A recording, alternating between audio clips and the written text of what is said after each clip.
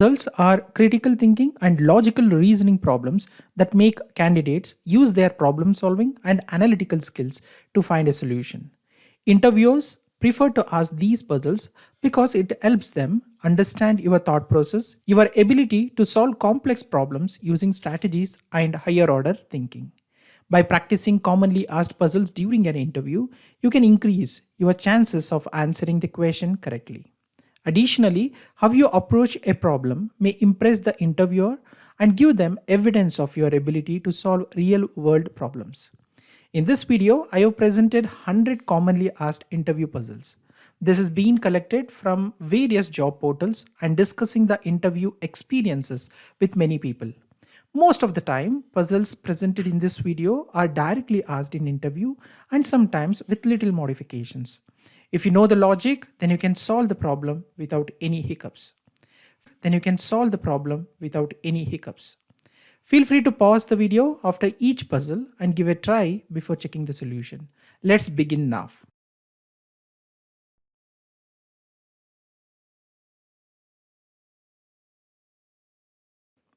You have three switches in a room. One of them is for a bulb in next room. You cannot see whether the bulb is on or off until you enter the room.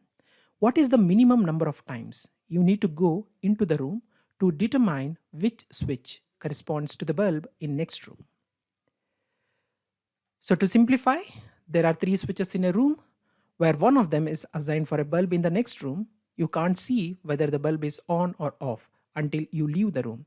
Find the minimum number of times you have to go into the room to identify which switch corresponds to the bulb in the other room.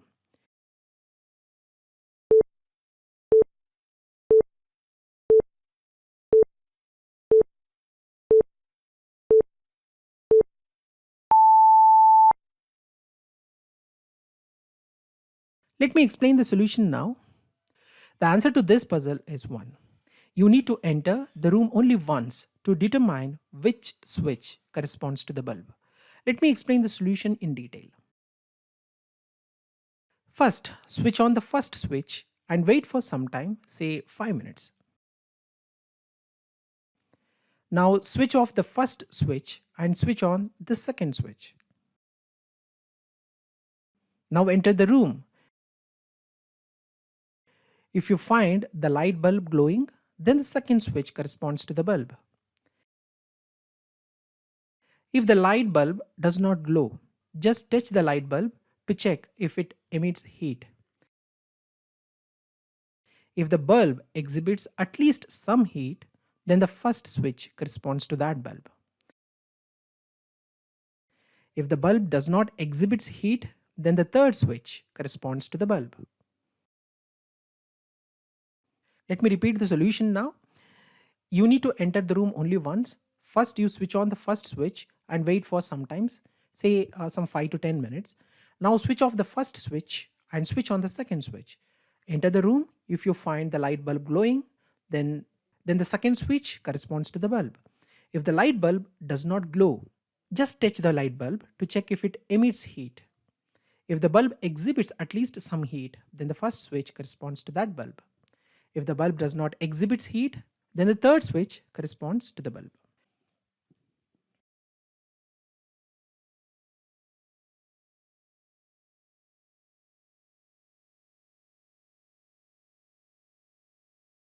You are given 8 identical looking balls. One of them is heavier than the rest of the 7. All the others weigh exactly the same. You are provided with a simple mechanical balance and you are restricted to only 2 uses. Can you find the heavier ball? Let me repeat the puzzle. You are given 8 identical looking balls. One of them is heavier than the rest of the 7. All the others weigh exactly the same. You are provided with a simple mechanical balance and you are restricted to only 2 uses. Can you find the heavier ball by using only 2 uses of the mechanical balance?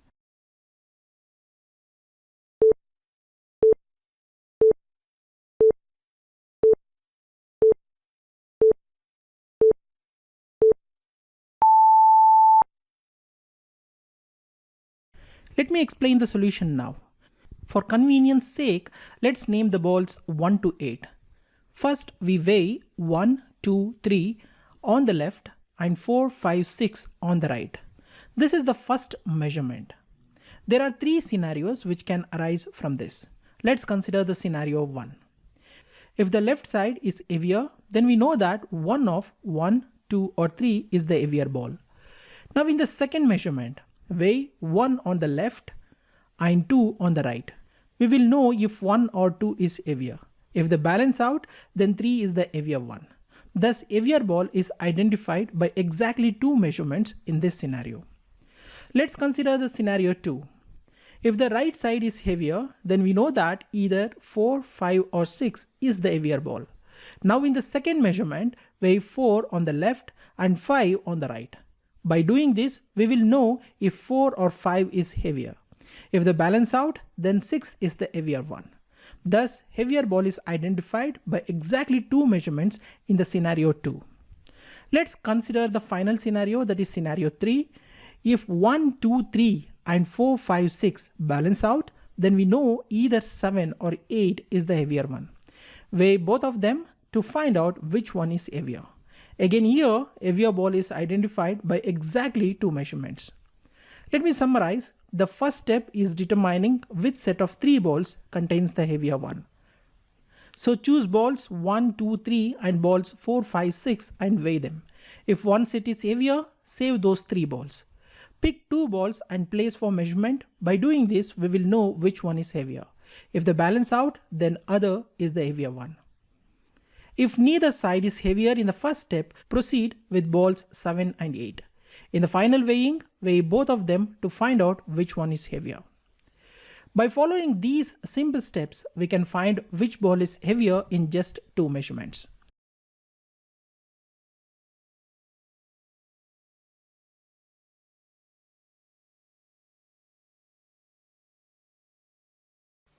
The scenario comprises of a wobbly bridge and 4 people. It is the night time and the people have only one torch. Without torch, one may risk his life in crossing the bridge. Also, we have a condition. The bridge is not quite strong and can hold only 2 persons together at once. The 4 people take different time to cross the bridge. The timings are 1 minute, 2 minutes, 7 minutes and 10 minutes. Since the torch is a necessity and the bridge can't hold more than 2 persons at a time, 2 persons must travel at a time, out of which one must return with the torch so they don't risk their life crossing in the dark. What is the shortest time that will be required for all of them to cross the bridge? Let me simplify the puzzle. 4 people need to cross a bridge at night. Unfortunately, they have only one torch and the bridge is too dangerous to cross without one. The bridge is only strong enough to support 2 people at a time. Not all people take the same time to cross the bridge. Times for each person is 1 minute, 2 minutes, 7 minutes and 10 minutes.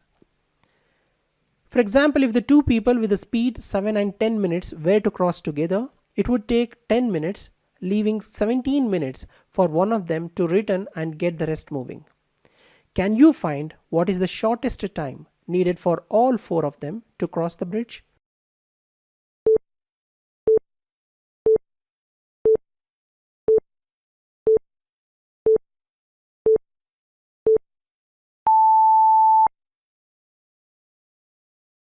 Were you thinking of using the fastest person who takes 1 minute to travel to and fro till everyone has reached the other end? Yes, that can be done, but it will take 10 plus 1 plus 7 plus 1 plus 2 equals 21 minutes in total. If you pay attention towards finding a way to merge the one taking 7 minutes and the one taking 10 minutes, we will have to acknowledge the fact that one of them will also have to return back, which will take much more time than 21 minutes. What if we use the person taking 2 minutes to escort the one taking 1 minute across? Let's come to the conclusion. So in first step, 1 and 2 crosses the bridge and 2 returns with the torch. Here time taken is 2 plus 2 equals 4. In the second step, 7 and 10 crosses the bridge and one who was already in the other side come back. Here time taken is 10 plus 1 equals 11. In the final step, 1 and 2 crosses the bridge. Here time taken is 2 minutes. In such a manner, the total time taken will be 2 plus 2 plus 10 plus 1 plus 2 equals 17 minutes. Alternatively, the same time can be achieved like this: 1 and 2 go first, then 1 comes back, then 7 and 10 goes and 2 comes back, then 1 and 2 go again. It makes a total of 17 minutes.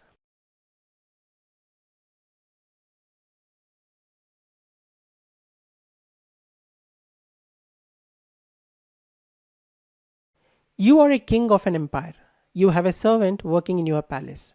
He works all the 7 days and you only pay him in the form of gold bar. You must pay the worker for his work every day at the end of the day. If you are only able to make 2 breaks in the gold bar, how will you pay the servant if the servant works for the equal time every day and thus equal amount must be paid at the end of the day?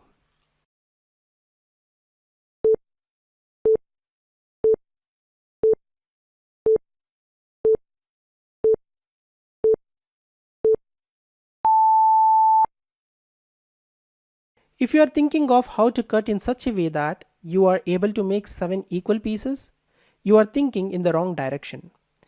You should give more stress on how to make the transactions with the worker. So the trick is not to try and how to cut in such a way to make 7 equal pieces, but rather to make transactions with the worker. Make 2 cuts on the gold bar such that you have the following sizes of bars.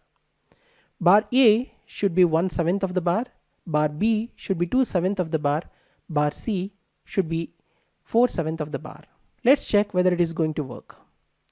When the day 1 ends, give bar A to the worker. Here you remain with bar B and bar C. Worker possess bar A. When the day 2 ends, give bar B to the worker and take the bar A back. Here you remain with bar A and bar C. Worker possess bar B. When the day 3 ends, give bar A to the worker. You remain with bar C.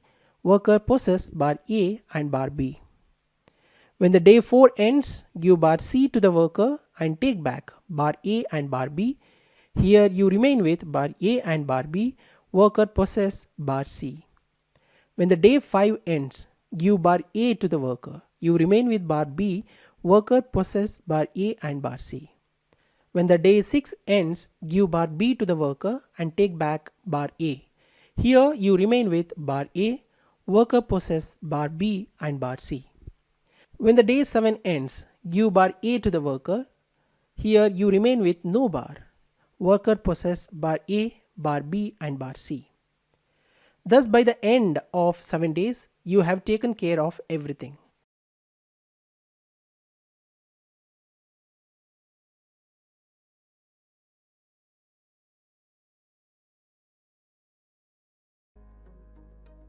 A farmer lives on a small plot of land next to a river. One day he travels across the river in a small boat and purchases a fox, a chicken, and a bag of corn from a feed and supply store. When the farmer returns to his boat to cross the river again and go home, he realizes he has a problem. The farmer can only take one item in his small boat at a time, otherwise he risks capsizing. He cannot leave the fox alone with the chicken because the fox will eat the chicken.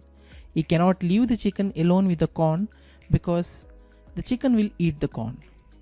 How does farmer will cross the river without losing anything?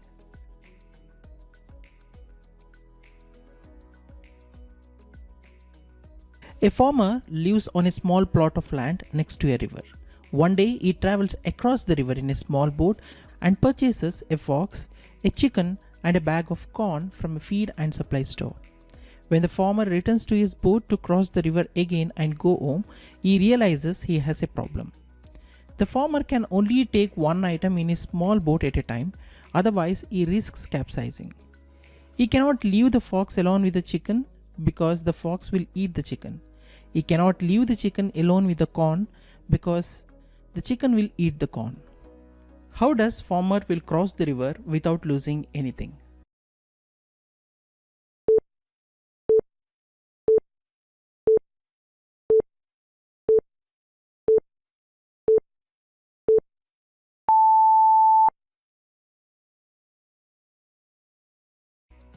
First, the farmer must take the chicken across the river, leaving the fox and corn alone together on the starting side.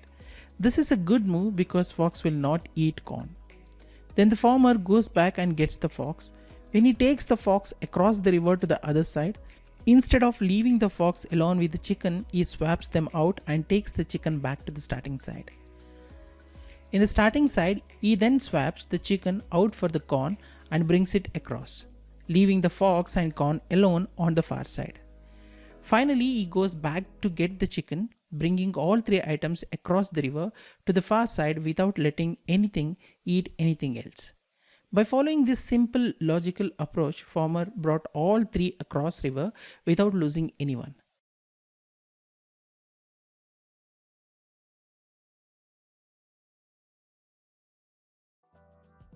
You have three jars that are all mislabeled. One jar contains candies, another contains sweets, and the third jar contains a mixture of both candies and sweets mixed in random proportions. You can put your hand in a jar and pick only one eatable at a time. Tell the minimum number of eatables that have to be picked in order to label the jars correctly. Assume that the shape of the candies and sweets are identical and there is no way to differentiate them by touching alone.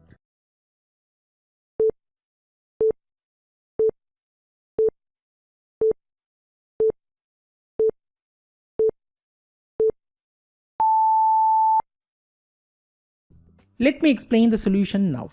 When I first saw this puzzle, I have spent more time to find the solution. Even though puzzle looks very simple once you know the solution, but it's really confusing puzzle. Logic lies in first selecting the correct jar in finding the solution. Let me explain the solution step by step. In step 1, you have to pick only one eatable from jar C. Suppose the eatable is a candy, then the jar C contains candies only because all the jars were mislabeled. So remember, this jar cannot contain sweets because it is mislabeled. The only choice on this jar is candies. Most importantly, this is enough to label other two jars correctly. Let me explain how. Now, since the jar C has candies only, jar B can contain sweets or mixture. But jar B can contain only the mixture because its label reads sweets, which is wrong. Therefore, jar A must contain sweets. Thus, the correct labels are jar A contains sweets, jar B contains candies and sweets, jar C contains candies. Thus, answer is just one pick of an eatable is required to correctly label the jars. There are many variations to this puzzle, but logic remains same. Let me share one more variation. This problem is also called jelly beans problem. This is also commonly asked interview puzzle. You have three jars that are all mislabeled. One jar contains apple, another contains oranges, and the third jar contains a mixture of both apple and oranges.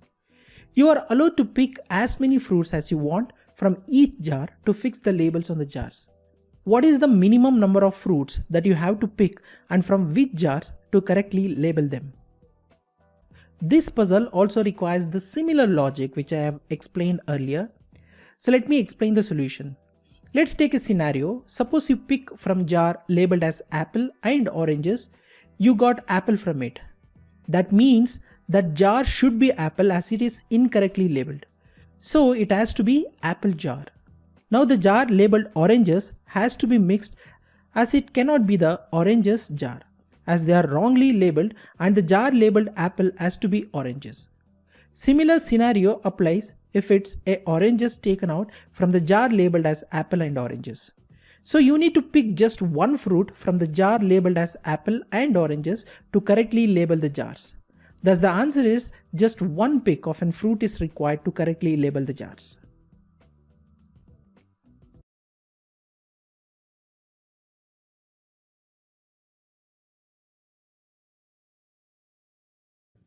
In this visual brain teaser, you can see three glasses on the left that are full and three on the right that are empty.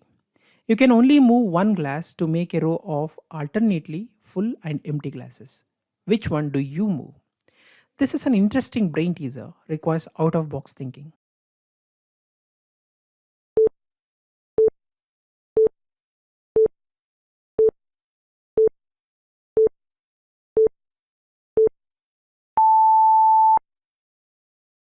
Let me explain the solution now. For convenience sake, let's name the glasses A, B, C, D, E, F. A, B, C, D, E, F are six glasses. A, B, C are full and D, E, F are empty. They are placed in a row.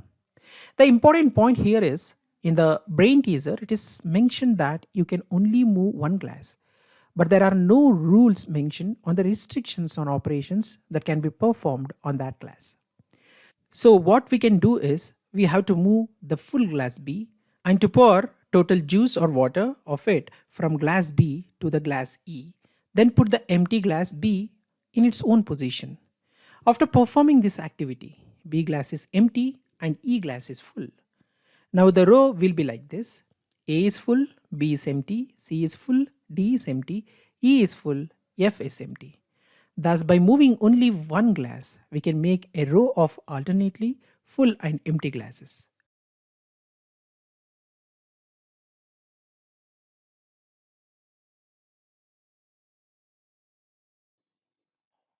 Think that you have two identical ropes, which are non uniform in composition. Each rope takes 60 minutes to burn.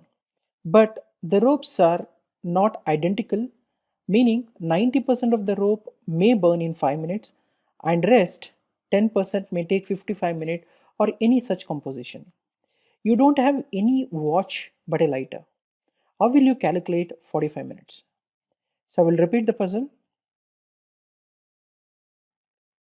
You have two identical ropes which are non-uniform in composition and each rope takes 60 minutes to burn. But their composition is non-uniform, meaning 90% of the rope may burn in 5 minutes and rest 10% may take 55 minutes, or 80% of the rope may burn in 5 minutes and rest then may take 55 minutes, or any such composition. You don't have any watch but a lighter. So the question is, how will you calculate 45 minutes?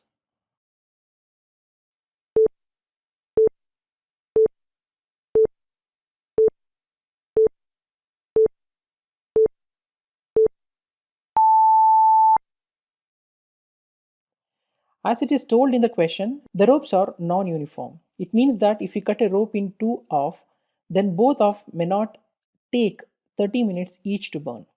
But on a whole, the rope will take 60 minutes to burn. This approach is not going to help. So in order to calculate 30 minutes, you only need one rope. So what you can do is burn the rope from both ends. It will take the rope 30 minutes to burn completely. Even though it is non-uniform, but if you burn on both the sides, it's definitely going to take 30 minutes because the composition does not matter since you are not burning the rope from one side. So in order to calculate 45 minutes, the one rope is not sufficient. You need two ropes. Let's call the ropes A and B and follow the below process in order to measure 45 minutes. What you have to do first is burn rope A from both ends and rope B from one end. So rope A will completely burn in 30 minutes. So because it is put on fire from both the ends. As we saw in the question itself, the rope takes 60 minutes to burn. Since you are burning on both the sides, the whole rope will burn in 60 minutes. So when rope A is burnt completely, you have already measured 30 minutes. But the rope B would have burnt for 30 minutes. It does not mean that the rope B is off burnt, but it has already taken 30 minutes and the remaining portion of the rope will burn in another 30 minutes. So at this point, lit the other end of rope B as well. It will take another 15 minutes for rope B to burn completely. So that's how you are going to measure 45 minutes. So I will repeat the solution. So what you are supposed to do is first burn rope A from both ends and rope B from one end. So rope A will completely burn in 30 minutes because it is put on fire from both ends. When rope A is burnt completely, rope B would have burnt for 30 minutes. So it does not mean that rope B is off burnt. At this point, lit the other end of rope B as well. It will take another 15 minutes for rope B to burn completely. So that's how you have measured 45 minutes.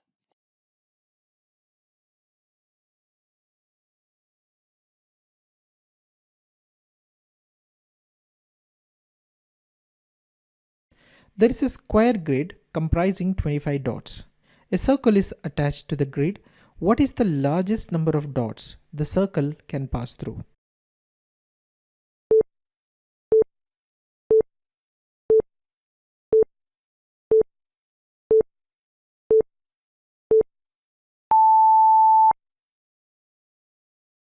Let me explain the solution now. Here is how we can solve this problem. The diagram shows a circle that goes through 8 dots. There are other circles that also go through 8 dots, but this is the largest number of these dots that a circle can go through. Hence 8 is the largest number of dots the circle can pass through, 2 each on the top, bottom, left and right sides, for a total of 8.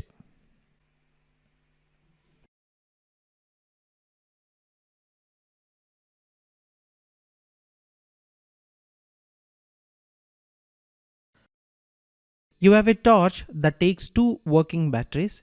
You have 8 batteries, but only 4 of them work. What is the fewest number of pads you need to test to guarantee you can get the torch on?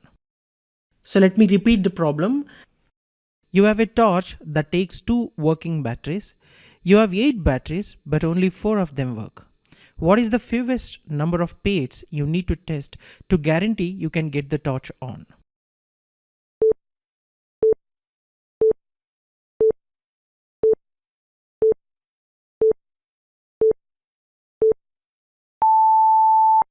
Let's check the solution. Let's call the batteries as B1, B2, B3, B4, B5, B6, B7 and B8. Torch will work when both the batteries are working. It will not work if any of the battery is faulty. With the best case, if we take 2 pairs of batteries and put them in slot 1 and slot 2, test them out. If working, then fine. Else take another 2 and test them out and continue doing so till you get the correct pair. If you are lucky in these 4 turns, torch will work. But let's say we were most unlucky and it did not work all the 4 times. Also, the whole objective is to find the solution for worst case scenario and not for the best case. Now let's group the batteries in 2 groups of 4. There can be these cases in group of 4. If all 4 batteries are working, then take any pair and we will get working battery in just one chance. If only 3 batteries are working, we will get working batteries in max 2 picks. If only 2 batteries are working, scenario becomes tricky because this will open up multiple possibilities and end up in more iteration to find the pair to switch on torch. If only 1 battery is working in the group, then scenario becomes more complex. Hence, grouping batteries in 2 groups with 4 batteries each is not the correct approach. Now I will explain the most efficient way of finding the solution for this puzzle. We know that out of the 8 batteries, only 4 are in working condition. We need 2 good batteries to run. Let's try to divide the 8 batteries in a group of 3, where group 1 and group 2 contains 3 batteries and group 3 contains 2 batteries. By grouping the batteries like this, we are making sure that at least one of the group has 2 working batteries. This is because there are 4 working batteries and only 3 groups present. Going through logic, there must be at least 2 working batteries in any of the groups. Also, by grouping like this, we are reducing the number of combinations required to find the working pair for the battery. So this is the logic for this particular puzzle. So now let's find how many combinations are possible for each group. Let's go one by one. In group 1, which consisting of B1, B2, B3, possible combinations are B1, B2, B2, B3 or B1, B3. Hence total combinations in group 1 is 3. In group 2, B4, B5, B6, possible combinations are B4, B5, B5, B6 or B4, B6. Again, in this particular group, the total combinations possible is 3. Finally, in group 3, B7, B8, possible combinations is only 1. So the total combinations in group 3 is 1. We know that at least one of the groups has two working batteries. By logic, any one of these combinations must work. So adding all the combinations in all three groups, it will yield 7. Hence, most number of trials needed is 7. So let's summarize. Break the batteries into three groups with two groups of three batteries and one group of two batteries. By doing this, you are guaranteed that one of the groups has two working batteries. Both of the groups of 3 have 3 possible combinations of 2 batteries, and the group of 2 only has one combination.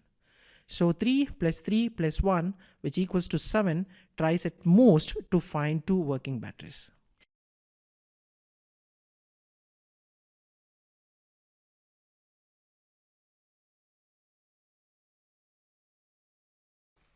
You have 10 boxes that contains balls with each of the ball weighing 10 grams precisely. Now among the boxes, one of the box comprises of defective balls with each defective ball weighing 9 grams. You have been provided with an electronic weighing machine, but you are allowed to use it only once. Can you find the box with the defective balls? The puzzle looks difficult, but by the time you understand the solution, you will find that it was way easy than you were thinking.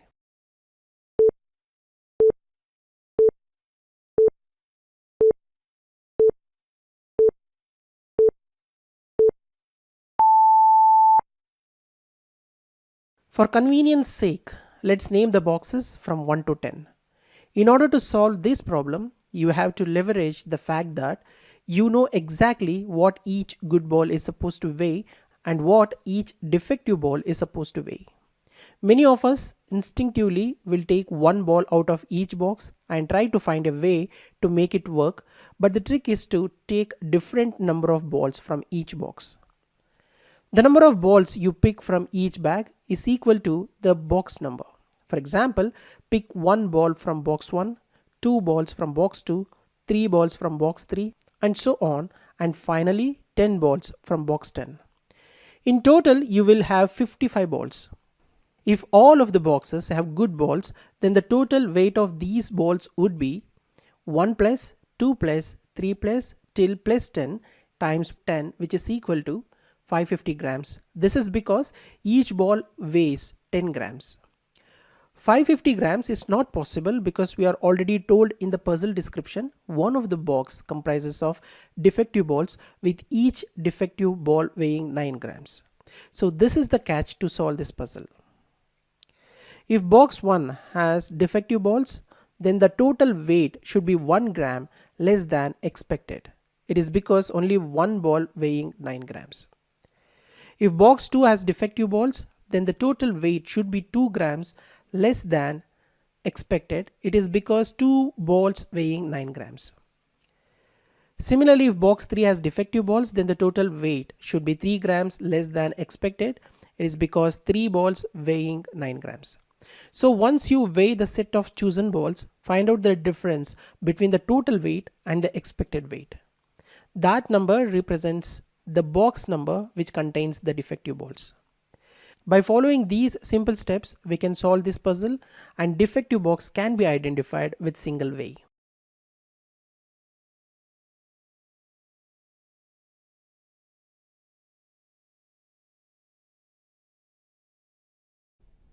We have to divide a square into 5 parts such that 4 parts among them are equal.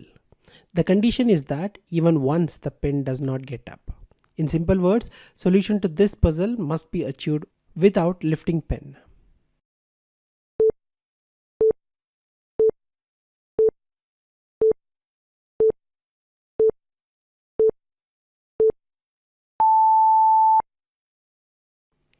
Let me explain the solution now. We can solve this puzzle like this. We have to draw an inscribed circle within the square. In this way, all corners of the square are equal and square will be divided into 5 parts. The interesting part of the puzzle is even if we draw a circle inside square, then we do not need to lift the pen. As we can see here, square is divided into 5 parts, part 1, part 2, part 3, part 4, part 5. and part 1, part 2, part 3, part 4 are equal. Thus, by drawing inscribed circle within square, we can divide a square into 5 parts such that 4 parts among them are equal. This is one such question frequently asked in interview. Do prepare for this.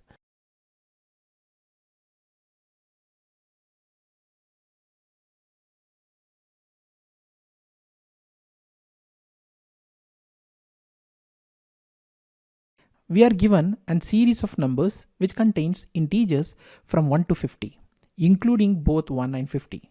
However, the numbers are in a jumbled form, that is, they are not arranged in increasing or decreasing order, and there is one integer missing. You have to identify the missing integer logically.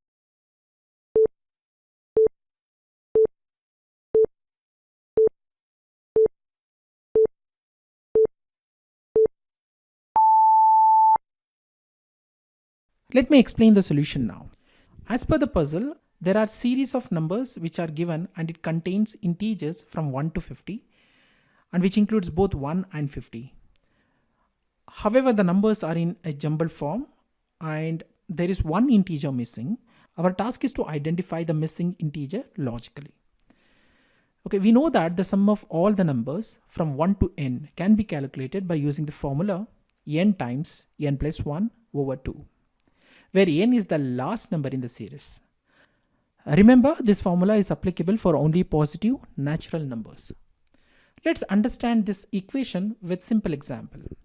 Let's consider a series with 5 numbers 1, 2, 3, 4, 5. We can use the equation to find the sum of these numbers. Here the last number in the series is 5, hence n is 5. Hence this will result in 5 times 5 plus 1 over 2, which is equal to 15. Similarly, we will try for 50 numbers and hence n becomes 50. Therefore, sum of all the numbers from 1 to 50 is 50 times 50 plus 1 over 2. Here n is 50. And after simplifying, and we get 50 times 51 over 2.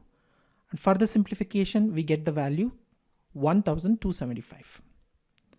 Hence, sum of all numbers from 1 to 50 is 1275. Therefore, all we need to do is to sum all the integer present in the given series and subtract the sum from 1 to 75. The difference between 1 to 75 and this sum would give us the missing integer. Because 1275 is the sum of natural numbers from 1 to 50 and this number is sum of natural numbers from 1 to 50 without including missing number. Hence, subtracting the sum of given series from 1275 will fetch the missing number.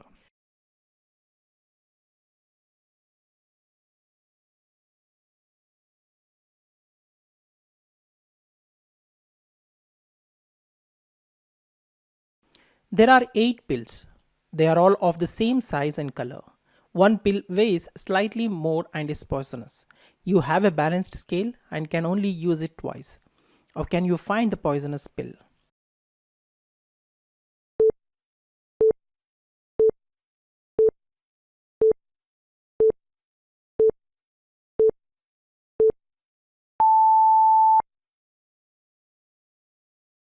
Let me explain the solution now. First of all, split the pills into the following groups. So group 1 must contain pill number 1, 2, 3. Group 2 must contain 4, 5, 6. And group 3 must contain 7 and 8. For your first weighing, put 3 pills on one side, 3 on the other, leaving 2 set aside. If one side is heavier, the poisonous pill is in that group, but if they are the same, it's in the 2 set aside. If the weight balances, then group 3 contains the poisonous pill.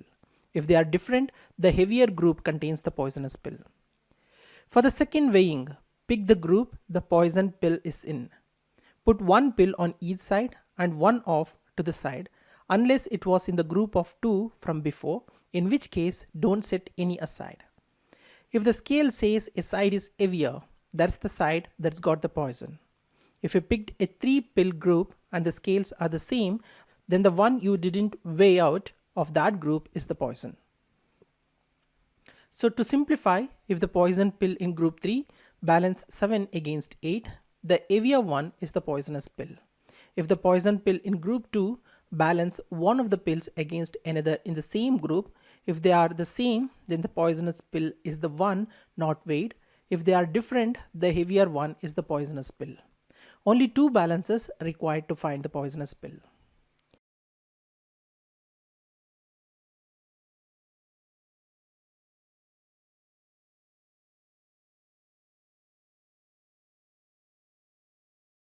There are three keys that open locks of three different gates. In how many attempts you can figure out the key for each gate?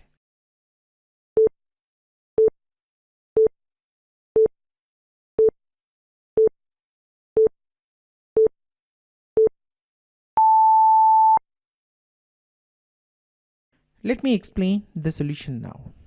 There are two interpretations to this puzzle. First interpretation is to identify the key for each gate and opening it. Other one is just to identify the key associated with the gate. According to first interpretation, that is to identify the key for each gate and opening it. Assuming that it is always the last key that works, the first lock will take 3 attempts, having eliminated one lock per key. The next takes 2 attempts, leaving 1 attempt for the last lock. Hence 3 plus 2 plus 1, which is equal to 6. Hence, to match all the keys to all the locks, the maximum number of tries is 6. The minimum is 3. The formula is 3 factorial, or 3 times 2 times 1, or 6. The first lock takes at most 3 tries. The second lock 2 tries, as one key was eliminated. The last lock takes 1 try, as only one key is left.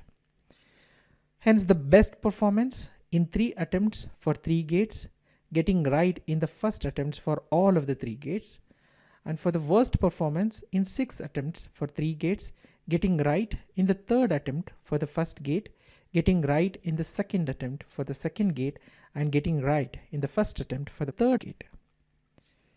Let's solve the problem for second interpretation, that is just to identify the key associated with the gate. Let us take one lock at a time. Now for one lock, we have 3 keys, but if 2 keys does not open it, it becomes obvious that third will do so. So maximum attempt for lock 1 is 2. Similarly, we have 2 keys now for the second lock, but if one does not work, we know that other would do so. Hence maximum attempt for lock 2 is 1. And for lock 3, we do not need any attempt because there is only one key left, which would be the right key. So maximum attempts in this particular interpretation will be 3. Hence, for the first interpretation, that is to identify the key for each gate and opening it, the answer is 6. And for the second interpretation, that is just to identify the key associated with the gate, the answer is 3.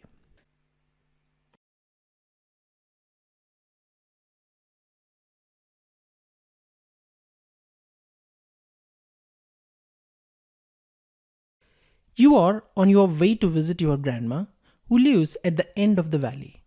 It's her anniversary and you want to give her the cakes you have made.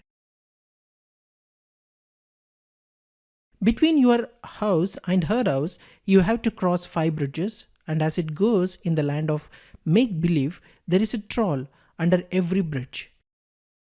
Each troll quite rightly insists that you pay a troll toll.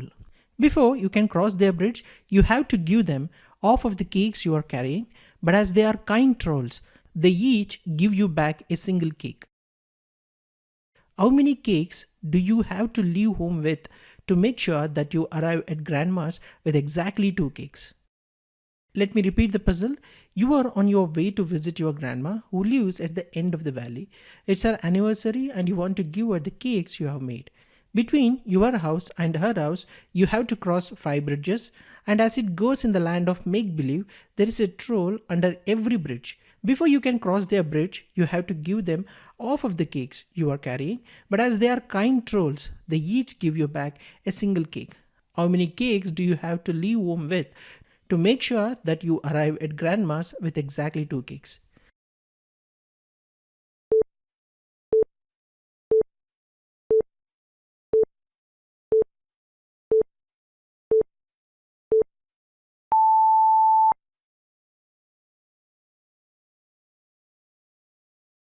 Answer to this puzzle is 2 cakes. At each toll bridge, you are required to give off of your cakes and you receive one back, which leaves you with 2 cakes after every bridge. Let's analyze the solution. In the first toll, you give 1 cake to troll because we are assuming that you started journey with 2 cakes and in each toll, you have to give off of the cakes. In this case, it is 1. In return, you receive 1 cake back, hence there is no loss to you. You started with 2 cakes. After first toll, you still having 2 cakes and this will repeat in all remaining tolls. So if you start with 2 cakes, you will end up with 2 cakes after the last toll. Thus, answer to this puzzle is 2. This is a very simple scenario. What if the question is asked in such a way that there are only 3 bridges and how many cakes do you have to leave home with to make sure that you arrive at grandma's with exactly 3 cakes? This requires generalized solution. Let's assume you are carrying X cakes. Since you have to give off of the cakes you are carrying and each give you back a single cake, the number of cakes after first bridge is X divided by 2 plus 1, and after solving this equation becomes X plus 2 divided by 2. After second bridge, number of cakes left is X plus 2 divided by 2 whole divided by 2 plus 1. After solving this equation becomes X plus 6 divided by 4. So after third bridge, number of cakes left is X plus 6 divided by 4, which is actually the total number of cakes remaining after the second toll, divided by 2 plus 1. After solving, equation becomes X plus 14 divided by 8. And we know that the number of cakes left after third bridge is 3. Solve this equation for 3. After solving, we get the X value is equal to 10. So thus, if there are only 3 bridges and number of cakes you have to leave home with to make sure that you arrive at grandma's with exactly 3 cakes is 10 cakes. This is generalized solution. You can use this technique for any number of cakes.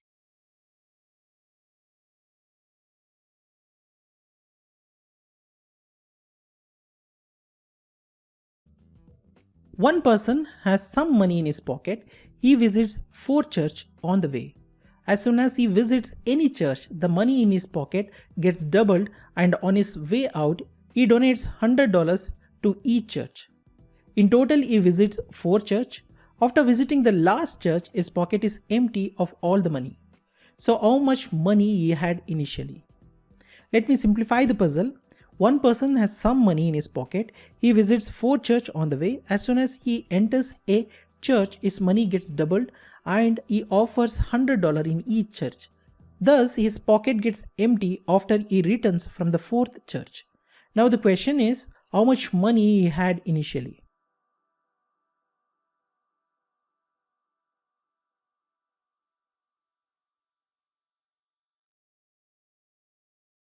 Let me explain the solution now. Let's assume a person began his quest with X dollars. In first church, as soon as he enters the church, his money is doubled to 2x. On his way out, he donates $100. Therefore, he is left with 2x minus $100. In second church, as soon as he enters the church, his money is doubled to 2 into 2x minus 100. 2x minus 100 is the money left before visiting the second church. On his way out, he donates another $100 and he is left out with 4x minus $300. In third church, as soon as he enters the church, his money is doubled to 2 into 4x minus 300. 4x minus 300 is the money left before visiting the third church. On his way out, he donates another $100 and he is left with 8x minus $700. And at fourth church, as soon as he enters the church, his money is doubled to 2 into 8x minus 700. And we know that 8x minus 700 is the money left before visiting the fourth church. On his way out, he donates another $100 and he is left with 16x minus $1,500. And according to the question, after his last visit, he completely runs out of money. According to our equations, at the end of the fourth church, so the equation is 16x minus 1500. Therefore, 16x minus 1500 is equal to 0. After solving for x, we get x equals 93.75. Hence, a person had started his quest with $93.75 in his pocket.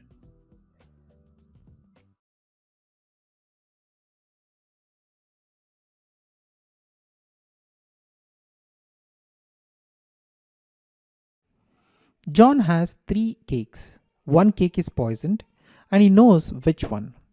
What yes no question can you ask John to find out which cake is poisoned?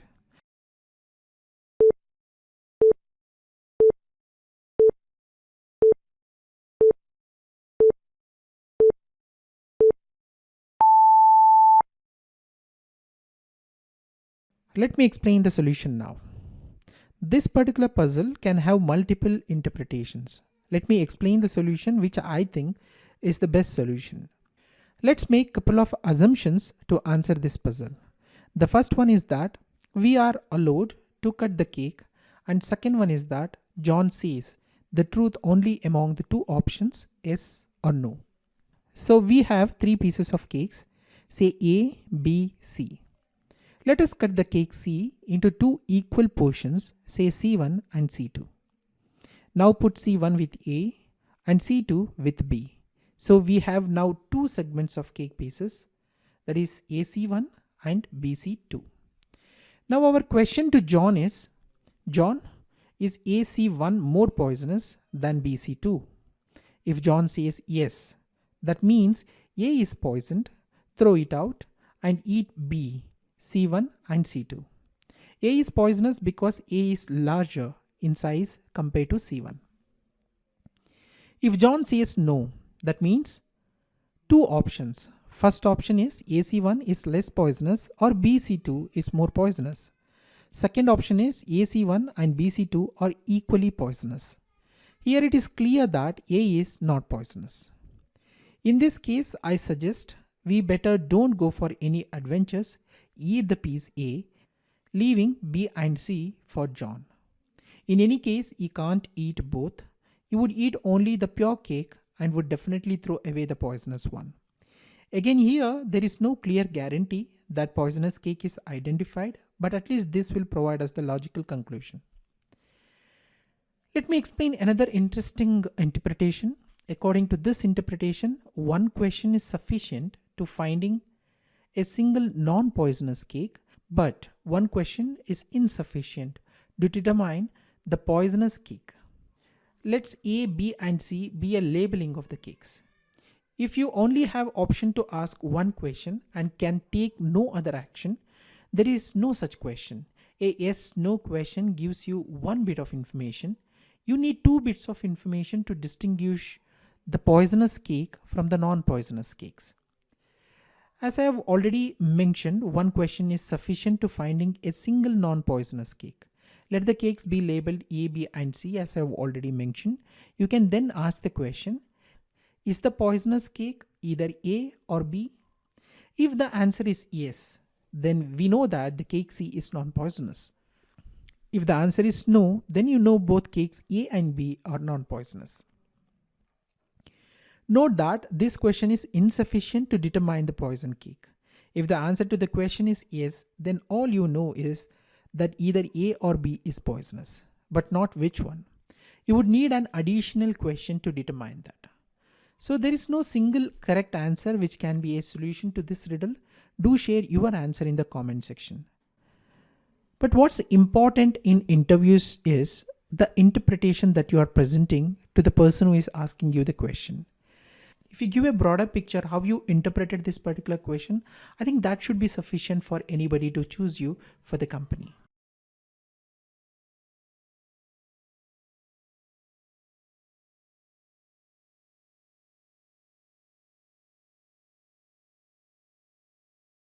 John and Peter are selling chocolates. John was selling at the rate of 2 pieces per rupee and Peter was selling at the rate of 3 pieces per rupee. Now both of them decided that they will mix their chocolates and sell them at the rate of 5 pieces for 2 rupees. After selling whole chocolates, they found that the total collection is rupees 7 less than what they would get by selling them separately. Note, initially both have equal number of chocolates. Find how many chocolates each of them had initially.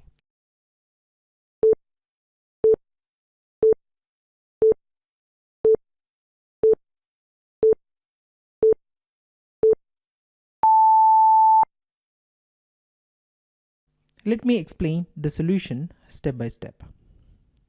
Let us assume that John and Peter had X number of chocolates, each of them initially. Money earned by John when he sells chocolates separately is total chocolates with John over number of pieces per rupee. Hence, money earned by John is X over 2 as he sells 2 chocolates per rupee. Money earned by Peter when he sells chocolates separately is total chocolates with Peter over number of pieces per rupee. Money earned by Peter is X over 3 as he sells 3 chocolates per rupee. Total money earned by both of them by selling chocolates separately would be X over 2 plus X over 3. Now let us find out the equation for money earned if they sell chocolates together at 5 pieces per 2 rupees. We know each have X number of chocolates, so the total number of chocolates that both have is 2 times X. They sell 5 chocolates per 2 rupees and hence every 5 chocolates is considered as 1 piece sold for 2 rupees, which is 5 over 2. Hence total money earned in combined manner is total chocolates with John and Peter over 5 pieces per 2 rupees. It is given as 2 times X over 5 over 2. Now the equation becomes X over 2 plus X over 3 equals 2 times X over 5 over 2 plus 7, as there is 7 rupees short when they sell chocolates in combined way. Solving the above equation for X gives the number of chocolates each of them had initially, which is 210 chocolates. Hence answer to this puzzle is 210 chocolates.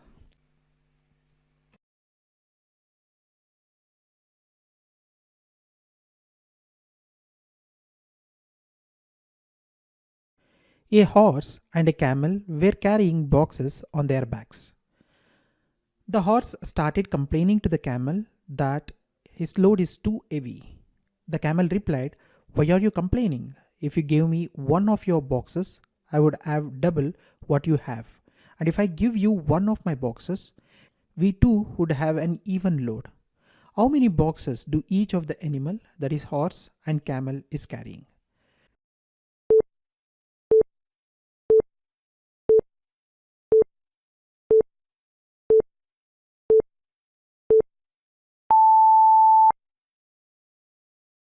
Let me explain the solution now. Let's assume C be the number of boxes that camel is carrying and H be that being carried by a horse. As per first part of camel's statement, that is, if you gave me one of your boxes, I would have double what you have. This can be expressed in the form of equation like this. C plus 1 equals 2 times H minus 1. C plus 1 because as per the statement, if you give me one of your boxes, which means we need to add 1 to number of boxes that camel is carrying. And 2 times of H minus 1 is because in the same statement it says adding 1 more boxes to C will result in double what horse have. We have to subtract 1 because this equation is valid if 1 box is given to camel. Now solve this equation. After simplification, equation becomes C plus 1 equals 2H minus 2 and C equals 2H minus 3, and call this as an equation 1. Now in second part of camel's statement suggests, if I give you one of my boxes, we too would have an even load. This can be represented as C minus 1 equals H plus 1 and C equals H plus 2. We know as per the first equation, C equals 2H minus 3. Now substitute the value of C here. Equation becomes 2H minus 3 equals H plus 2. After solving, H equals 5. Again putting the value of H in the equation 1, which gives C equals 2 times 5 minus 3, which is equal to 10 minus 3, and which is equal to 7. That is C equals 7. Thus answer to this puzzle is horse is carrying 5 boxes and the camel is carrying 7 boxes.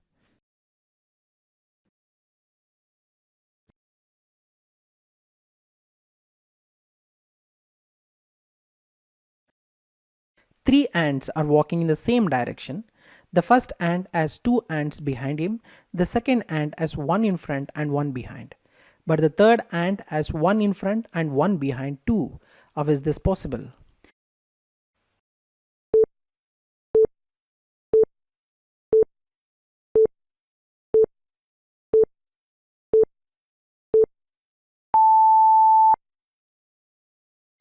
Let me explain the solution now. The most widely accepted and logical answer to this riddle is the ants are moving in the same direction but in a circular manner, not in straight line.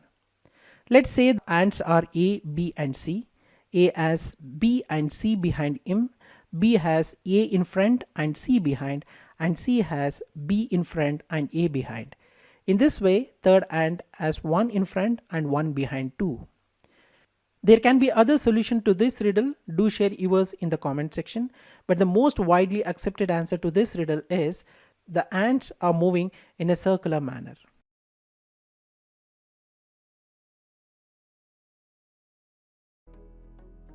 Suppose we have 3 glasses and 10 coins. The problem is to place odd number of coins in each glass. That is, each glass should contain coins and the number of coins in each glass must be odd and total coins which will be used must be equal to 10. Let me repeat the puzzle. Suppose we have 3 glasses and 10 coins. The problem is to place odd number of coins in each glass. That is, each glass should contain coins and the number of coins in each glass must be odd and total coins which will be used must be equal to 10.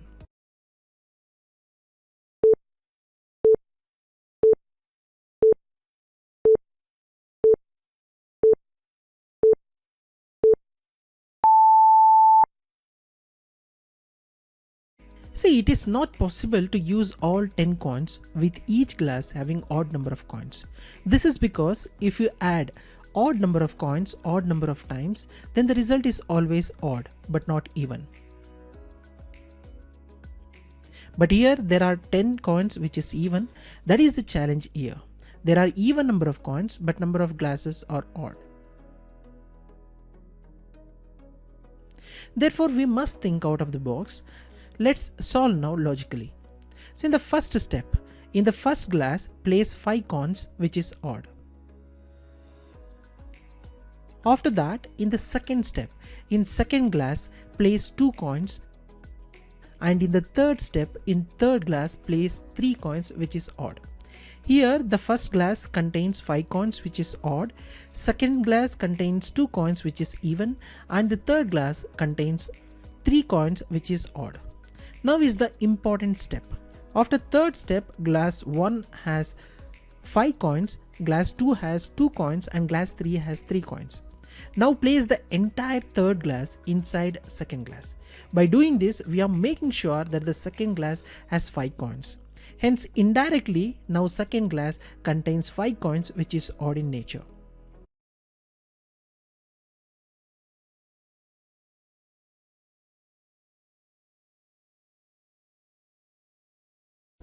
As shown in the image, there are 9 dogs within a fence. By constructing just 2 more square fences, can you make sure that each dog is in isolation? Let me repeat the puzzle. As shown in the image, there are 9 dogs within a fence. By constructing just 2 more square fences, can you make sure that each dog is in isolation?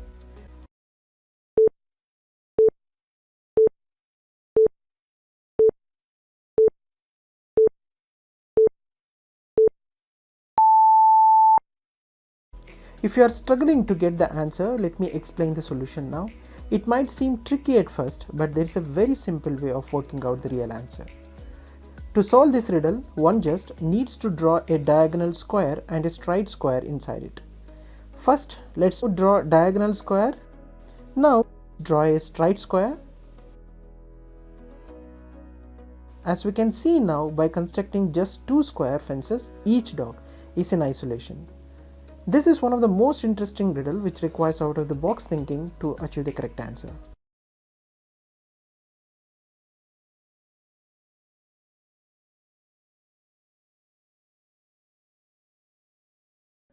There are 100 doors in a row. All doors are initially closed. A person walks through all doors multiple times and toggle. which means if door is open, then close. If door is closed, then open. Person does this in following way.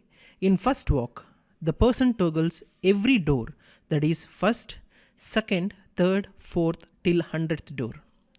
In second walk, the person toggles every second door, that is second, fourth, sixth, eighth, so on till 100th door. In third walk, the person toggles every third door, that is third, sixth, ninth, 12th, so on till 99th door. In other words, person toggles all doors which are multiple of 3. If person performs these operations, you are supposed to find which doors are open in the end.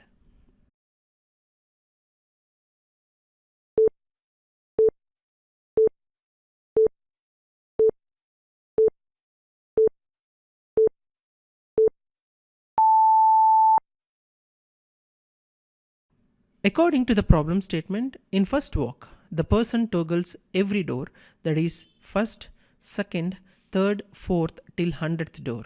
Hence, after the first walk, every door is open. In second walk, the person toggles every second door, that is second, fourth, sixth, eighth, so on till 100th door. Hence, on the second walk, person only visits the even doors. So at the end of second walk, the even doors are closed and the odd ones are opened. In third walk, the person toggles every third door, that is third, sixth, ninth, 12th, so on till 99th door.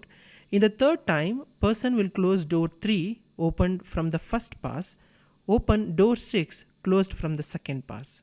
And person will close door 9, opened from the first pass, open door 12, closed from the second pass, and it repeats. A door is toggled in nth walk if n divides door number. For example, consider the door number 45. So 45 door is toggled in first, third, fifth, ninth, 15th and 45th walk because these are the numbers which divides 45. So the door is switched back to initial stage for every pair of divisors. For example, 45 is toggled 6 times for 3 pairs, that is 1, 45, 3, 15 and 5, 9. So on walk 1, person will open the door. In walk 3, he will close it. Walk 5, he will open it. Walk 9, he will close it. Walk 15, he will open it. Walk 45, he will close it. So for every pair of divisors, the door will just end up back in its initial state, that is in the closed state. So let's consider one more example. Say door 42. Person will visit it for every divisor it has.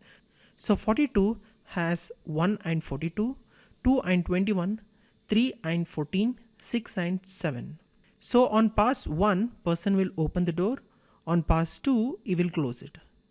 Pass 3, he will open it. Pass 6, he will close it. Pass 7, he will open it. Pass 14, he will close it. Pass 21, he will open it. And pass 42, he will close it. So for every pair of divisors, the door will just end up back in the initial state. So it looks like all doors would become closed at the end. But there are door numbers which would become open. Example door 9. So 9 has the divisors 1 and 9, 3 and 3. But 3 is repeated because 9 is the perfect square. So you will only visit door 9 on pass 1, 3 and 9, leaving it open at the end. Only perfect square doors will be open at the end. So the answer is all perfect squares, that is 1, 4, 9, 16, 25, 36, 49, 64, 81 and 100. These are the doors open in the end.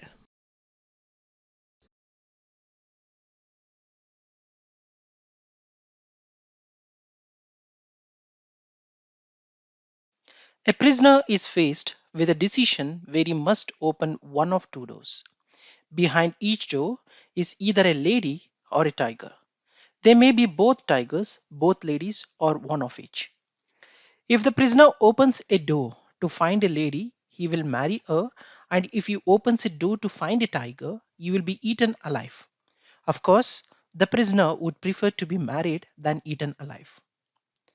Each of the doors has a statement written on it. The statement on door 1 says, in this room there is a lady, and in the other room there is a tiger.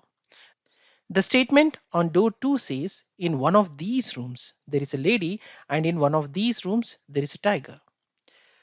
The prisoner is informed that one of the statements is true and one is false. Which door should the prisoner open?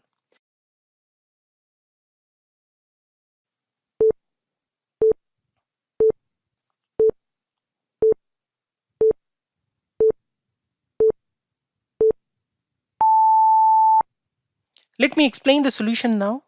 As per the puzzle, each of the doors has a statement written on it. The statement on door 1 says, in this room there is a lady, and in the other room there is a tiger. The statement on door 2 says, in one of these rooms there is a lady, and in one of these rooms there is a tiger. Let's analyze the statements now.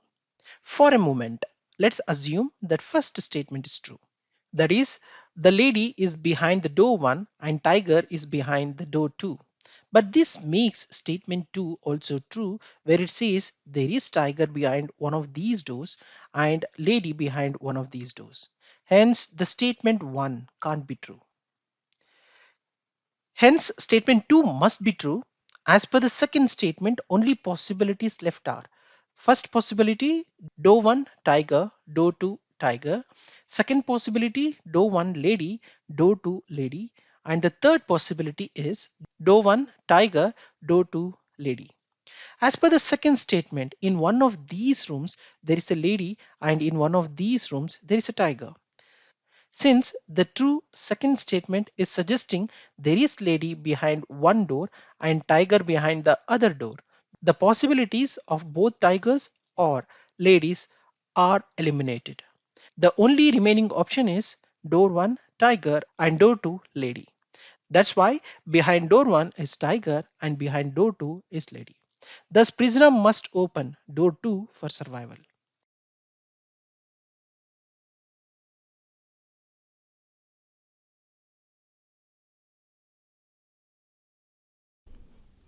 Once there was a king. The king wanted to protect his kingdom from the outside world. So he made a rule that neither any citizen of the kingdom can go to the outer world nor anyone from outside can enter his kingdom. There was a common bridge between the kingdom and the outside world. The guard was assigned on the gates of the kingdom, which was linked to the bridge. If anyone tried to go out of the kingdom, he or she will be killed. And if anyone tried to come inside the kingdom, the guards would send them back. It takes 8 minutes to cross the bridge. The guard was allowed to take a 5 minutes break. One woman was able to cross the bridge and move to the outside world. How did she do that?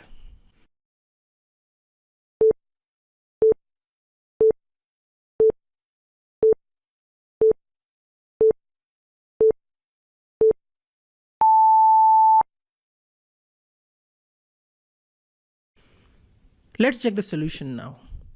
As per the puzzle, there is only one common bridge through which anyone can enter to the kingdom or leave from the kingdom. Total time taken to cross the bridge is 8 minutes, and guards are assigned to the bridge to monitor.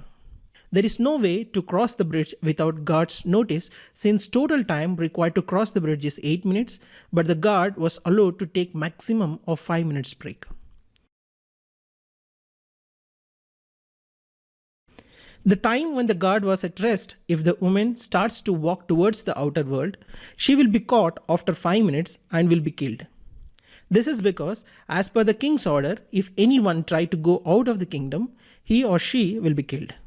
And if anyone tried to come inside the kingdom, the guards would send them back.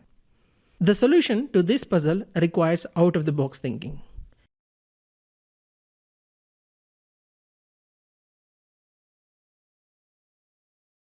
Let me explain now how women could be able to cross the bridge from the kingdom.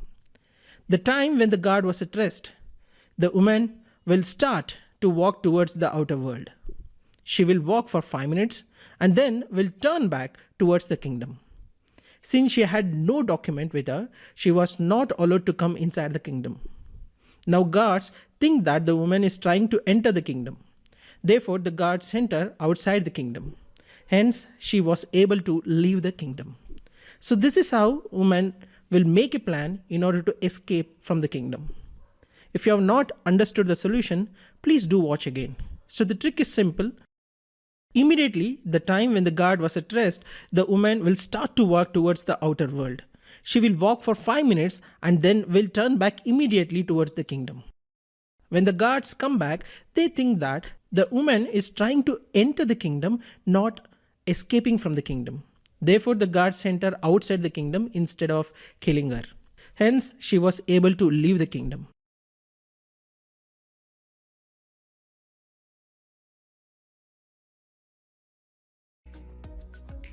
An Arab sheikh tells his two sons to raise their camels to a distant city to see who will inherit his fortune.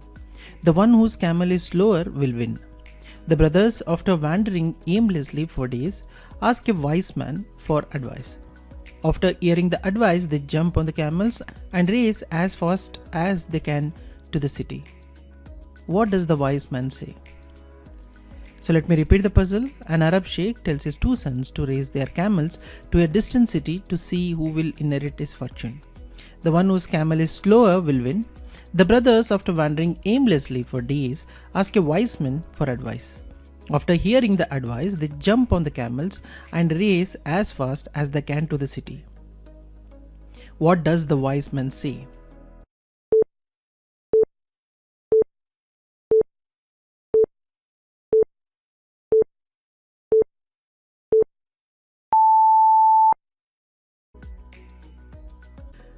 The wise man tells them to switch camels. Let's check how this will work. Each son owns a camel. Let's call them Camel A and Camel B. If Camel A is slower, son A gets the fortune. If Camel B is slower, son B gets the fortune. Neither of the sons wants to enter the city first because they won't get the fortune. When they switch camels, son A is now riding his brother's camel, Camel B, and son B is riding his brother's camel, Camel A. Now they each want the camel they are riding to get to the city first.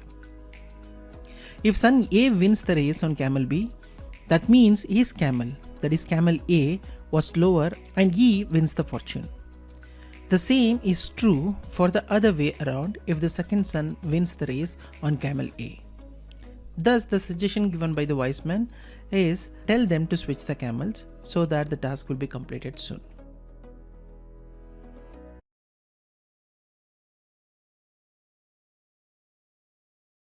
A car has 4 tires and 1 spare tire.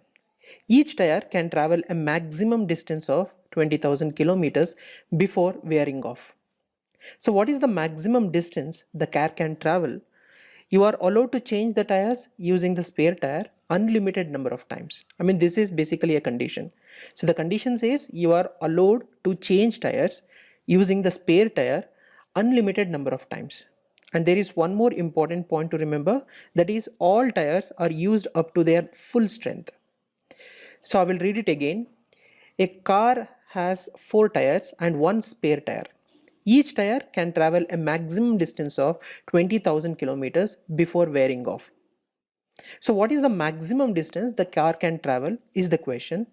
The conditions are you are allowed to change tires using the spare tire unlimited number of times, and also all tires are used up to their full strength.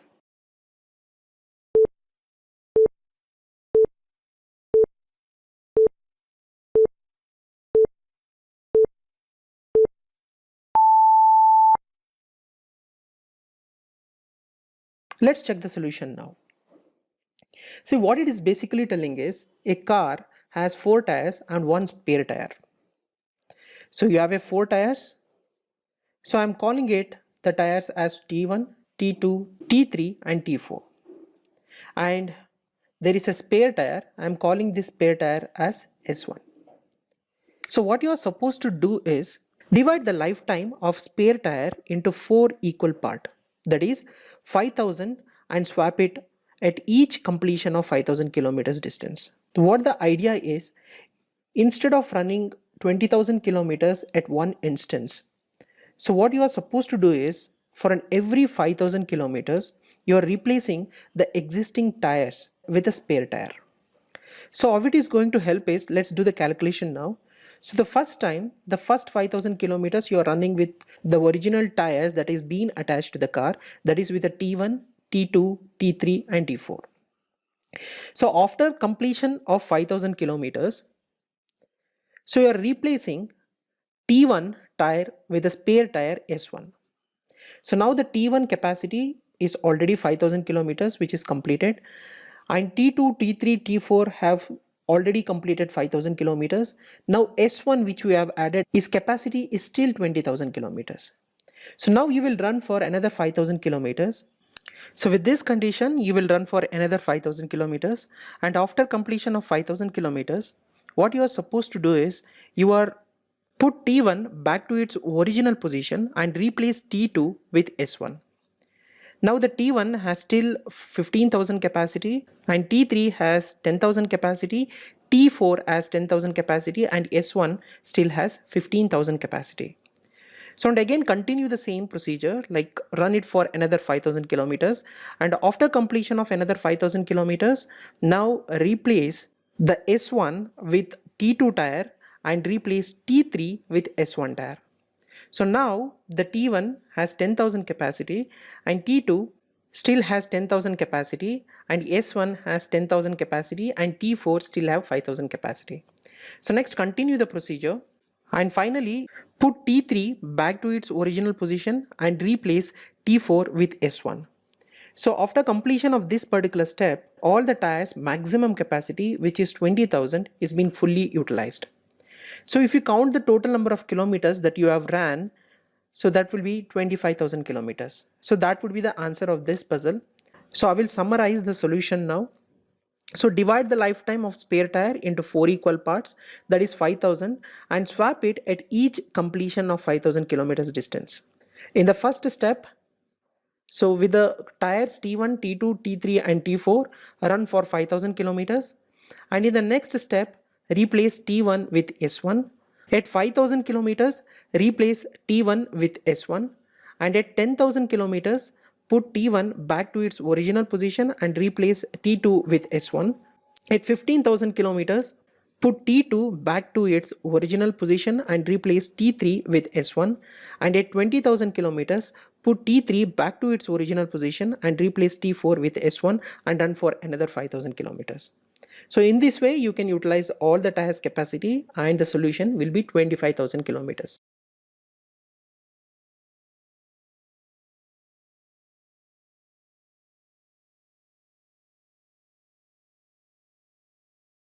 In a one-day international cricket match, considering no extras, no wides, no no-balls and no overthrows, what is the maximum number of runs that a batsman can score in an ideal case?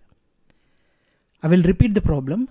In a one-day international cricket match, considering no extras, no wides, no no-balls and no overthrows, what is the maximum number of runs that a batsman can score in an ideal case?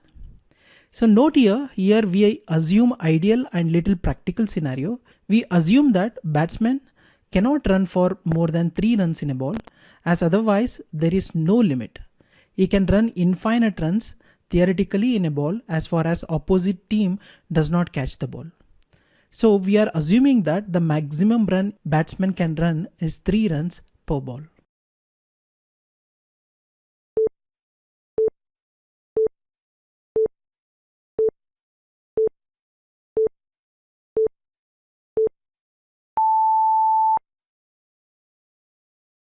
So let's check the solution now. So the basic rule of a one-day international cricket match is the total number of overs in a one-day international cricket match is 50 overs, and on each over bowler bowls 6 balls. So for an ideal case, the batsman will hit a 6 on each ball, but if he hits 6 on the last ball of the over, the strike will change in the next over. So which means in an ideal case, the batsman will hit a 6 on every ball. But as we know about the rules in cricket, if he hits 6 on the last ball, that is 6th ball of the over, the strike will change in the next over and it will go to his partner. Thus, the best he can do in the last ball is make 3 runs so that he retains his striking position even in the next over. The total runs that a batsman can score in each over is 6 into 5 plus 3, that is 6 runs on first 5 balls and 3 runs in the last ball of the over, which will yield 33.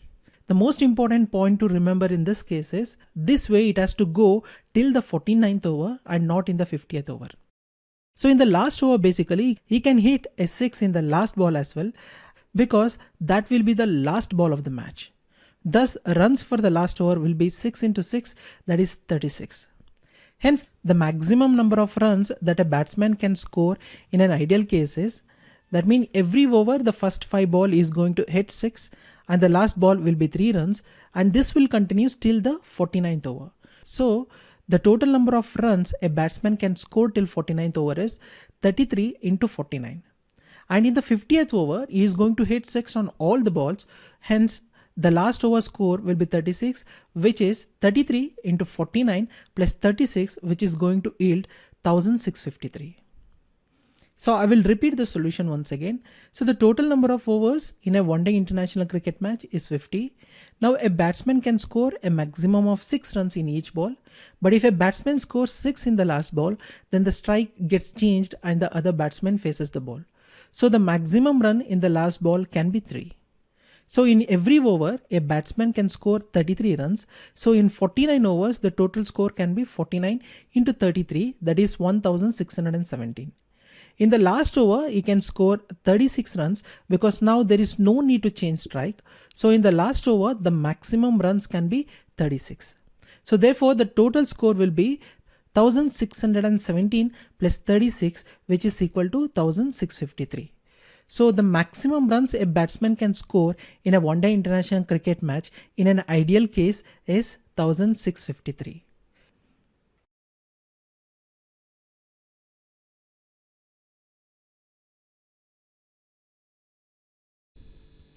A lady got kidnapped by a gangster.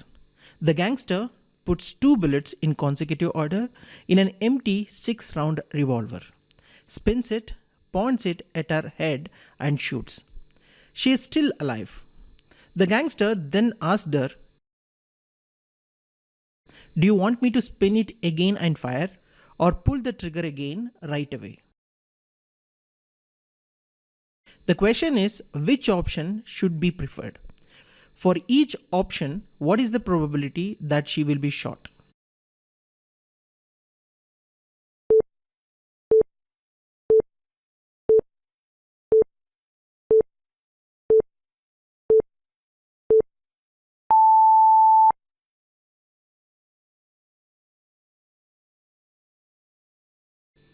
The most important point here to consider is that the bullets were loaded adjacent to each other.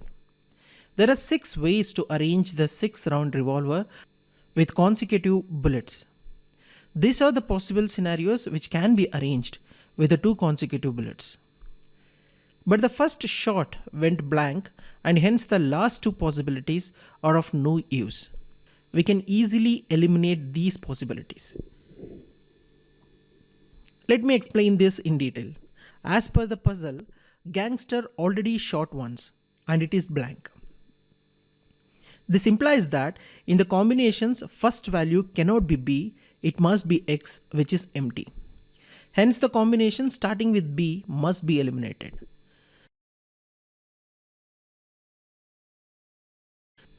So now the 4 possible arrangements of the consecutive bullets considering the first blank attempt are these. Now looking at these possibilities, our odds of getting shot are 1 by 4 or 25%. This is the only combination she will get shot. In all other combinations, the immediate one is blank. Since there are 4 combinations, in only one combination she is getting shot, it is 1 by 4 or 25% of the possibilities where she gets shot. If he respins, then following are the combinations. As we can see here, there are 2 possibilities out of 6 combinations where lady will be shot. Looking at these possibilities, our odds of getting shot is 2 by 6 or 33%. So she should prefer pulling the trigger again right away, which is 25% possibility of getting shot, instead of respin, which increases to 33% of getting shot. This is the solution for this puzzle.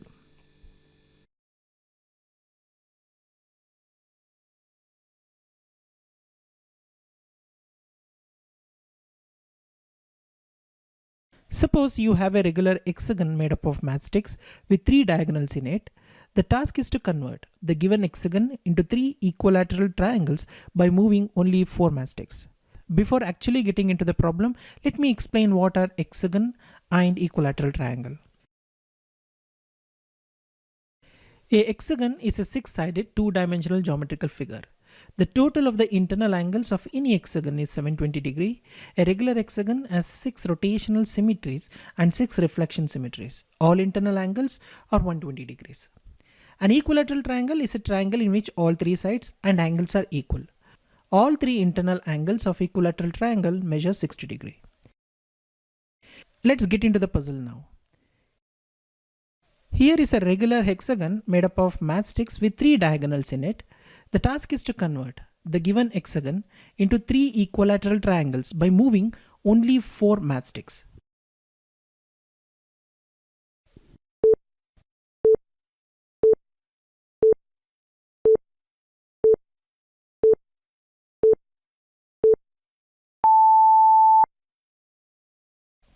Let me explain the solution now. Solution can be achieved by moving 2, 4, 5, 6 numbered matches to get exactly 3 equilateral triangles. First move matchstick 4 adjacent to matchstick 7. Next move matchstick 6 adjacent to matchstick 8. Next move matchstick 5 and connect to matchstick 6, and it forms the base for the part of the triangle 3. Finally move matchstick 2 and connect to matchstick 4 and 5, which forms the complete base for the triangle 3. Now we can clearly see that there are 3 equilateral triangles. 2 triangles are formed with side equals single matchstick, whereas third triangle formed with sides 2 matchsticks.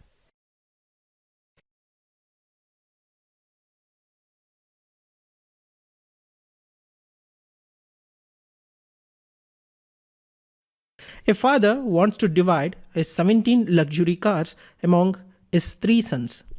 According to the father, the older son should get half of the luxury cars, the middle son should get 1/3 of the luxury cars, and the youngest son should get 1/9 of the luxury cars.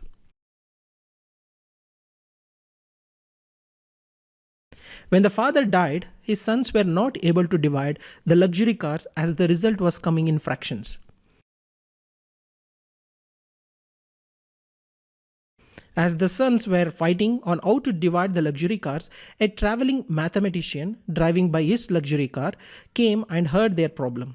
He proposed a solution with which all the sons got their share in the property without destroying any car. What was the advice given by the traveling mathematician, and how the group of luxury cars was divided?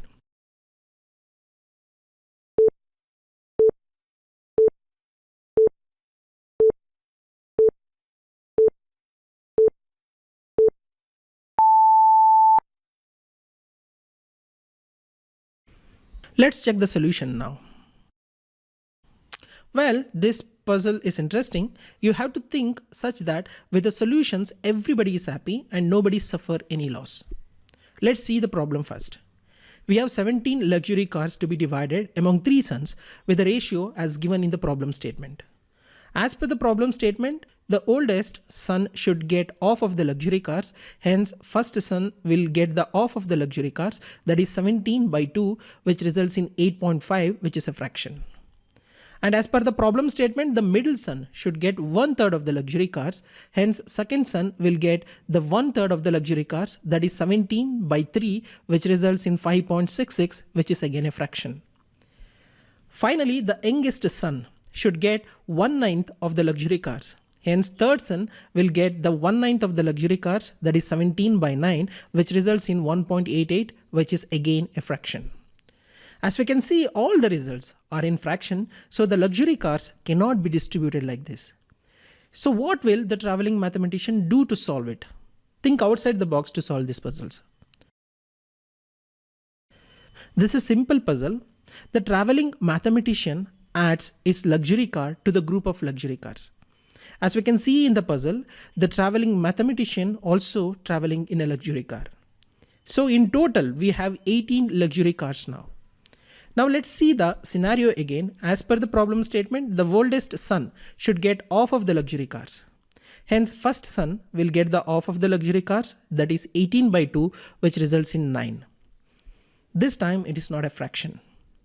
And as per the problem statement, the middle son should get 1/3 of the luxury cars. Hence, second son will get the 1/3 of the luxury cars, that is 18 by 3, which results in 6.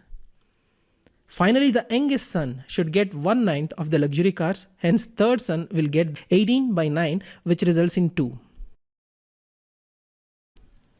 So if we count, there are 17 cars. So in total, 17 luxury cars will get distributed among the 3 sons, and the traveling mathematician will take his luxury car and leave.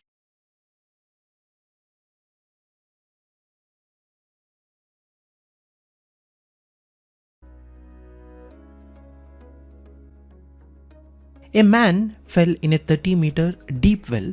In one day, he climbs 4 meters up and slips 3 meters down.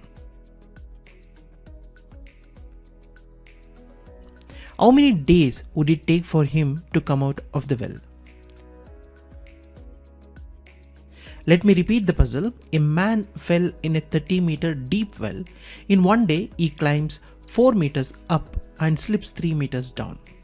So in this case, how many days would it take for him to come out of the well?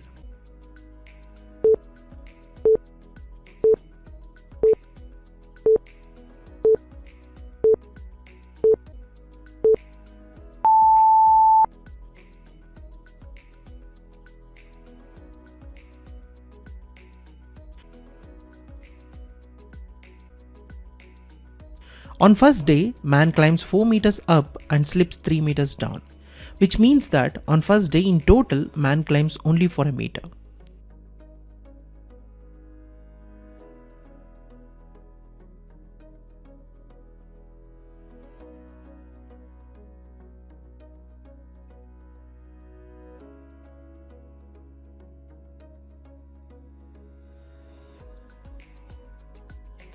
Similarly, on second day, man climbs for another 4 meter and slips 3 meters down again, which means that on second day, total distance man climbs is 2 meters. This infer that the man climbs 1 meter in total each day.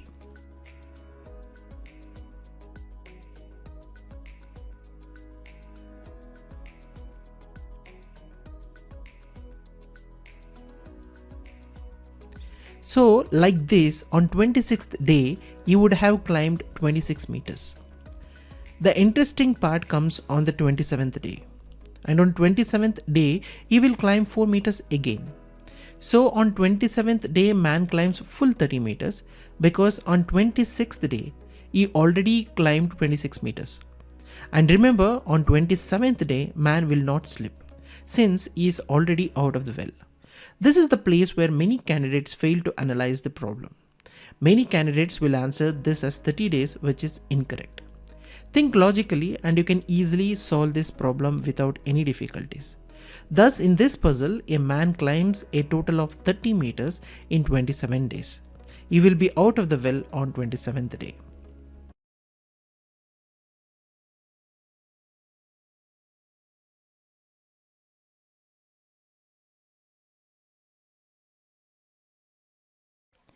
A blind man is alone on a deserted island. He has 2 blue pills and 2 red pills. He must take exactly 1 red pill and 1 blue pill or he will die. How does he do it?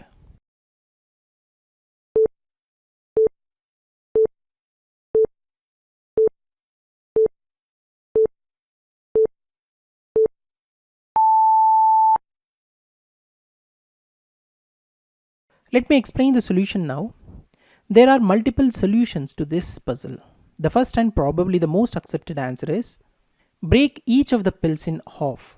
As you do this, pop one half in your mouth and lay the other half aside for tomorrow. When he has done this with all four pills, he will have consumed one red pill and one blue pill and have the same left over. Practical considerations are the only issues here. Can you break the pills? For example, will they break in half exactly? The setup is sufficiently weird, or rather abstract, that I think we are entitled to make these assumptions. The second way to think is you could dissolve all the tablets in water, maybe drink off the glass. The first answer is generally accepted one, but there is nothing wrong with dissolving in water answer. It has its own problems, for example, assuming that the pills are water soluble. Another way to think about this puzzle is this is taken from Quora. Assuming that the pills cannot be cut in half or dissolved, you could set them apart from one another on a smooth, flat rock or a large leaf. Allow the sun to shine on them for a while and then use the tip of your nose, which is very sensitive to heat, to ascertain the temperature of each pill. The red pills will feel slightly warmer than the blue pills because red colors absorb more UV radiations than blue colors do. Take one warm pill and one cool pill and you are good to go. So there can be other solutions. Do share yours in the comment section.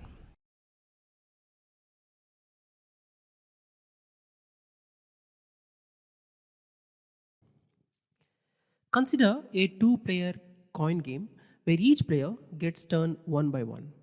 There is a row of even number of coins and a player on his turn can pick a coin from any of the two corners of the row. The player that collects coins with more value wins the game. Develop a strategy for the player making the first turn such he never loses the game. Note that the strategy to pick maximum of two corners may not work. In the following example, first player loses the game when he uses strategy to pick maximum of two corners. Example in this row of numbers 18, 20, 15, 30, 10, 14. First player picks 18 because it is maximum. Now row of coins is 20, 15, 30, 10, 14. And the second player picks 20. Now row of coin is this. First player picks 15 because it is maximum and the row becomes 30, 10, 14. Second player picks 30, now row becomes 10, 14. First player picks 14 because it is maximum and the second player picks 10 and the game is over. When you count, the total value collected by second player is more than compared to the first player. So the second player wins and hence this is not the right strategy. So what should be the strategy for the player making the first turn such he never loses the game?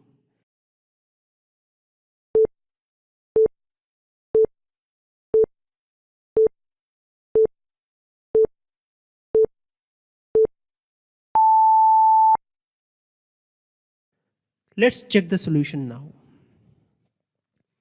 So the whole idea is to count sum of values of all even coins and odd coins, compare the two values. The player that makes the first move can always make sure that the other player is never able to choose an even coin if sum of even coins is higher. Similarly, he can make sure that the other player never able to choose an odd coin if sum of odd coins is higher. So let's understand this with an example. Consider the same example that we have considered earlier. That is the row of numbers are 18, 20, 15, 30, 10 and 14. So this is how the coins are arranged. So first of all, count sum of values of all even coins and odd coins. Sum of all odd coins in this example is 43 and sum of all even coins in this example is 64. Since the sum of even coins is more, the first player decides to collect all even coins. So according to the strategy, he first picks 14. Now the other player can only pick a coin 10 or 18. Whichever is picked to the other player, the first player again gets an opportunity to pick an even coin and block all even coins. For example, here, if the first player picked 14, since it's an even coin, and if the second player chooses 18 or 10, so again the first player gets an opportunity to pick the even coin. The similar strategy is applicable if the sum of odd coins is higher than the sum of even coins. This is how we have to make a strategy for the player making the first turn such he never loses the game.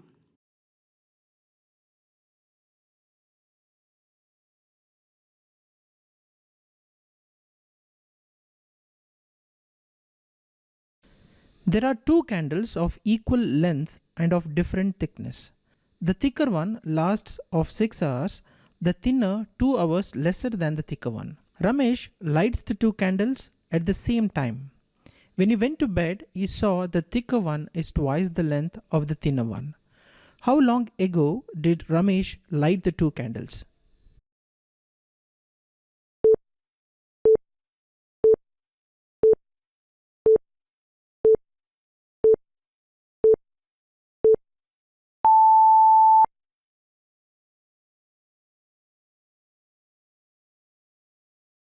It is given that thicker one lasts 6 hours, so after each hour, 1 by 6 of the candle is melted. Thinner one lasts 2 hours lesser than thicker one, that is, it lasts 4 hours. So after each hour, 1 by 4th of the candle is melted. Logically, after 1 hour, remaining portion of the thicker candle is 5 by 6 and remaining portion of thinner candle is 3 by 4. After 2 hours, remaining portion of the thicker candle is 4 by 6 and remaining portion of thinner candle is 2 by 4. And after 3 hours, remaining portion of thicker candle is 3 by 6 and remaining portion of thinner candle is 1 by 4.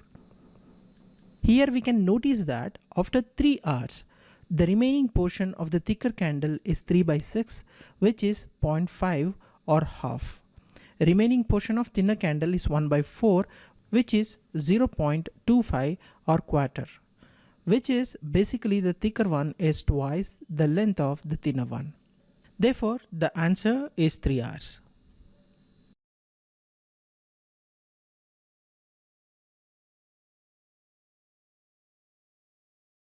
You are standing before two closed doors.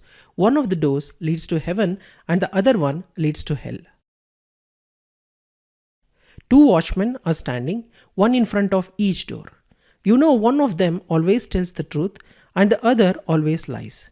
But you don't know which watchman tells the truth and who is the liar. You can ask only one question to one of them in order to find the way to heaven. What will you ask?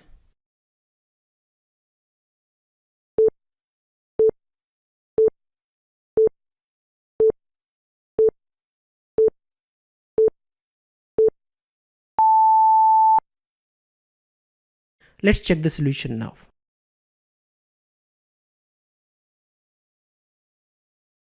The solution to this puzzle is you should go to any one of the watchmen and ask him, if I ask the other watchman about which side leads to heaven, what would he answer?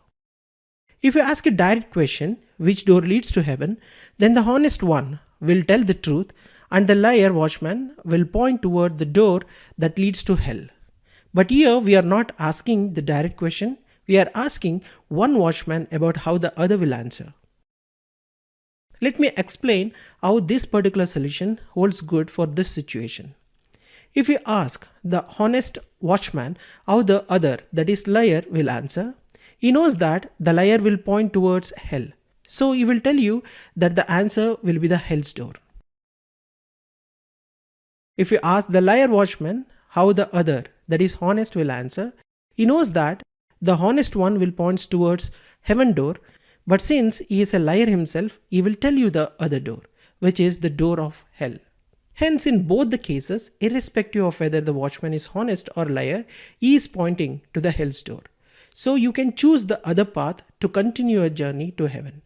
Thus, instead of asking direct question, you can achieve the solution by asking indirect questions to watchmen.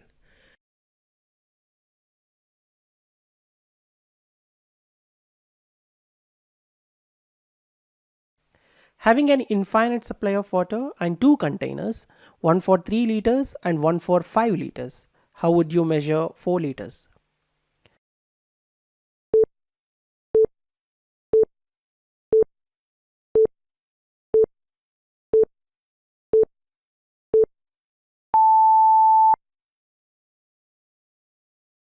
You have to follow these steps to solve this puzzle. In the first step, fill 3 liters bucket completely. In the second step, pour that water into 5 liters bucket. In the step 3, now 5 liters bucket filled with 3 liters of water where there is space for 2 more liters. Now in the step 4, now again fill 3 liters bucket and pour it into 5 liters bucket. If bucket was full, that means remaining water in 3 liters bucket is 1 liter. In the step 5, pour that 5 liters of water down and fill it with 1 liter of water which was remained in the 3 liters bucket. In the next step, again fill 3 liters bucket and pour into 5 liters bucket. Now the result will be 4 liters of water in 5 liters bucket. This is how we can achieve the solution to this particular puzzle, but there is an easy solution with less steps. Let me explain the way to solve these bucket questions. You can get 4 liters by pouring 1 liter out of the 5 liter bucket. If you figure out a way to do that, you have it solved. You need a 1 liter space to pour the 1 liter into. You would have to leave 2 liters in the 3 liter bucket. So if you figure out a way to do that, you have the problem solved. To do that, you need to get 2 liters into the 5 liter bucket. So you can then put the 2 into the 3 liter bucket. Here how we can achieve this. Fill the 5 liter bucket and pour 3 of it into the 3 liter bucket, then empty the 3 liter bucket. This will leave you with 2 liters in the 5 liter bucket. Dump the 2 liters into the 3 liter bucket. Fill up the 5 liter bucket and pour 1 into the space in the 3 liter bucket. So now you have 4 left in the 5 liter bucket. So this is an interesting logical puzzle asked by several companies. The expectation is the approach that you are going to follow in order to achieve the solution. In the first approach, whichever I have explained, has more steps compared to the second approach. It would be good to know both the approaches.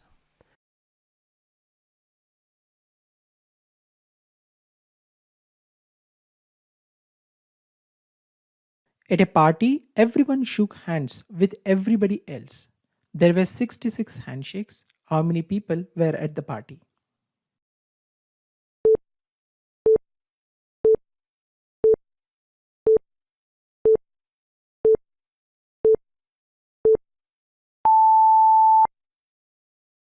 Let me explain the solution now.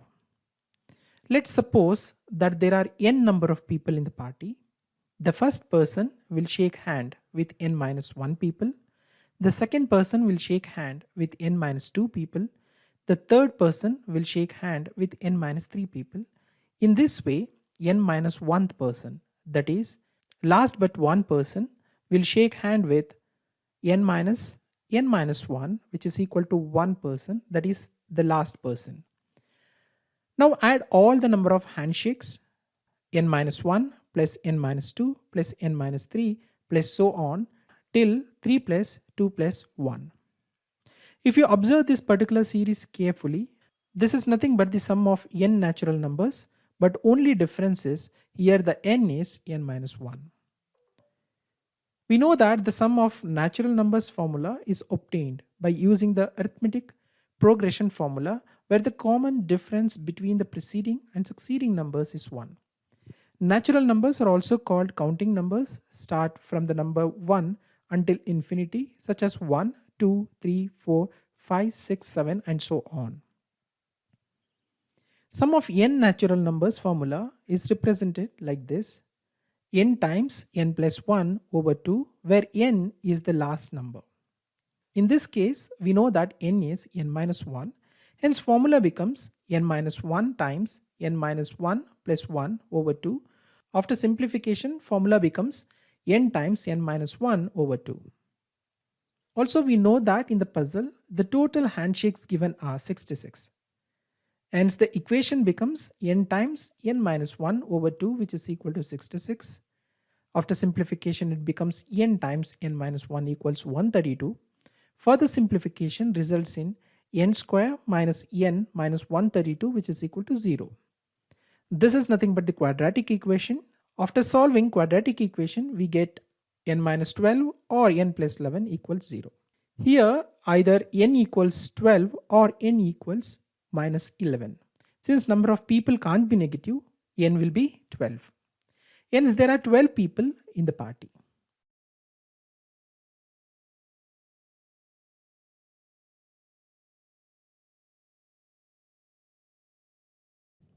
Consider you are starting at A and you can move only one step up or one step right.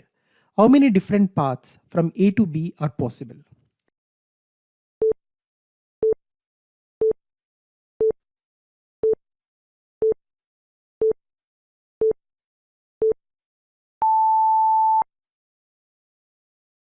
Let me explain the solution now. If we start at A and move towards B, we can have the following paths: R, R, R, U, U, where R is right 1 unit and U is up 1 unit. There are other multiple possibilities. Few of them are U, U, R, R, R, R, U, R, U, R, R, R, U, U, R, and so on. This way of manual counting is not a right approach to solve these kind of puzzles. When grid becomes bigger, then manual approach will lead to many errors. The best way to approach the problem is through combinations approach. It is noted that every route consists of 5 moves, in which we have 3 right moves and 2 up moves. Here we can use our combination formula, and it can be represented as NCR equals n factorial over r factorial times n minus r factorial. The number of different paths from A to B can be found by finding how many combinations of 3 right moves we can have in our 5 moves. So n is number of moves and hence n will be 5. Out of n moves, 3 is always r, that is right moves, and hence r in the formula is 3. Remember, it can be solved using up moves as well. Now substitute the values of n and r. After substituting, expression becomes 5cr equals 5 factorial over 3 factorial times 5 minus 3 factorial. After further simplification, it becomes 5cr equals 5 factorial over 3 factorial times 2 factorial. 5cr equals 120 over 6 times 2, which is equal to 120 over 12, which is equal to 10. Hence, number of different paths from A to B possible is 10. Similar approach can be used to solve for other grids also. And this is the right way to solve these kind of puzzles. By following these simple steps, we can solve these kind of puzzles in less than 30 seconds.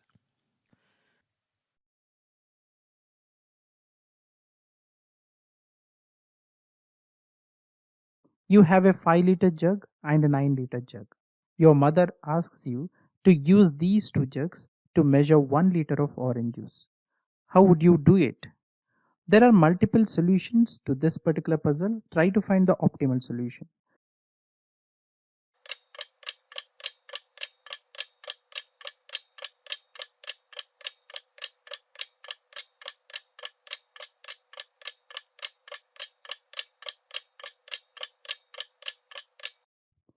Let me explain the solution now.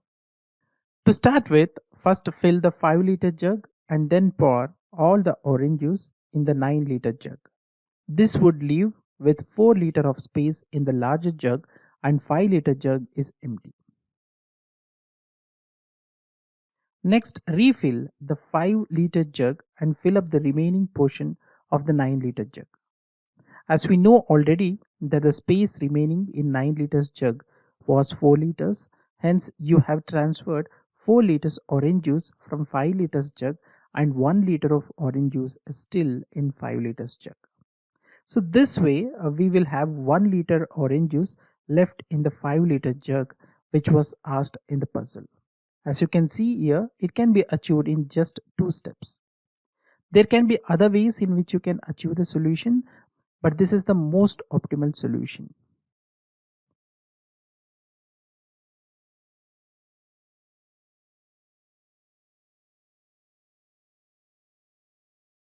Your room has 3 switches.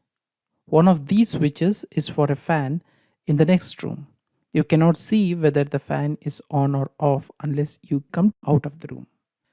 What is the minimum number of times you may go in a room to identify the correct switch in another room?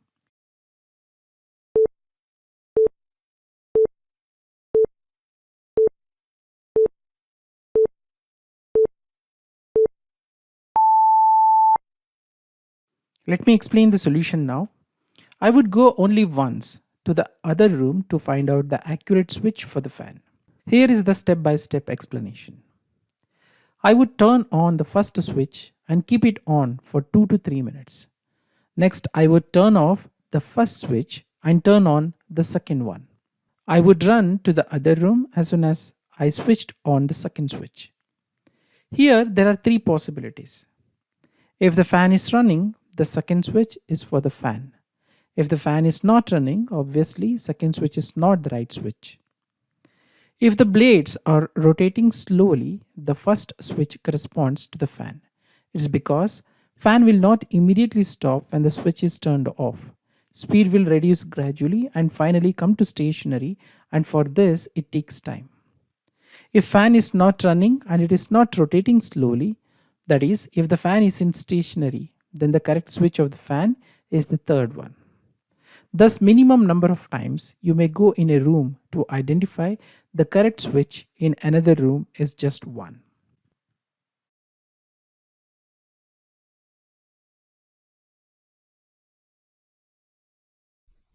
A building has 100 floors. One of the floors is the highest floor an egg can be dropped from without breaking. If an egg is dropped from above that floor, it will break. If it is dropped from that floor or below, it will be completely undamaged and you can drop the egg again. There are 2 eggs given. Find the highest floor an egg can be dropped from without breaking, with as few drops as possible. So let me repeat the puzzle. A building has 100 floors. One of the floors is the highest floor an egg can be dropped from without breaking. If an egg is dropped from above that floor, it will break.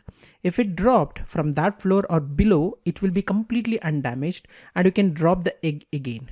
So there are 2 eggs given and you are supposed to find the highest floor an egg can be dropped from without breaking. And the important task is you have to find it with as few drops as possible.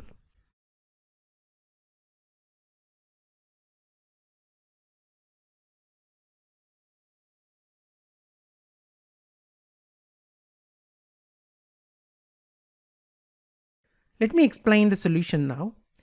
We can assume the eggs break at the same floor and what we are looking for is the next floor down. Our highest non-breaking floor Bn. We can also assume once an egg is broken, it's gone forever. Some solutions are pretty simple. If you don't care about how many tries it takes, you can just start dropping eggs on floor 1 and go up until you have reached the correct floor. Floor by floor would get it done, but in our worst case scenario, the egg breaks at floor 100. This means that linearly, our worst case is 100 drops to find our nth floor. To simplify, this is called brute force logic. In this approach, start from ground floor and keep going up until the egg breaks at floor X. Solution is very inefficient in case the egg doesn't break till the 99th floor. Remember, you need to minimize the number of drops in the worst case. The next approach will be binary search approach. My first thought is that we can immediately rule out binary search because we only have the 2x. With a binary search strategy, we would start with floor 50 and drop the egg from the 50th floor. If the egg breaks, we know our n is below 50. If it's intact, the floor we want is above 50. Suppose the egg breaks. The problem here is now we have lost an egg and only narrowed down our search by 50 numbers. The next step would normally be to split that 50 again and dropping the egg at floor 25th. But if it breaks, we still haven't found our floor. If it doesn't, we have only delayed the inevitable by one more step. And still no solution. The worst case scenario, we have to drop our eggs 50 times. So anyway, this binary search is not going to help in this case. Next approach will be divide a little, conquer a bit. The next solution takes a little bit of the linear approach and mixes in a little of the splitting from our binary approach. We can start off by dropping an egg at floor 10, increasing the drop floor by 10 at a time, then going back to drop one floor at a time until we find that n. So according to this approach, start from the 10th floor and go up to floors in multiples of 10. If our egg breaks at floor 10, we know n is one of the 9 floors below us. If first egg breaks, say at 20th floor, then you can check all the floors between 11th and 19th with the second egg to see which floor it will not break. If first egg breaks at 30th floor, then you can check all the floors between 21st and 29th with the second egg to see which floor it will not break. In this case, the worst case number of drops is 19. If the threshold was 99th floor, then you would have to drop the first egg 10 times and the second egg 9 times in linear fashion. Seems relatively straightforward, but we can still improve our number of drops. So in this approach, worst case, the egg drops and doesn't break until floor 100, that is 10 drops, and we drop the second egg but don't break it for floors 91 to 99. It brings our worst case drop count to 19 drops. So this is improvised solution but not the best solution. So now let's get into the best solution. The next approach can reduce our worst case scenarios by balancing the linear drops and our 10 floor drop increment. If getting to the higher floors means more drops overall, we need to decrease the drops, we need to perform linearly. We are essentially trying to make all possible scenarios and take the same number of drops to solve. We need to minimize this worst case number of drops. For that, we need to generalize the problem to have n floors. What would be the step value for the first egg? Would it still be 10? Suppose we have 200 floors, would the step value be still 10? So let's understand this in detail.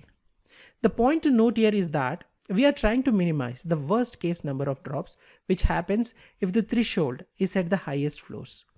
So our steps should be of some value which reduces the number of drops of the first egg.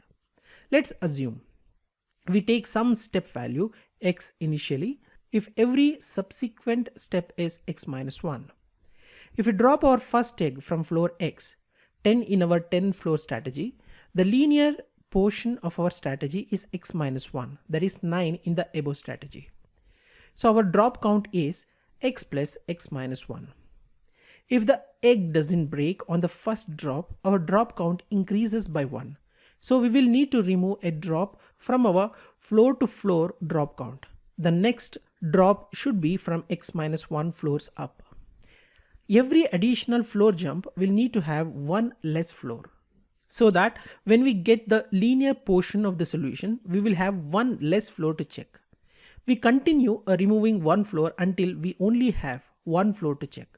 So the expression becomes x plus x minus 1 plus x minus 2 plus x minus 3 till plus 1.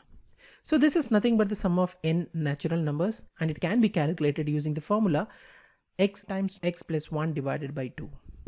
Because there are 100 floors in our problem, we solve for x when the entire summation is equal to 100. Now solve for x. When the number of floors are different, we have to evaluate the expression for the different value. So in this case, x times x plus 1 divided by 2 equals 100.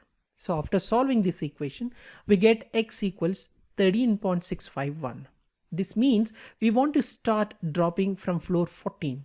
jump up 13 floors to drop from floor 27, jump up 12 floors to drop from floor 39, and so on. So our worst case scenario is then a drop count total of 14. Let me explain this in detail. So follow the following sequence. First, drop from floor 14. If it breaks, sequentially check previous 13 floors. Maximum drops required here is 14.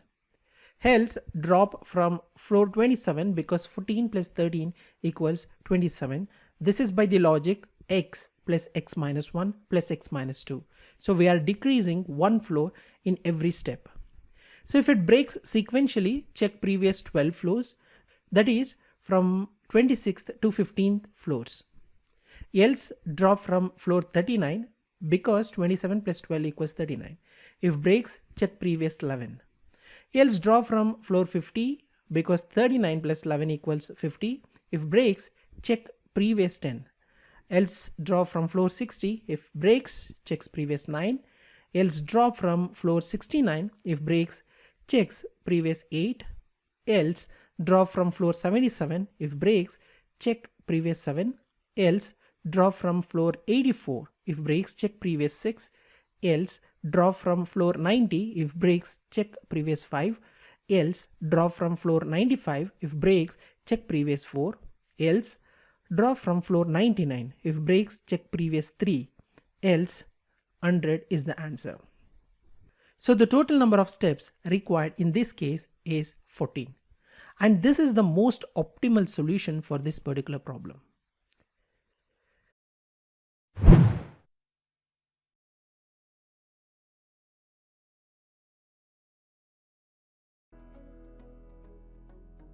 Hundred prisoners in jail are standing in a queue facing in one direction. Each prisoner is wearing a hat of color either blue or red. A prisoner can see hats of all prisoners in front of him in the queue, but cannot see his hat and hats of prisoners standing behind him. The jailer is going to ask color of each prisoner's hat starting from the last prisoner in the queue. If a prisoner tells the correct color, then is saved, otherwise executed. How many prisoners can be saved at most if they are allowed to discuss a strategy before the jailer starts asking colors of their hats? So I will repeat the puzzle. 100 prisoners in jail are standing in a queue facing in one direction. Each prisoner is wearing a hat of color either blue or red. A prisoner can see hats of all prisoners in front of him in the queue, but cannot see his hat and hats of prisoners standing behind him. The jailer is going to ask color of each prisoner's hat starting from the last prisoner in queue. If a prisoner tells the correct color, then is saved, otherwise executed. How many prisoners can be saved at most if they are allowed to discuss a strategy before the jailer starts asking colors of their hats?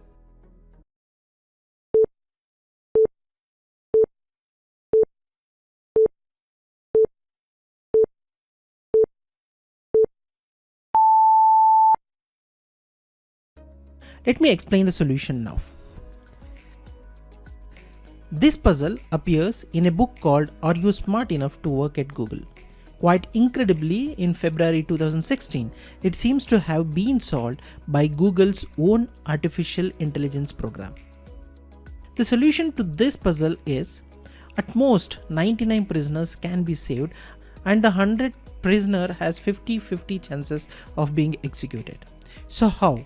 So let me explain the solution in step by step. The person at the back, let's call him person number 100, will agree that if he sees an odd number of red hats, he calls out red. If he sees an even number of red hats, he calls out blue. Obviously, any similar scheme would work, but we will use this particular one. Unfortunately, this means he has a 50% chance of survival, but it guarantees everyone else. This is because he himself, that is 100th person, himself not aware of the color of the hat he is wearing, hence his survival chances is 50%. So the idea is that every prisoner counts number of red hats in front of him.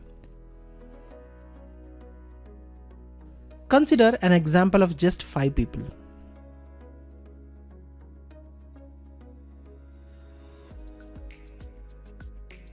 Here, person 1 follows the only rule. If the first person sees an odd number of red hats, he calls out red. If he sees an even number of red hats, he calls out blue. Here he calls out blue because he sees an even number of red hats and dies.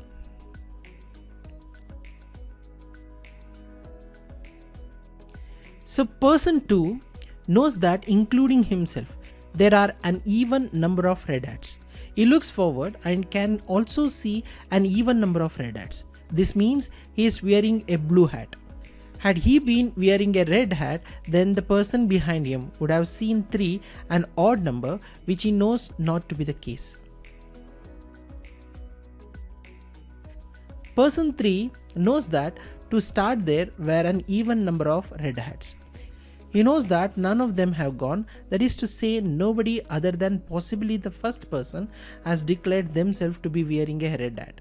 So including himself, there are an even number of red hats. He looks forward and can see one red hat, an odd number. That this has changed between him and the people in front of him means he is wearing a red hat. So next, person 4 knows that to start there were an even number of red hats. He knows one has gone, so including himself there is an odd number of red hats. He looks forward and counts 0, an even number of red hats. That this has changed between including and excluding him means he is wearing a red hat. Person 5 knows that to start there were an even number of red hats. He knows that 2 have gone, so including himself there is an even number of red hats. He looks forward and counts 0, an even number of red hats. That this has not changed between including and excluding him means he is wearing a blue hat. So generally someone knows whether the group of n-1 people started with an odd or an even number of red hats, and they know the number of red hats that have gone before them. If the number of red hats that have gone before them is even, then the number of red hats including them and those forward of them will be as indicated by the first person. If it is odd, it will be opposite. Knowing the odd or even nature of the number of red hats including them and the group in front of them, they can observe the group in front of them, and if they are not the same, it must be changed by the hat they are wearing. So all but the first person survives, and he would have survived had he been wearing a blue hat. This gives us an expected survival rate of 99.5% for 100 people. We can now try a more formulated response to a larger group of 100 people. Let's analyze the responses.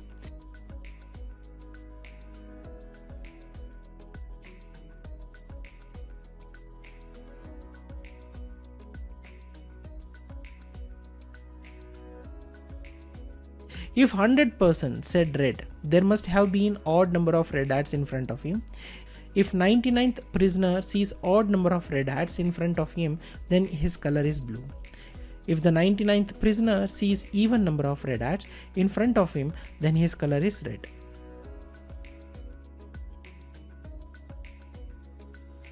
If 100th prisoner said blue, there must have been even number of red hats in front of him.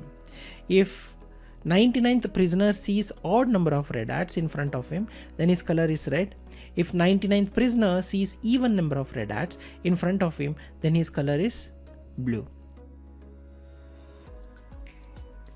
The 98th prisoner decides his answer on the basis of answer of 99th prisoner's answer and uses the same logic. Similarly, other prisoners from 97 to 1 are saved. So all other prisoners follows the same approach what 99th prisoner followed. So that's all about the logic. Hope you understood the approach required to solve this kind of puzzle.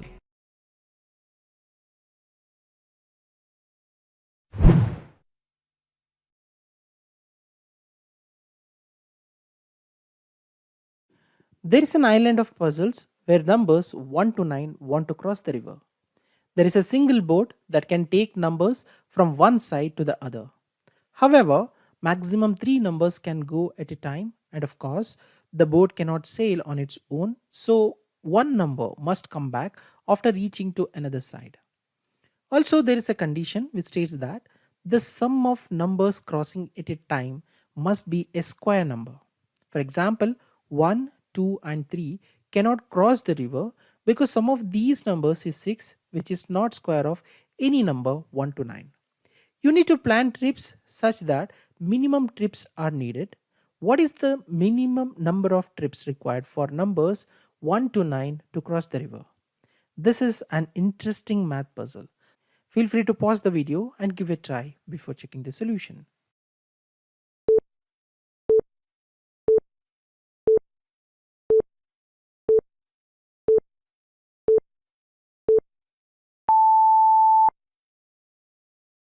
Let me explain the solution now.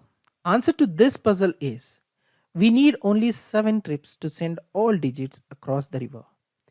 Let me elaborate the solution now. According to the puzzle, the sum of numbers crossing at a time must be a square number. The important thing to remember is maximum number that can be obtained using any 3 numbers with the range 1 to 9 is 24. That is by using 7, 8 and 9. So sum of 3 numbers must be 1 or 4 or 9 or 16. We can eliminate 1 and 4 because no 3 numbers add up to 1 or 4. The minimum number possible adding 3 numbers is 6, that is by using 1, 2 and 3. The correct square number that can be used to achieve the solution to this puzzle is 16, which is a square of number 4. So this is how we can achieve. In the first trip, send 2, 5, 9. Sum of these numbers is 16, which is a square of number 4. While coming back, bring back the number 9, which is a second trip. In the third trip, send 3, 4, 9, and again sum of these numbers is 16, which is a square of number 4. While coming back, bring back the number 9, which is a fourth trip. In the fifth trip, send 1, 7, 8. Sum of these numbers is again 16, which is a square of number 4. While coming back, bring back the number 1, which is a sixth trip. Finally, in seventh trip, send 1, 6, 9. Again, sum of these numbers is 16, which is a square of number 4. As we can see now, number 1 to 9 have crossed the river in only 7 trips. There can be other patterns which can be a solution to this puzzle. Do share your pattern in the comment section.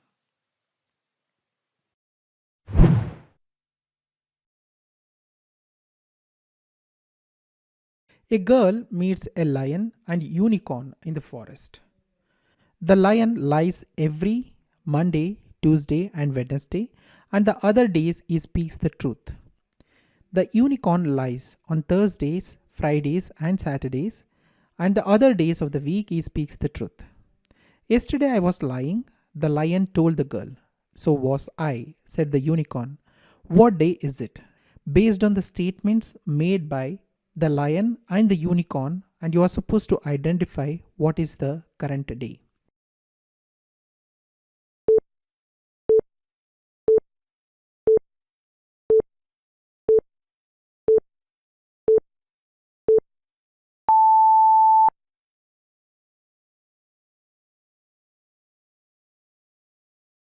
As per the puzzle, lion lies on Mondays, Tuesdays, and Wednesdays, and the unicorn, on the other hand, lies on Thursdays, Fridays, and Saturdays.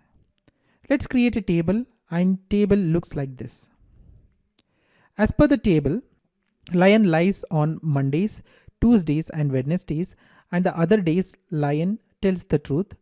The unicorn lies on Thursdays, Fridays, and Saturdays, and the other days unicorn tells the truth. So that is on Sundays both must be telling the truth. Suppose lion and unicorn made those statements today. The statements are: lion, yesterday I was lying. Unicorn, so was I. Which means yesterday I was too lying. If it was Sunday today, then lion's statement would have been lie, as lion tells truth on Saturdays. But as per data, both must be telling the truth on Sundays. So it can't be Sunday today. For rest of all days, one must be telling the truth and other must be lying. Let's consider two cases to figure out the correct answer. In the case 1, lion is lying and unicorn is truth teller. For unicorn's statement, yesterday I too was lying, to be true it must be Sunday today. But on Sunday, lion always speaks truth. and Lion's statement can't be true on Sunday as concluded earlier. Hence, today must be a different day. In case 2, Lion is truth teller and Unicorn is lying. Again, for Lion's statement, yesterday I was lying, to be true, it must be Thursday today. And if today is Thursday, Unicorn is lying with its statement. Yesterday I too was lying, as it was Wednesday yesterday, where Unicorn always tells truth on Wednesday. Hence today, on Thursday, Unicorn must be lying with this statement while Lion is telling the truth. Both statements are as per behaving the given data. To simplify, on Thursday, Lion tells truth whereas Unicorn lies. On Wednesday, Lion is lying, which makes Lion's statement, that is yesterday I was lying, true for Thursday. Unicorn tells truth on Wednesday, which makes Unicorn statement false for Thursday. Since Unicorn lies on Thursdays and here Unicorn is lying and it is behaving as per the given data. Thus answer to this puzzle is Thursday. This is a pretty tricky puzzle. You need to go through the solution once again to get the complete hold of the answer.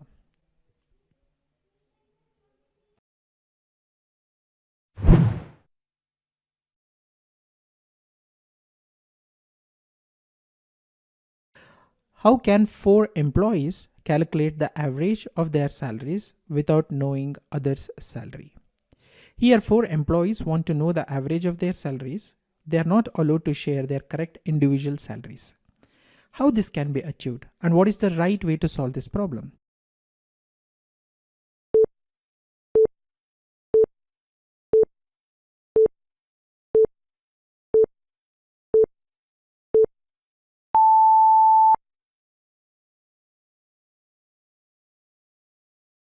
First of all, this solution has a limitation that information is partially passed and there needs kind of some trust level.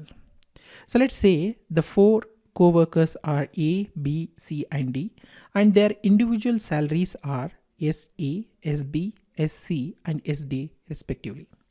For knowing the average of their salaries without disclosing their own salaries to each other, they have to follow these steps. In the first step, A adds a random amount, say RA, to his own salary and gives that to B. B won't be able to know A's salary as he has added a random amount known to him only. In this case, B will receive the figure SA plus RA from A. In the next step, B adds a random amount, say RB, to his own salary and gives that to C without showing that to A. C won't be able to know B's or A's salary as it was added a random amount known to individuals only. Now C will get the figure SA plus RA plus SB plus RB. In the next step, C does the same and gives the final figure to D without knowing it to B. Now D will receive the figure SA plus RA plus SB plus RB plus SC plus RC. In the next step, D does the same and gives the final figure to A without showing it to C. Now A will receive the figure SA plus RA plus SB plus RB plus SC plus RC plus SD plus RD. Now A subtracts his random amount since A knows the random amount initially added and gives the final figure to B without showing that to D. B will now receive the figure SA plus SB plus RB plus SC plus RC plus SD plus RD. Here the random amount which was initially added by A is not present. In the next step, B subtracts his random amount and gives the final figure to C without showing it to A. C will receive the figure SA plus SB plus SC plus RC plus SD plus RD. In the next step, C does the same thing, that is C subtracts its random amount and gives the final figure to D without showing it to B. C will receive the figure SA plus SB plus SC plus SD plus RD. And finally, D subtracts his random amount and then the figure becomes SA plus SB plus SC plus SD. Now D knows that sum of all salaries. Now it is easy to get the average by dividing the final figure by 4, which was asked as a part of the puzzle. By following these simple steps, we can find the average of 4 employees' salary without knowing others' salary. We can apply the same technique to know the average of more than 4 people as well. We just need to remember that at every stage only 2 people should share the figures and rest others should not be communicated.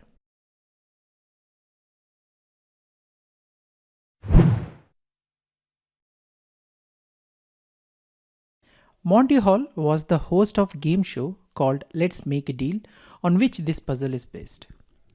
Puzzle states that you are on a game show and you are given the choice of 3 doors. You get to pick one door, and if you have picked the right door, you win the prize. Behind one door is a car, behind the others, goods. You pick a door, say number 1. After you have chosen a door, the game show host will not immediately open that particular door. The host will open another door that you did not pick and which he knows does not contain the prize. Assume the host opens another door, say number 3, which has a goat. He then says to you, do you want to pick door number 2? At this point, you will be given a choice. Do you want to stick with your original choice, door 1 in the example here? Or do you want to choose the other unopened door, door 2 in this example? Is it to your advantage to switch your choice? Will you switch or stay with your door? This is an excellent puzzle. Think over it for some time and share your answer in the comment section. Once done, keep watching the video for the right solution.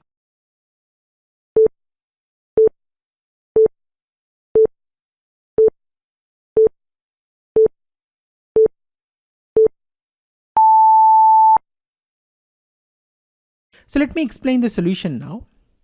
Here there are 3 doors. You are asked to choose one door among 3 doors, and the host, who knows what's behind the doors, opens another door, which has a goat. After this you are asked, will you switch or stay with your door? Let us analyze what are the possibilities if you choose to switch the door instead of staying back original decision. Suppose you always choose door 1.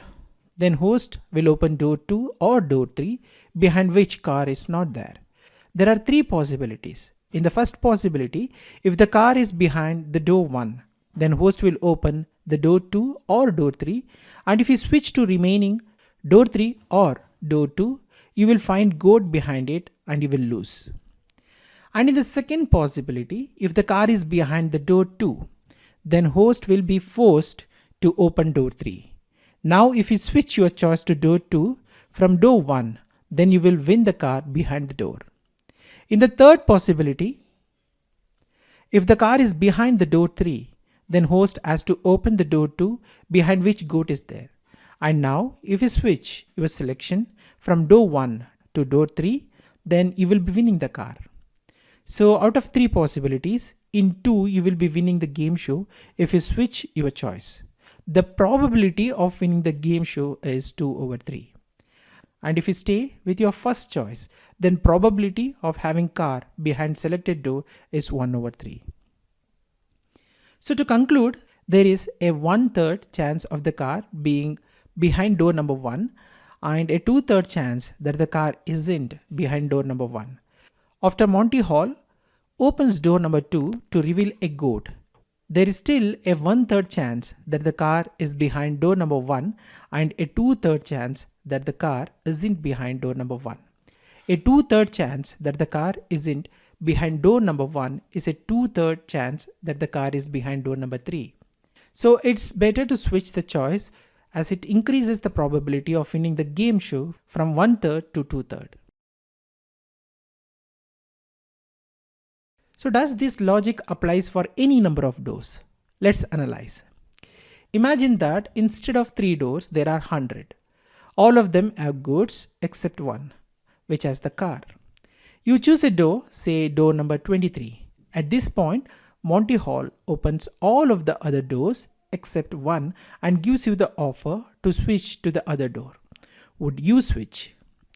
Now you may arrogantly think, well, maybe I actually picked the correct door on my first guess.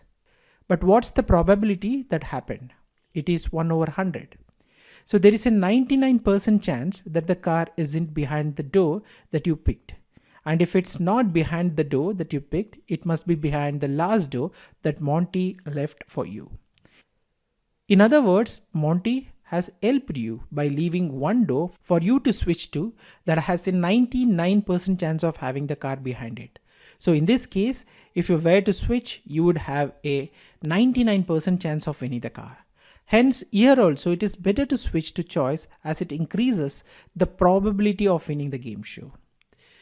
These kind of problems requires a proper logical thinking to get into the correct solution.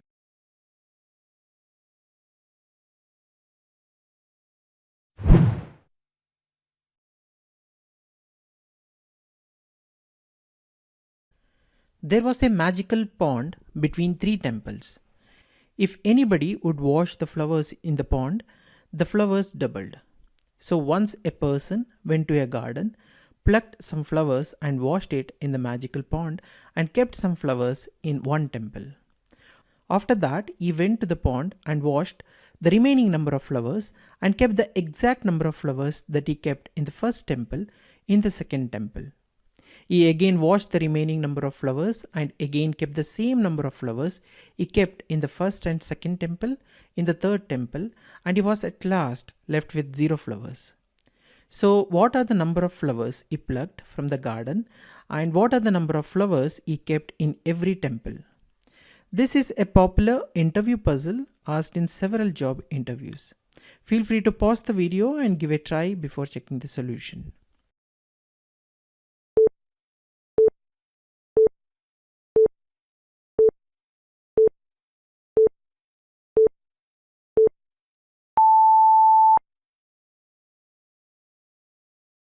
Let me explain the solution now.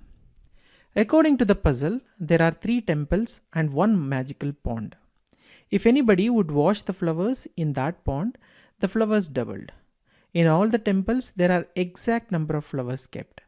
We are supposed to find total number of flowers plucked from the garden and what are the number of flowers kept in every temple.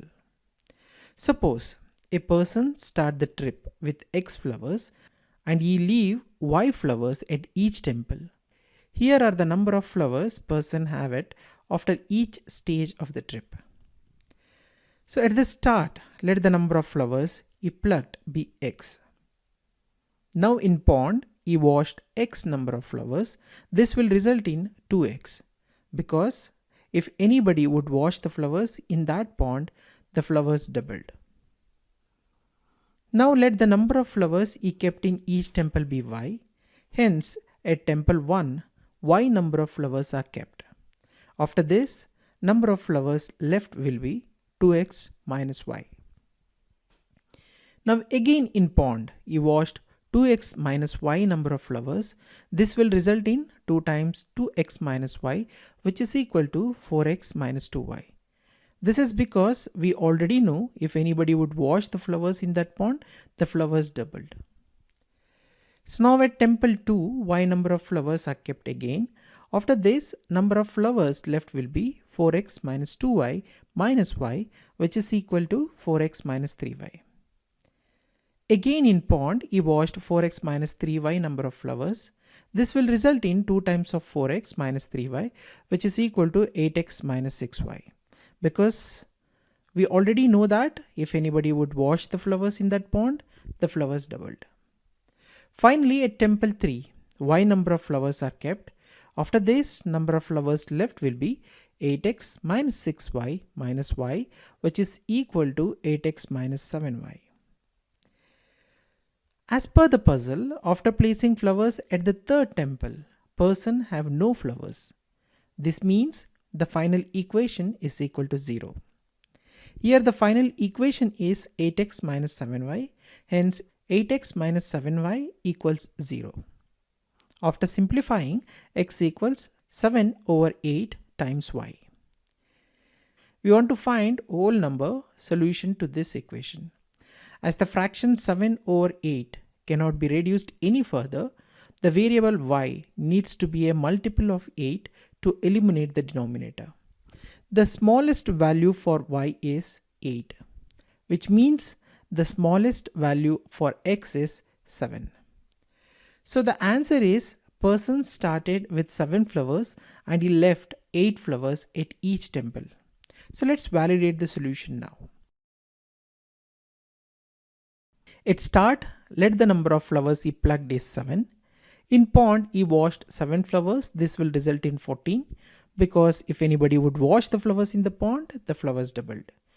Now the number of flowers he kept in each temple is 8. Hence at temple 1, 8 flowers are kept. After this, number of flowers left will be 14 minus 8, which is equal to 6. Now again in pond, he washed 6 flowers. That will result in 12 because we already know if anybody would wash the flowers in that pond, the flowers doubled. Also we know that the number of flowers he kept in each temple is 8. Hence at temple 2, 8 flowers are kept. After this, number of flowers left will be 12 minus 8, which is equal to 4. Now again in pond, he washed 4 flowers. This will result in 8 because the number of flowers doubled. Finally, in temple 3, 8 flowers are kept because that is the number of flowers he kept in each temple. After this, number of flowers left will be 8 minus 8, which is equal to 0. And this is what it is expected. The solution to this puzzle is the person plucked 7 flowers from the garden and 8 he kept in every temple. So by following these simple steps, we can find the solution in less time and accurately.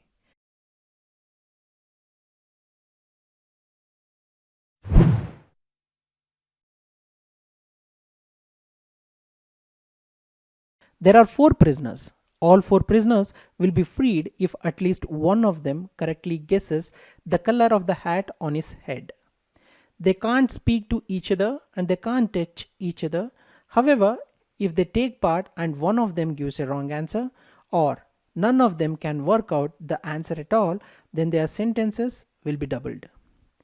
They are told that there are 4 hats, 2 white and 2 black. Each man will have a hat placed on his head while blindfolded. When each man is wearing a hat, the blindfolds will be removed. The prisoners will not be able to see their own hats, and the only way they can work out what color hat they are wearing will be from looking at the hats the other prisoners are wearing.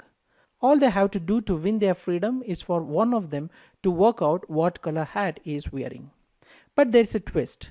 To make it more interesting, 3 prisoners stand in a line facing a brick wall. The prisoner at the back, say A, stands on a box and can see both of the prisoners in front of him, say B and C. Prisoner B stands on a smaller box and can only see prisoner C, who in turn can only see the wall. The 4th prisoner D stands on the other side of the wall and can see nothing of the other prisoners nor his own hat. They are not allowed to turn around or converse in any way. There are no mirrors and they all know that there are 2 black hats and 2 white hats and that there are 4 people. The prisoners are told that they have 5 minutes and to call out as soon as one of them thinks he knows for certain what color hat he is wearing. And remember, if just one of them gets the answer wrong, they will all have their sentences doubled. One of the prisoners says, "I know the color of my hat," and solves the riddle. Which prisoner is that? The placement of the prisoners in the room is as the following. Can you solve this riddle? Feel free to pause the video and give it a try before checking the solution.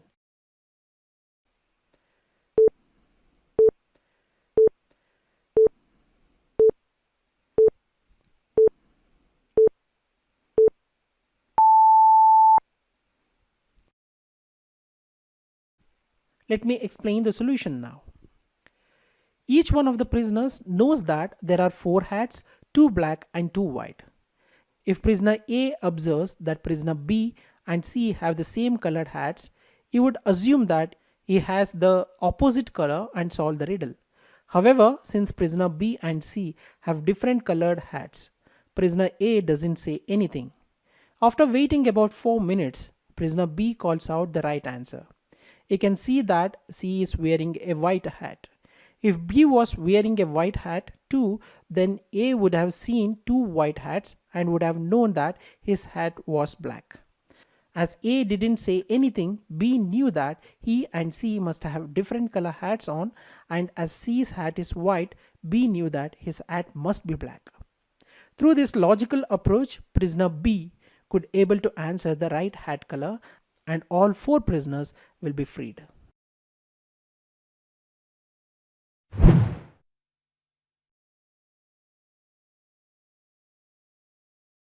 A team of 3 people decide on a strategy for playing the following game.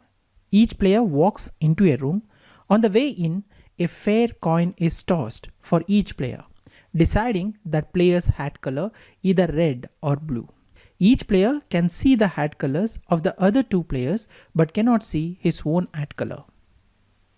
After inspecting each other's hat colors, each player decides on a response which are one of the following. I have a red hat, or I have a blue hat, or I pass. The players' responses are recorded, but the responses are not shared until every player has recorded his response. The team wins if at least one player responds with a color and every color response correctly describes the hat color of the player making the response. In other words, the team loses if either everyone responds with I pass or someone responds with a color that is different from his hat color. What strategy should one use to maximize the team's expected chance of winning? Let me repeat the puzzle. A team of 3 people decide on a strategy for playing the following game. Each player walks into a room. On the way in, a fair coin is tossed for each player, deciding the player's hat color either red or blue. Each player can see the hat colors of the other 2 players but cannot see his own hat color. After inspecting each other's hat colors, each player decides on a response which are one of the following. I have a red hat, or I have a blue hat, or I pass. The players' responses are recorded, but the responses are not shared until every player has recorded his response. The team wins if at least one player responds with a color and every color responds correctly describes the hat color of the player making the response. In other words, the team loses if either everyone responds with I pass or someone responds with a color that is different from his hat color. What strategy should one use to maximize the team's expected chance of winning? For example, one possible strategy is to single out one of the 3 players. This player will respond, I have a red hat, and the others will respond, I pass. The expected chance of winning with this strategy is 50%. Can you do better?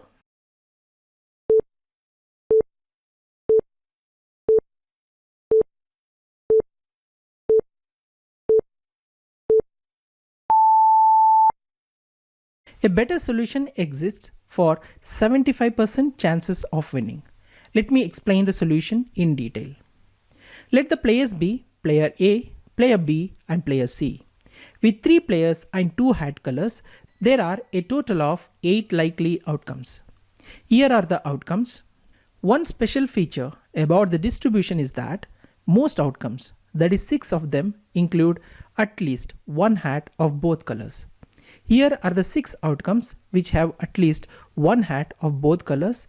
As we can see here, in these 6 combinations, 3 combinations include 2 red color hats and other 3 combinations include 2 blue color hats.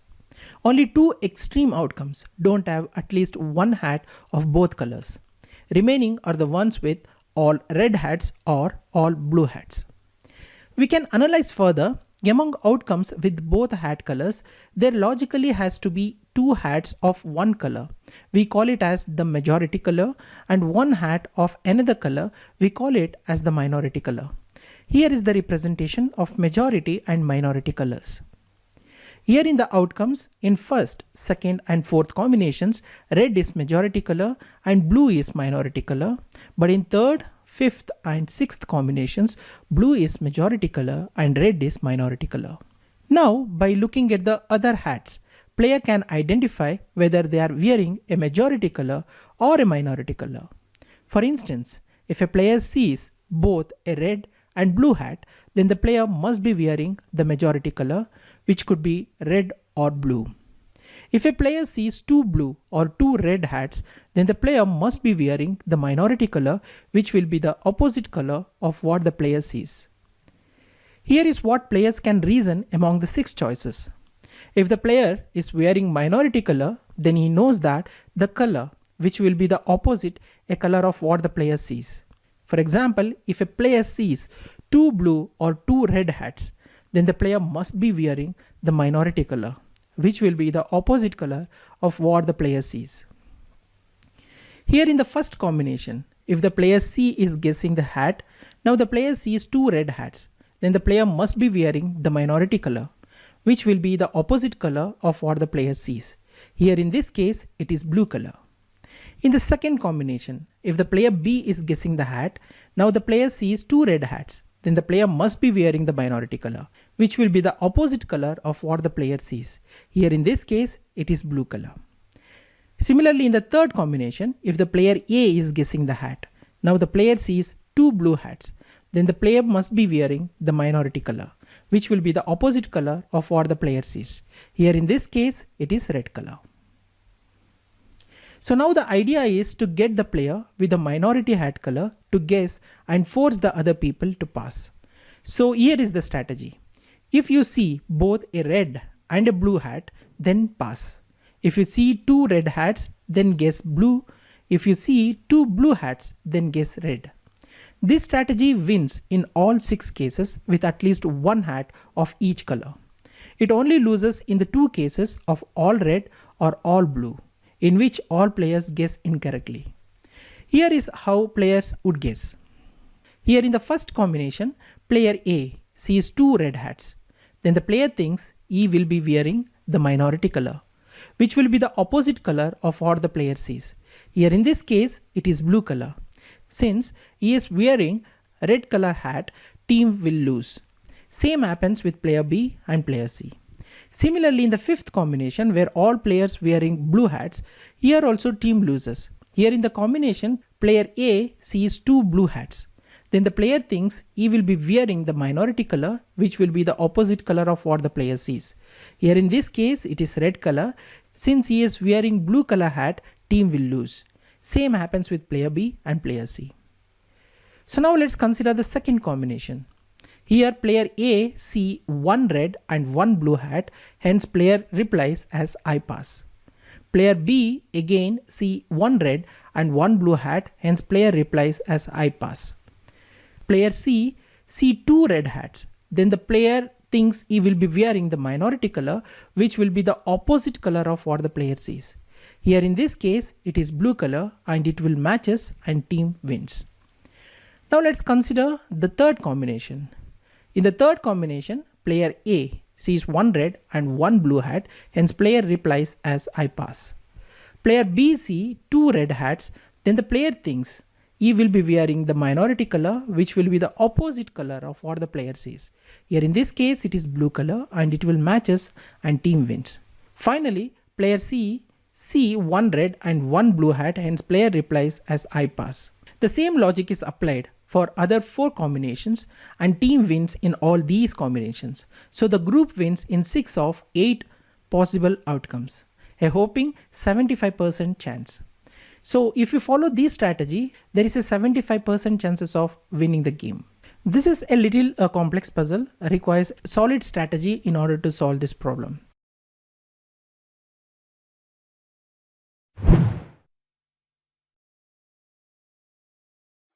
An intelligent trader travels from one place to another carrying 3 sacks having 30 coconuts each. No sack can hold more than 30 coconuts. On the way, he passes through 30 checkpoints, and on each checkpoint, he has to give 1 coconut for each sack carrying. How many coconuts are left in the end? Let me repeat the puzzle. An intelligent trader travels from one place to another carrying 3 sacks having 30 coconuts each. No sack can hold more than 30 coconuts. On the way, he passes through 30 checkpoints, and on each checkpoint, he has to give 1 coconut for each sack carrying. The question is, how many coconuts are left in the end? Let's assume that the maximum capacity of each sack is 30 coconuts.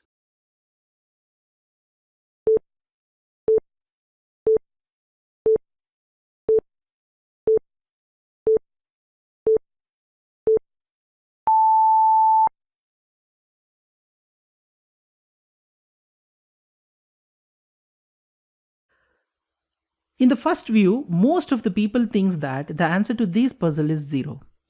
If you take all conditions literally, then nothing would be left. But the keyword here is intelligent trader. So you need to think according to an intelligent trader. Being an intelligent trader, he will definitely use all his intelligence to get the profit, that is by trying to save as much coconut as possible. Now I am going to explain step by step how the trader is going to save maximum coconuts possible. Initially, the trader passes through 10 checkpoints, leaving the trader with 20 coconuts per sack. It is because on every checkpoint, the trader has to give one coconut from each sack. This means at the end of 10 checkpoints, total left out coconuts in each sack is 20. The trick to save coconuts lies at this point. At this point, what trader does is he distributes all coconuts from one sack into the other two sacks, leaving two sacks each filled with 30 coconuts, and one sack will be empty at this point. From here, at each checkpoint, trader have to give only 2 coconuts because there are only 2 sacks left. Later, trader passes through 15 more checkpoints. After passing through 15 more checkpoints, the trader now has 15 coconuts per sack, or 30 coconuts in total. At this point, trader will transfer the coconuts into one sack. Now the trader is left with 30 coconuts in a sack. From here, at each checkpoint, trader have to give only one coconut because there is only one sack left. By this point, 25 checkpoints already covered and remaining checkpoints are 5. Now trader will pass through the 5 remaining checkpoints, and if trader spends another 5 coconuts in other 5 checkpoints, the trader is left with 25 coconuts. Thus answer to this puzzle is the total number of coconuts left in the end is 25.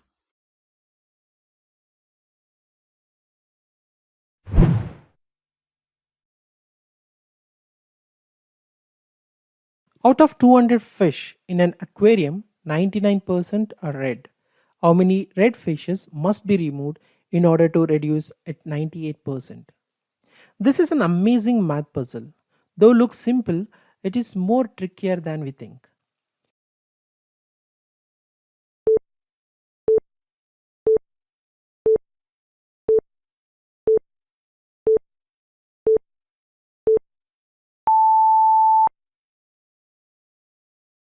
Let me explain the solution now. Initially, we know that total number of fish given is 200 and 99% are red, 1% non-red. Since only red fish must be removed, indirectly the question says that number of non-red fish must be constant. As per the question, initially 1% of fish are non-red, that is 1 over 100 multiplied with 200, which is equal to 2. Currently, the percentage of red fish is 99% in the aquarium full of 200 fishes. So total red fish is equal to 198 and non-red fish equals 2. Let's say after removing X red fish, the percentage of red fish becomes 98%. This can be represented in the form of equation like this: 198 minus X over 200 minus X equals 98 over 100.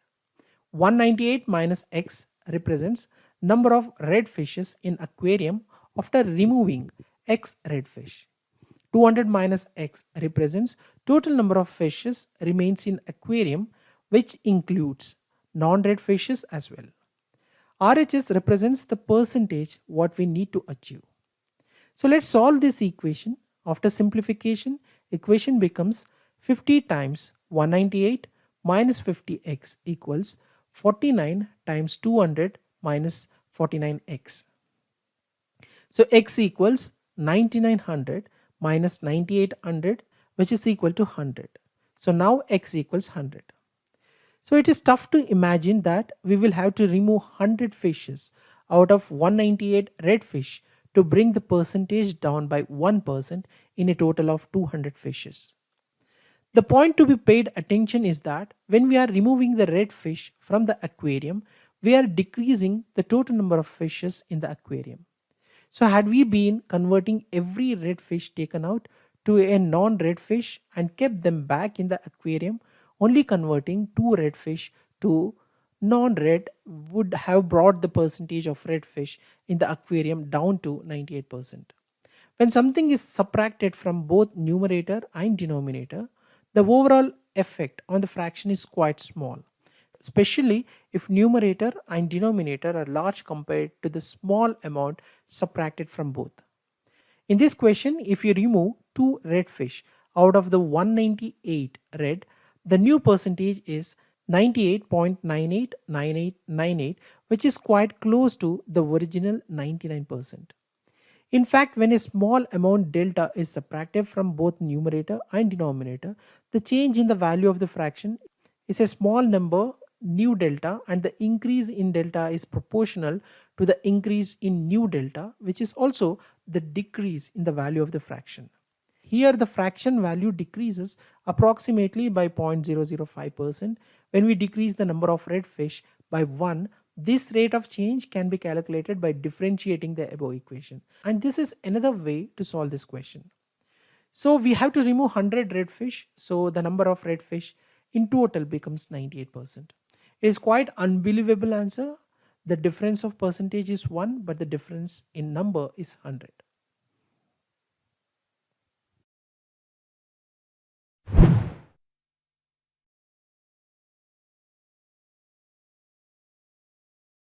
A duck that is being chased by a fox saves itself by sitting at the center of circular pond of radius r. The duck can fly from land but cannot fly from the water. Furthermore, the fox cannot swim. The fox is 4 times faster than the duck. Assuming that the duck and fox are perfectly smart, is it possible for the duck to ever reach the edge of the pond and fly away to its escape from the ground? Let me repeat the puzzle. A duck that is being chased by a fox saves itself by sitting at the center of circular pond of radius r. The duck can fly from land but cannot fly from the water. Furthermore, the fox cannot swim. The fox is 4 times faster than the duck. Assuming that the duck and fox are perfectly smart, is it possible for the duck to ever reach the edge of the pond and fly away to its escape from the ground?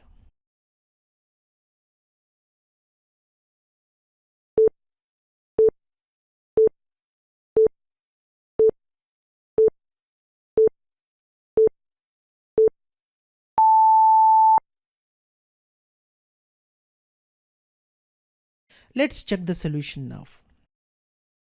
This is not a simple mathematical puzzle to solve like normal common problems. Fox in this puzzle is too fast and clever for any normal and simple strategy. One would think that the duck could swim directly away from the fox, so the duck would have to swim a distance r. The fox would have to cover half the circumference of the pond, that is pi r. Pi r because the circumference of a circle is 2 pi r, but here fox has to cover half the circumference, hence distance becomes pi r. But this strategy won't work since the fox is 4 times faster than the duck. We know that the value of pi is 3.14, thus pi into r. This is the distance which should be covered by the fox, whereas 4 into r is the distance to be covered by duck.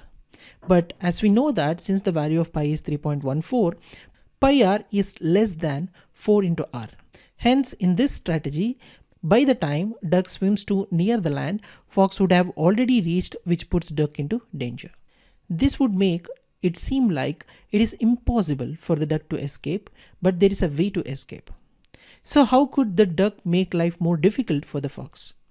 If the duck just tries to swim along a radius, the fox could just sit along the radius and the duck would continue to be trapped. Logic is the duck could swim in concentric circles so that the fox has to continuously run along the circumference of the pond to stay on the same radius as the duck. If the duck swims near the edge of the pond, the fox could easily keep up since they would be covering approximately the same distance and the fox is 4 times faster. But what if the duck swam closer to the center of the pond? The duck would have to cover a smaller circumference in this case and could use this strategy to put some distance between the fox and itself. Consider at a distance of r by 4 from the center of the pond, the circumference of the pond is exactly 4 times the circumference of the duck's path. Because we have considered the distance is r by 4 where r is the radius. Let the duck rotate around the pond in a circle of radius r by 4. Now fox and duck will take exact same time to make a full circle because the fox is 4 times the speed of the duck. So at a distance of r by 4 from the center of the pond, the circumference of the pond is exactly 4 times the circumference of the duck's path. Thus, to stay on the same radius as the duck, the fox would barely keep up. Now, reduce the radius the duck is circling by a very small amount. Now the fox will lag behind. He cannot stay at a position as well. Say the duck circles the pond at a distance r by 4 minus e, where e is an infinitesimal amount. So as the duck continues to swim along this radius, it would slowly gain some distance over the fox. Once the duck is able to gain 180 degrees over the fox, the duck would have to cover a distance of 3r by 4 plus e to reach the edge of the pond. So why 3r by 4 plus e? This is because the duck is already at the distance r by 4 minus e. So the distance what it has to cover to reach the land is 3r by 4, which is the remaining distance, plus e, which is an infinitesimal amount. So in the meanwhile, the fox would have to cover off the circumference of the pond, that is the 180 degrees at that point. So here, since pi r, which is a distance to be covered by the fox, is greater than 4 into 3r by 4 plus e, which is a distance to be covered by duck in the same time, since pi r, which is distance to be covered by fox, is greater than 4 into 3r by 4 plus e, which is a distance to be covered by duck. So as we clearly see that the time taken by a duck to reach the land is greater than the time taken by a fox to reach the duck at that particular point of time. So that's the reason the duck will reach the land and it will fly and escape. So in this way, the duck would be able to make it to land and fly away. So this is a fantastic puzzle. If you have not understood the solution, please watch it again. This requires a thorough understanding of the problem in order to understand how this particular solution works.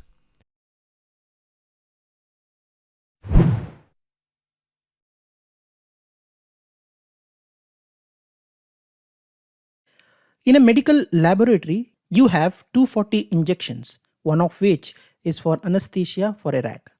If anesthesia injection is injected in a rat, it will faint in exactly 24 hours. You have 5 rats available to determine which one injection contains the anesthesia. How do you achieve this in 48 hours? To simplify this puzzle, according to this puzzle, you have 5 rats and 240 injections. Any small dosage of anesthesia takes around 24 hours to be effective on a rat.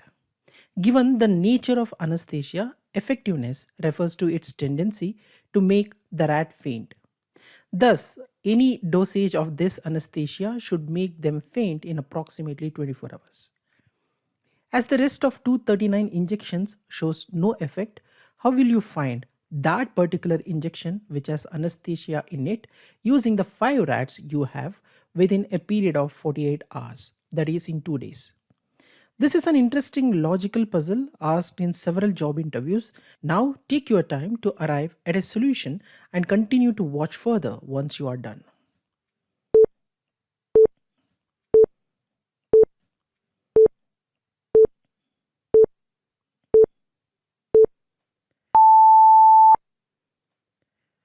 Let me explain the solution now. Let's start solving this by naming the rats as rat 1, rat 2, rat 3, rat 4 and rat 5. Our next step is to label each injection with a number. We are using 5-digit number with 0, 1 and 2 being the only digits in them. For example, our labels will look like 1100 10221 12011, etc. You may have the question, why 5 digits and why only 0, 1 and 2? This is because using three numbers 0, 1 and 2 as 5 digit numbers, we have 3 power 5, which is equal to 243 unique ways of arranging the numbers. As we are left with 240 injections, this would give us enough ways of labeling each of them. Here is the data which shows 243 possible arrangements, of which only 240 we are going to use.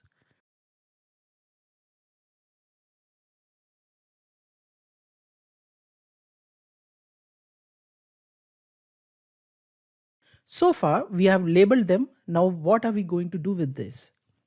Each place in the 5-digit number corresponds to each rat. Let's take the injection 12210.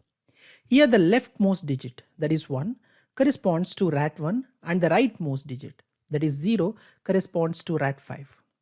A rat that is assigned with the number 1 will be given that injection on day 1, that is at the start of the first 24 hours.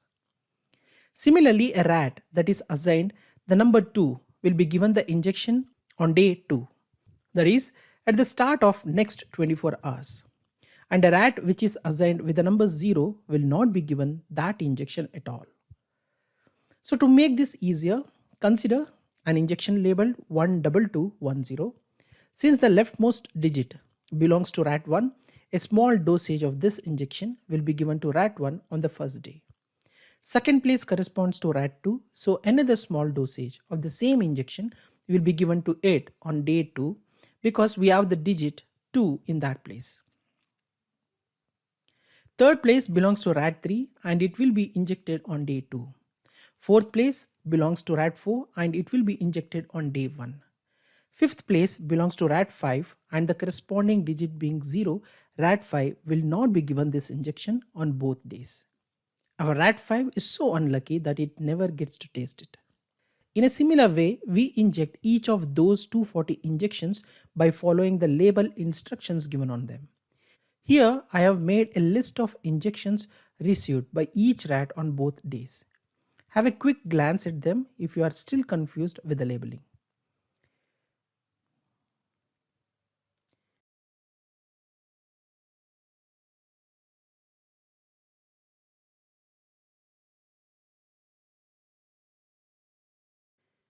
Now that we have injected all this, how do we know which one is the anesthesia?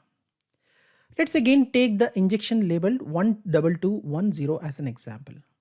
If 12210 was the only anesthesia, rat 1 and rat 4, which received its dosage on the start of day 1, should faint after 24 hours. Rat 2 and rat 3, which received its dosage at the start of day 2, should faint when the second day ends. Finally, rat 5, which never received this dosage, will stay awake. This pattern of fainting will not be repeated in any other injection, as all of them are labeled in a unique way to make the rats faint.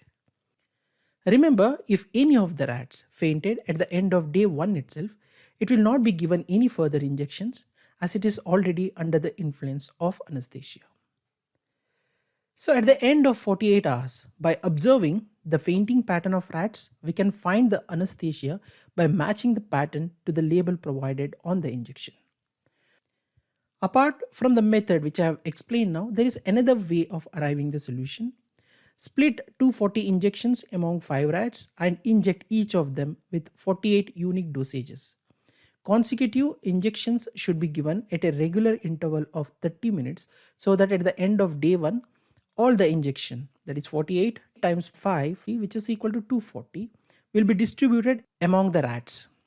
Timing should be noted while injecting each time. If any such rat was to faint, we can simply note the time at which it faints and trace back 24 hours to find the injection given at that time, which is our anesthesia.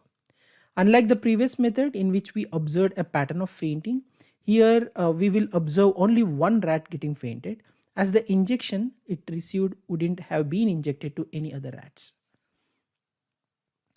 The issue with using the second method is that the consecutive injection interval of 30 minutes is too small to trace back to the right injection, as we can't be sure whether the effect of the drug was delayed. Of course, this method is simpler but works only when we can assure that the drug would show its effect in exactly 24 hours. Hence, it is better to go with the first method.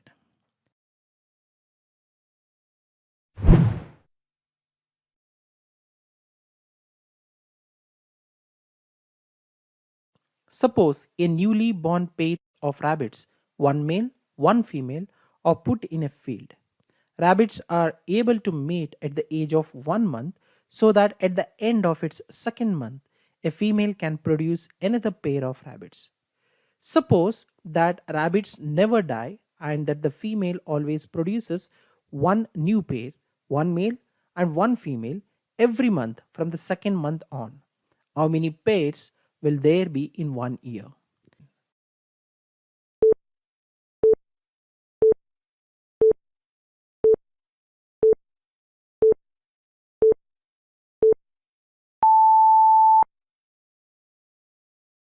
Let me explain the solution now. To begin with, initially there are newly born pair of rabbits. Also, we know that newly born pair of rabbits, one male, one female, are put in a field. Rabbits are able to mate at the age of 1 month, so that at the end of its second month, a female can produce another pair of rabbits. So at the end of the first month, they mate, but there will be only one pair. It is because rabbits are able to mate at the age of 1 month, so that at the end of its second month only, a female can produce another pair of rabbits. At the end of the second month, the female produces a new pair, so now there are two pairs of rabbits in the field. So at the end of the second month, there are two pairs. At the end of the third month, the original female produces a second pair, making three pairs in all in the field. This is because it is given in the question that rabbits never die and that the female always produces one new pair, that is, one male, one female, every month from the second month on. So at the end of the third month, there are three pairs. Now, at the end of the fourth month, the original female has produced yet another new pair. The female born 2 months ago produces her first pair also, making five pairs. So at the end of fourth month, there are five pairs. Now at the end of fifth month, the original female has produced yet another new pair. The female born 3 months ago produces her second pair. The female born 2 months ago produces her first pair, making eight pairs. So at the end of the fifth month, there are eight pairs. This continues, but the problem is it is difficult to keep the track and solve this problem like this. Let's check, is there a pattern to generalize the solution? So pattern is, initially there is one pair, at the end of first month still there is one pair, at the end of second month there are two pairs, at the end of third month there are three pairs, after 4 months there are five pairs, after fifth month there are eight pairs, and this continues. And this is the sequence of numbers which famously called the Fibonacci sequence. In the Fibonacci sequence, the next number is found by adding up the two numbers before it. Here is a first 13 Fibonacci numbers. As we can clearly see that here the first two numbers are 0 and 1. The next number is found by adding up the two numbers. Here the first two numbers are 0 and 1. Next number 1 is found by adding the two numbers before that. That is 0 plus 1 equals 1. The next number 2 is found by adding the two numbers before it. That is 1 plus 1 equals 2. The next number 3 is found by adding the two numbers before it. That is 1 plus 2 equals 3. And the next number 5 is found by adding the two numbers before it. That is 2 plus 3 equals 5. And this continues. This puzzle follows the Fibonacci sequence starting with 1. Here is the sequence which represents the number of pairs present after 1 year. So as we can clearly see that there are 233 pairs of rabbits present after 1 year with this logic. Thus, answer to this puzzle is 233 pairs of rabbits. There are 233 pairs which will be there in 1 year. For your information, Fibonacci sequence was first discovered by Italian mathematician Fibonacci, also known as Leonardo Bonacci. The original problem that Fibonacci investigated was in the year 1201, and it was about how fast rabbits could breed in ideal circumstances.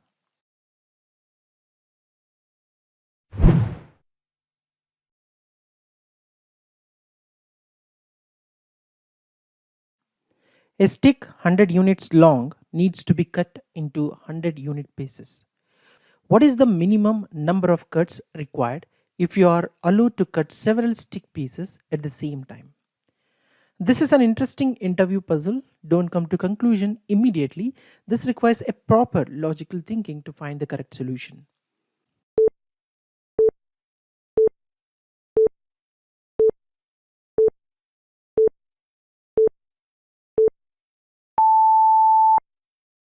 Let me explain the solution now in step by step. The minimum number of cuts needed is 7. First, each cut can at most double the number of pieces you have. Therefore, you will need to make at least 7 cuts. This is because 2 power 6 equals 64, which is less than 100, while 2 power 7 equals 128, which is greater than 100. Let me explain now how 7 cuts suffices to cut 100 units long stick into 100 unit pieces. The following sequence of cuts works. In the first step, cut at 64 units from the left, that is, cut the stick into a length of 64 units and a length of 36 units. In the second step, lay your 2 pieces on top of each other, align at the left, and cut it 32 units from the left. It means in this step, lay the pieces so that the left ends line up, and then cut so that you have 3 pieces of length 32 and 1 piece of length 4. In all future cuts, we will also start by laying the pieces so that their left ends line up. So in the third step, lay all your pieces on top of each other, aligned at the left, and cut it 16 units from the left, which means cut the pieces into 6 pieces of length 16 and 1 piece of length 4. In this step, we do not actually cut the piece of length 4. In the fourth step, lay all your pieces on top of each other, aligned at the left, and cut at 8 units from the left, which means cut the pieces into 12 pieces of length 8 and 1 piece of length 4. In the fifth step, lay all your pieces on top of each other, aligned at the left, and cut at 4 units from the left. Cut the pieces into 25 pieces of length 4. In the sixth step, cut the 25 pieces into 50 pieces of length 2.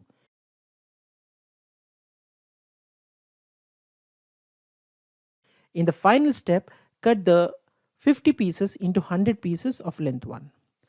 This procedure uses 7 cuts.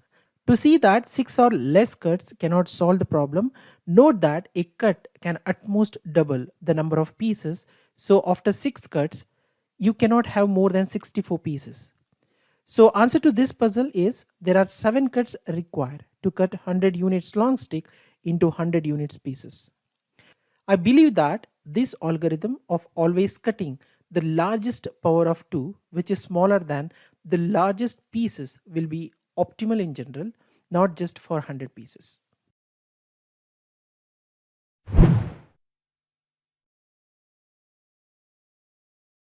How many diagonals can be drawn by joining the vertices of an octagon? Let me repeat the question. How many diagonals can be drawn by joining the vertices of an octagon?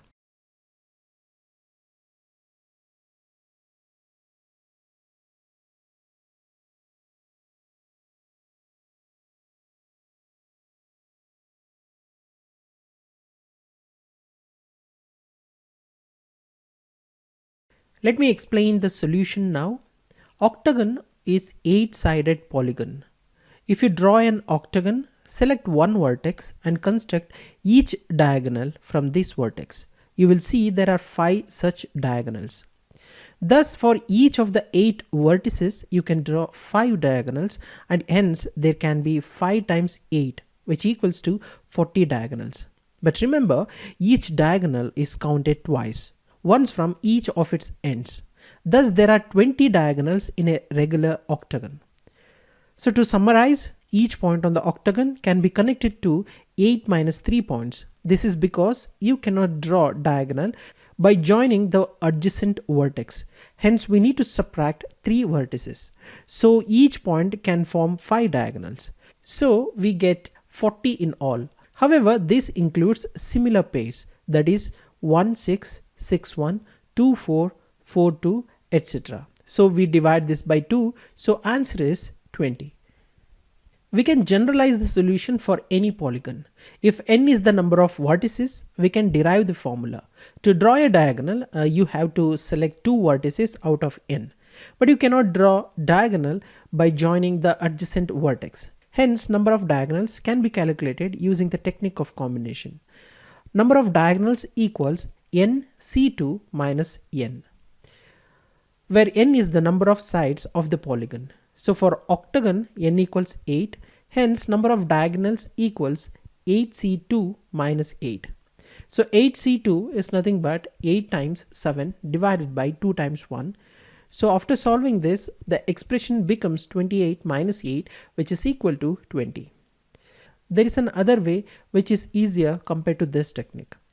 The number of diagonals of an n-sided polygon can also be calculated using the formula n times n minus 3 over 2.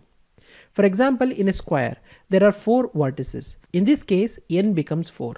Hence, after substituting, number of diagonals possible in square is 4 times 4 minus 3 over 2, which is equal to 2. Similarly, in octagon, there are 8 vertices. Hence, n is 8. After substituting, expression becomes 8 times 8 minus 3 divided by 2. After solving this expression, the solution is 20. Just remember this formula, that is n times n minus 3 over 2. You can find number of diagonals in any polygon in less than 5 seconds.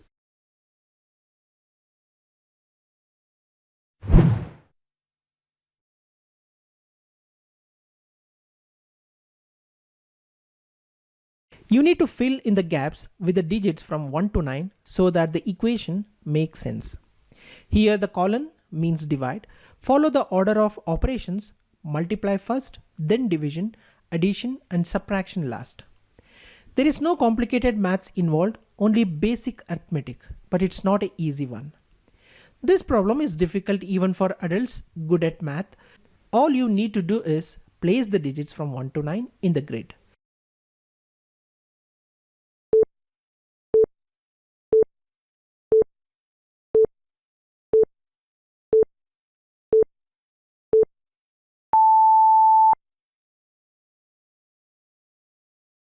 The challenge was to fill in the above snake with the digits 1 to 9 using each digit only once. The column means divide and you must follow the standard order of operations, meaning that multiplication division comes before addition subtraction. So the best way to solve this problem is through forming equation. Rewrite the snake as an equation. There are 9 gaps. Fill the gaps from A to I as follows. Now equation can be written as a plus 13b over c plus d plus 12e minus f minus 11 plus gh over I minus 10, which is equal to 66. We are trying to find a to I, which we know are some combination of the digits 1 to 9. Before we even look for a solution, consider the total number of ways we could fill in the snake. There are 362,880 possible combinations of the digits 1 to 9 placed in 9 slots. But we can solve this problem easily by simplifying the equation. So we can simplify the equation to a plus 13b over c plus d plus 12e minus f plus gh over I equals 66 plus 11 plus 10, which is equal to 87. So after simplifying this equation, the equation becomes a plus d minus f plus 13b over c plus 12e plus gh over I equals 87. From here we can assume that b over c and gh over I will be whole numbers, and also that we don't want 13b over c to be too big. Knowing this, we start plugging numbers in and seeing where we get to. There is more than one solution. There are many different guesses that will lead to the right number. There are over 100 solutions to this particular problem.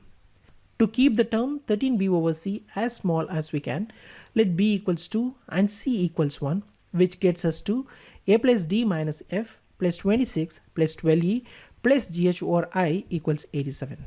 And after simplifying, the equation becomes a plus d minus f plus 12e plus gh over I equals 61. The numbers remaining are the digits from 3 to 9. They include the prime numbers 3, 5 and 7. Let's get rid of them as SAP so they don't complicate the other terms. Let's put a equals 3, d equals 5 and f equals 7, which leaves us with 3 plus 5 minus 7 plus 12e plus gh over I, which is equal to 61, or 12e plus gh over I equals 60. The numbers remaining are 4, 6, 8, 9. Playing around with these gets us e equals 4, g equals 9, h equals 8, I equals 6. After substituting, the equation becomes 48 plus 72 over 6 equals 48 plus 12, which is equal to 60. Now we have filled all the gaps. After filling, snake looks like this. And of course it makes sense. There are some puzzles that you solve with a flash of insight and some others like this one where there is no alternative but trial and error. Both kinds can be very satisfying to solve.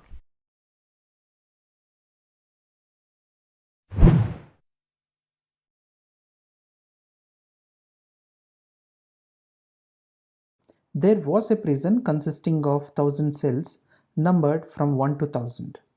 Each cell can be marked with plus or minus sign. Initially, all cells were marked with minus sign. From days 1 to 1000, the jailer toggles marks on the cell from plus to minus or vice versa. On the ith day, the signs on cells that are multiples of I get toggled. Now in the process of verification on 1001th day, all cells marked with plus signs are opened. Can you identify the cell numbers with plus sign? This is an interesting puzzle which is frequently asked during job interviews.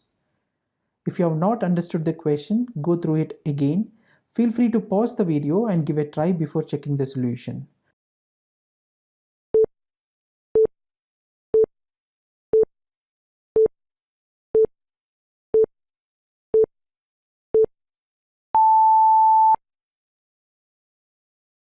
Let me explain the solution now. It is given that in the puzzle, there was a prison consisting of 1000 cells numbered from 1 to 1000. Each cell can be marked with plus or minus sign. Initially, all cells were marked with minus sign. From days 1 to 1000, the jailer toggles marks on the cell from plus to minus or vice versa. It is also given that jailer will toggle the cell on certain condition that if the day number is a multiple of cell number, then the cell is toggled. For example, on 5th day, cell numbers 5, 10, 15, so on are toggled because here day number is multiple of cell numbers. Let's check now what happens on different days from the beginning. On the first day, jailer toggles all cells because all cell numbers are factors of 1. On the second day, he will toggle the cell numbers which are factors of 2, that is 2, 4, 6, 8, etc. Similarly, on the third day, jailer will toggle the cell numbers which are factors of 3, that is 3, 6, 9, 12. Similarly, on the fourth day, jailer will toggle the cell numbers which are factors of 4, that is 4, 8, 12, 16, etc. And this step repeats till 1000th day. A cell gets toggled as many times as the number of divisor it has. Now consider some random number. For example, let's take cell number 20. Let's see on which days this cell number is toggled. How to find it? This is simple. Just find the factors of the cell number and those are the days that cell will be toggled. Factors of 20 are 1, 2, 4, 5, 10, and 20. Hence it gets toggled on days 1, 2, 4, 5, 10 and 20. Now important observation is that we can see that divisors come in pairs, like 20 equals 1 times 20, which is equal to 2 times 10, which is equal to 4 times 5. We can see that total number of divisor is even. If the divisor is even, then obviously the cell number will be marked with minus sign, since initial marking on the cell is minus. Let's consider one more example, cell number 24. Factors of 24 are 1, 2, 3, 4, 6, 8, 12 and 24. Cell number 24 is toggled on days 1, 2, 3, 4, 6, 8, 12 and 24. Now divisors comes in pairs like 24 equals 1 times 24, 2 times 12, 3 times 8, 4 times 6. So the total number of divisors is even. If the divisor is even, then obviously the cell number will be marked with minus sign, since initial marking on the cell is minus. Now next big question is, does this hold good for all numbers? Answer is no. This trend is not followed if the number is a perfect square. In perfect square, total number of divisors will become odd. For example, 36. Their factors are 1, 2, 3, 4, 6, 9, 12, 18, 36. Clearly here, the number of factors are odd. When the number of divisors are odd, then cell number will end up with marking plus. Hence, the answer is all cell numbers with perfect square. So these cells are 1, 4, 9, 16, 25, 36, 49 and so on. Here is the list of all cell numbers which will be marked plus on 1001th day, and these cells will be opened on the same day.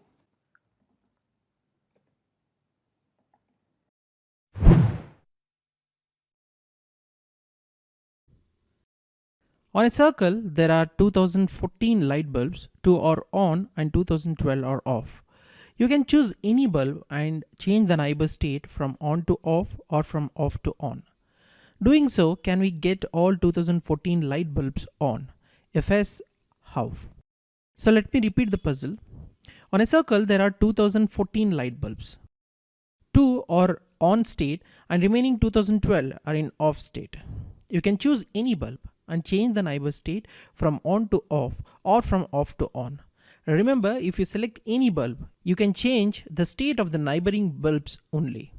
Doing so, can we get all 2014 light bulbs on? If yes, how?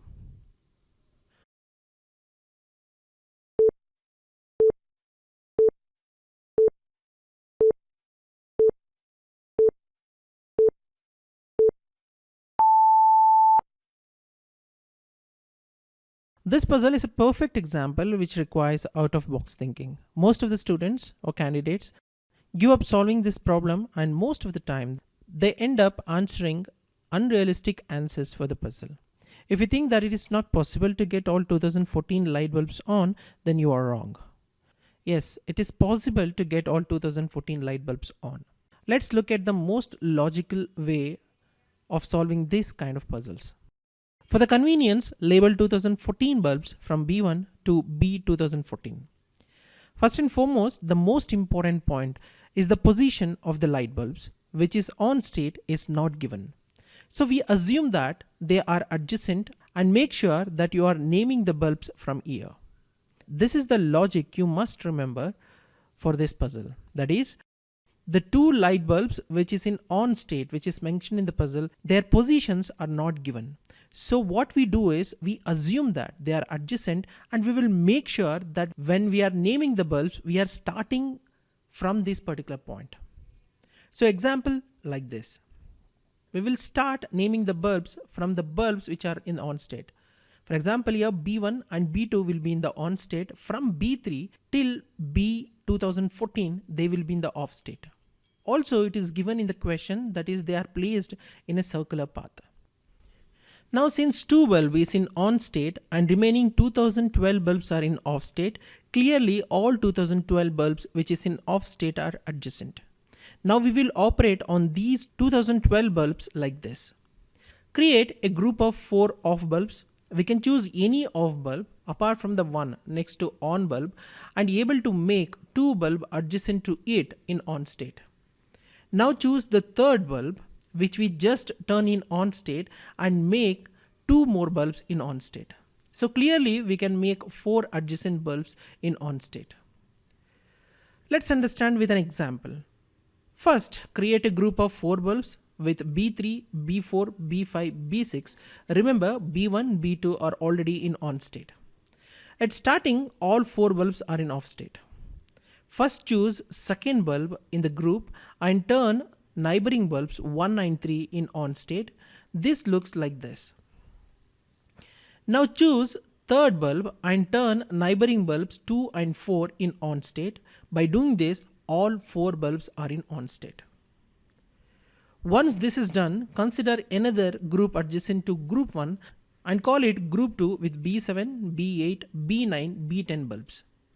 At starting, as we know, all 4 bulbs are in off state. First choose second bulb in the group 2 and turn neighboring bulbs 1 and 3 in on state, and this looks like this. Now choose third bulb and turn neighboring bulbs 2 and 4 in on state. By doing this, all 4 bulbs are in on state in group 2 as well. By repeating these steps, we can turn all 2012 bulbs into on state. Since there are 2012 bulbs, we have to create 503 groups. 503 is because 4 into 503, which will be resulting in 2012. And by repeating the above steps which I have already discussed, we can turn all 2012 bulbs in on state.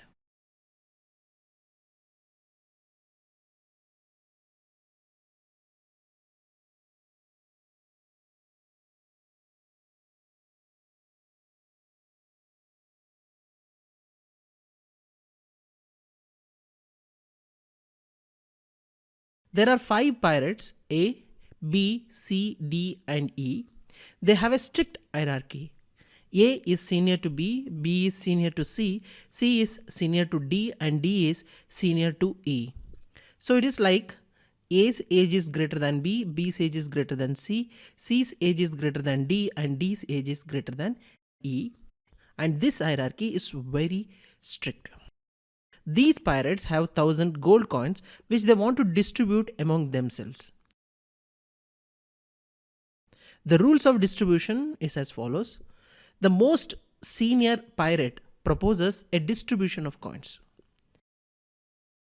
The pirates, including the proposer, then vote on whether to accept this distribution, which means all the pirates, including the most senior, will vote on whether they accept the proposed distribution or not. If the majority accepts the plan, the coins are distributed and the game ends, which implies that if half or more pirates vote in the favor of distribution, then proposed distribution is accepted and game ends there. If more than half pirates votes against the distribution, then the senior most pirate will be killed and the next senior most will propose a new distribution, and this will continue. The process repeats until a plan is accepted or if there is one pirate left. In case of a tie vote, the proposer has the casting vote. The casting vote is a vote that someone may exercise to resolve a deadlock. So these are distribution rules, and there are some rules followed by pirate also. And these are the rules every pirate follows. First of all, each pirate want to survive. The second, given survival, each pirate want to maximize the number of gold coins he gets. Third, given a situation of no gain, no loss, each pirate would prefer to kill the other pirate. Considering that all pirates are very strong in logic, and if a logic can be deduced, then they will deduce it.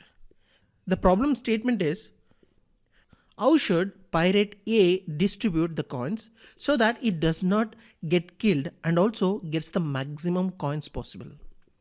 So I will repeat, how should A distribute, that is the most senior pirate will distribute the coins so that it does not get killed and also gets the maximum coins possible.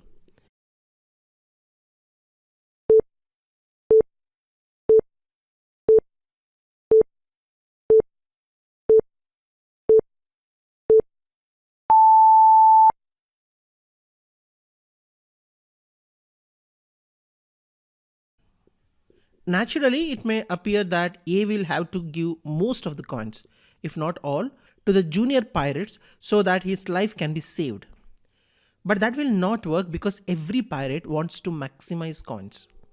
Suppose if A decide to distribute 250 coins to each B, C, D and E and keeps nothing for himself to get saved, then also E will be killed because all others will vote against him. They can get the same distribution even if A is killed and pirates want other pirates to be killed. This is because the next senior pirate may think that he will get more coins compared to the current distribution, hence disagrees. Similar thought process goes with every pirate and hence everyone disagrees with the logic because every pirate wants to maximize number of coins. So finding a solution like this is very difficult. The solution to such puzzles can be easily found working in the bottom-up approach. Let's go step by step. Suppose if number of pirate is 1. That is, if there is just one pirate, say E, then the distribution is very easy. E keeps everything to himself. This is the most ideal scenario. Number 2, suppose if there are 2 pirates, say D and E, D is senior to E. Then the distribution strategy should be done by D. D will distribute the coins like this. Pirate D can easily propose that he gets all the 1000 gold coins. Since he constitutes 50% of the pirates, because there are only 2 pirates in this scenario, the proposal has to be accepted, leaving Pirate E with nothing. So Pirate E knows now he gets nothing if there are only 2 pirates are left. In this case, D will vote in favor of his distribution and the distribution will be accepted because of people voted in favor it. So in this scenario, D gets everything and E gets nothing. Number 3. Suppose if there are 3 pirates, C, D and E, C being senior most, then C will make the following distribution. According to this distribution, C gets 999 coins, D gets 0 coin and E gets 1 coin. See, if there are 3 pirates, Pirate C needs one other person to vote for his plan. The trick to this puzzle is understanding that if Pirate C's plan is voted down, he would die and then there would be only 2 pirates on the boat. We already figured out what happened when there are only 2 pirates on the boat. In the case of 2 pirates, Pirate E receives nothing. So Pirate C can simply offer Pirate E a single gold coin and ensure his vote. As a perfectly rational pirate knows 1 coin is better than no coins at all. So now C will obviously vote in favor. He knows that if C dies, then D will make the next distribution and he will get nothing. Hence E will also vote in favor because they want to maximize their profit. And the distribution is accepted because more than 50% is voted in favor. That is 2 votes is compared to 1 vote. So number 4, suppose if there are 4 pirates, say B, C, D, E. B being senior most, B will make the following distribution. According to the distribution, B gets 999 coins, C gets 0 coin, D gets 1 coin and E gets 0 coin. If there were 4 pirates, Pirate B needs to convince one other person to guarantee 50% of the vote. He could give Pirate E 2 gold coins, but his greed makes him realize that if his plan is destroyed, there will only be 3 pirates on the boat. When there are 3 pirates left, Pirate D knows he will get nothing. So Pirate B buys Pirate D's vote with 1 gold coin. Now B and D will vote in favor of this distribution because if the distribution is not accepted and B dies, then C will have to make the distribution and D will get nothing. You can see the distribution when there are 3 pirates. Hence, because 50% pirates voted in favor of distribution, it will be accepted. Finally, if there are 5 pirates, A, B, C, D and E, A being the senior, A will make the following distribution. According to the distribution, A gets 998 coins, B and D gets 0 coin, C and E gets 1 coin. When there are 5 pirates, Pirate E needs 2 other associates. He realizes that if he dies, Pirate C and Pirate E will get 0 coin. So he offers each of them one gold coin and makes off with the other 998 gold coins. By the same logic, A, C and E will vote in favor of distribution, and hence the distribution will be accepted. So this is the final distribution logic made by A. This is how A distributes the coins so that he does not get killed and also gets the maximum coins possible. See, this question can be tweaked to confuse. If you know the logic, then any tweaks to the original puzzle can be analyzed in the right direction. Now, if the question is asked for 6 pirates, then you can answer similarly. In fact, we can find the solution for any number of pirates. In the same puzzle, suppose if there are 100 coins and 15 pirates, how does the most senior pirate save his life and gets as much coins for himself as possible? Let me explain now. So for a larger number, a pattern looks like this, and let's analyze the pattern. If there were only one pirate, he would keep all the gold for himself. I have already explained the logic in the prior section. If you have not understood it, you can watch it again. If there were two junior most pirates, the senior one would keep all the gold for himself and his junior would have to agree because the senior's vote would make 50% of the vote as discussed earlier. If there were 3 pirates, then the senior most of these, the third pirate, gets to make the decision. He knows that if he is killed, the junior most would get nothing. So he gives 1 coin to him and gets his vote to make more than 50% vote. That is, he keeps 99 for himself and gives 0 to the second one and gives 1 coin for the first one. For 4 pirates case, 4th pirate knows the situation earlier, that is for 3 pirate case. He knows that the best junior most writer can get 1 coin and the best second pirate can get is 0 coins. So if he gives just 1 coin to the second pirate, then the second one would always agree. So he keeps 99 for himself, gives 0 to third and first pirate and 1 coin to the second pirate. This gets him 50% votes and he wins. So now coming to the 5th pirate. So he has his own vote on whatever decision he makes, of course, and needs 2 more votes. He knows that in case of his death, first and third would get nothing. So he buys their vote by offering 1 coin each and keeps 98 for himself. Which means that to get the 50% votes, the senior most pirate needs to give n-1 divided by 2 coins to his juniors, where n is number of pirates. So 15th pirate would get 100 minus 15 minus 1 divided by 2, which equals to 100 minus 7 is equal to 93 coins. And from the pattern, 14th pirate would not get any coin.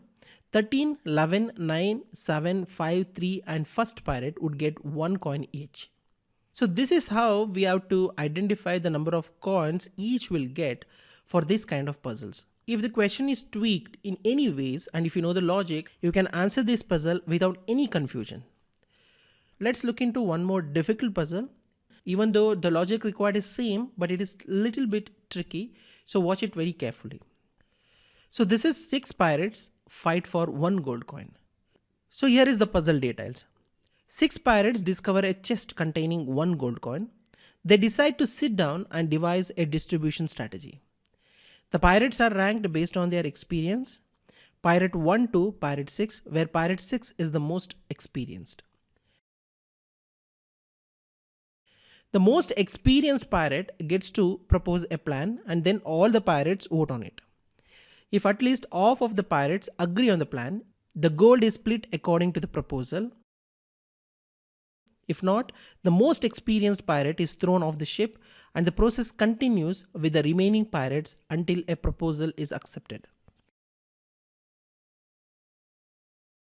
The first priority of the pirates is to stay alive and second to maximize the gold they get. Pirate 6 devises a plan which he knows will keep him alive. What is his plan? So let's understand the solution. The question is more complex version of 5 pirates fight for 1000 gold coins. If you have not read through question, please do so. I'm going to explain the solution assuming you know the other solution.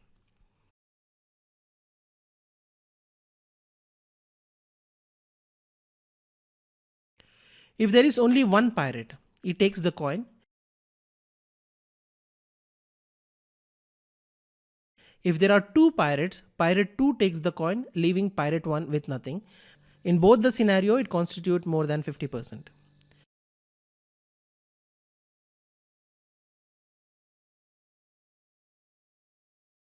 If there are 3 pirates, pirate 3 needs one more vote. There is no way we can convince pirate 2 since he benefits if pirate 3 dies. Pirate 3 gives the gold coin to pirate 1 to give his vote so he survives.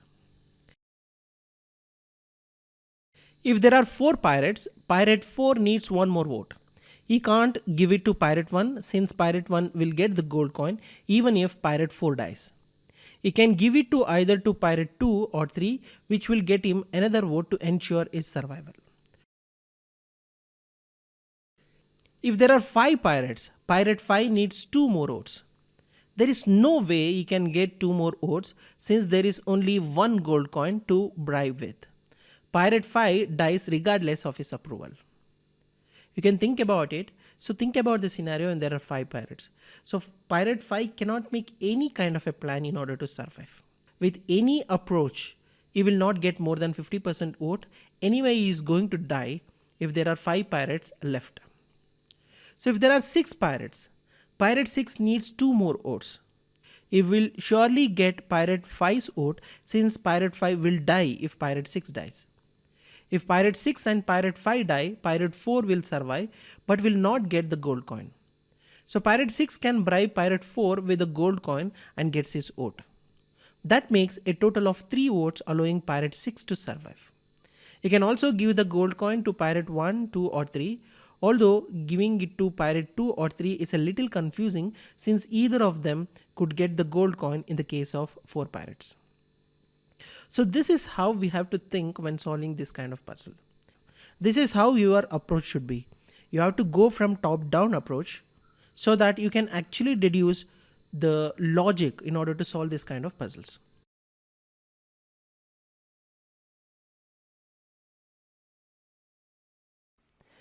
There is an equilateral triangle and 3 bugs are sitting on the 3 corners of the triangle. Each of the bugs picks up a random direction and starts walking along the edge of the equilateral triangle. What is the probability that none of the bugs crash into each other?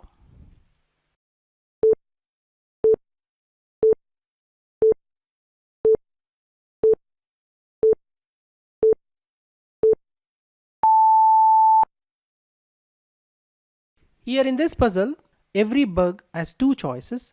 Pick either of 2 edges, go through the corner on which bug is initially sitting. If you have come up with the fact that the bugs can avoid the collision only when they decide to move in the same direction, be it clockwise or anti-clockwise, you have already solved off of it. In any other way, the bugs will definitely run into each other. Now the bugs can move either clockwise or anti-clockwise. The probability of choosing a specific direction is then 1 over 2. We will utilize the simple equation of probability to find out our answer. The probability of no collision equals probability of the bugs move in clockwise direction plus probability of the bugs move in anti-clockwise direction. Probability of the bugs move in clockwise direction is 0.5 times 0.5 times 0.5. This is because there are 3 bugs and each bug have 2 options, either moving in clockwise or anti-clockwise direction. Similarly, the probability of the bugs move in anti-clockwise direction is 0.5 times 0.5 times 0.5. This is because there are 3 bugs and each bug have 2 options, either moving in clockwise or anti-clockwise direction. Hence, probability of no collision equals 0.5 times 0.5 times 0.5 plus 0.5 times 0.5 times 0.5, which is equal to 0.25. Thus, the probability that the bugs won't collide into each other is 0.25 or 1/4.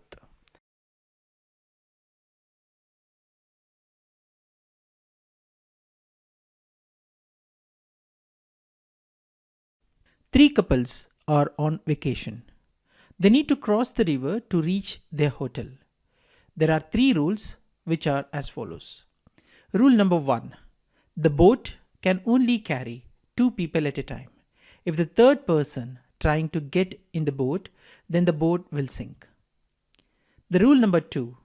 The husbands are so jealous that they cannot let their wife with another man without their presence. And the rule number 3 is the boat cannot run on itself. At least one person should be on the boat to go from one side to another. The question is, how many trips does it take them to all get across the river? And there is an important note: the couples can be identified by their matching color clothes, and there is no other way of going to the hotel.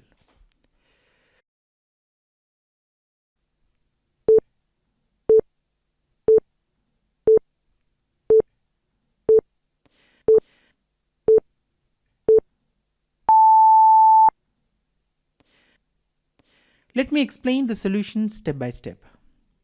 Let the 3 couples have wore green, red and blue dresses. So there should be green wife and green husband, red wife and red husband, blue wife and blue husband. In the step 1, green couple will go to the hotel side, and in the step 2, green husband will return with the boat. By the end of this event, there are 2 moves which have taken.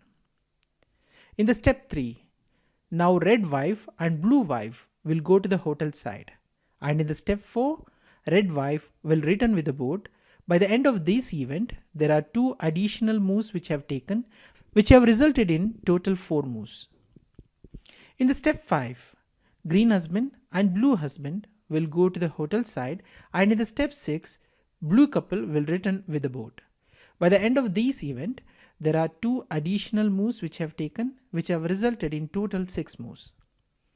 In the step 7, red husband and blue husband will go to the hotel side, and in the step 8, green wife will return with the boat. By the end of this event, there are 2 additional moves which have taken, which have resulted in total 8 moves. In step 9, red wife and blue wife will go to the hotel side, and in step 10, blue wife will return with the boat. By the end of this event, there are 2 additional steps which have taken, which have resulted in total 10 moves.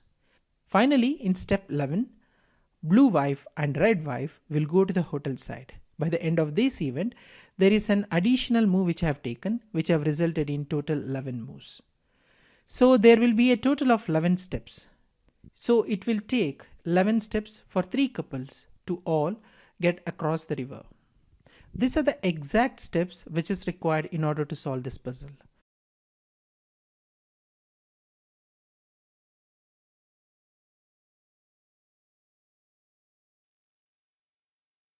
Given a village with demons and a sleeping man, the man is always sleeping, never wakes up. Now a demon can eat the sleeping man, but after that he will fall asleep. That is, demon will sleep after eating man. Now any demon can eat another sleeping demon.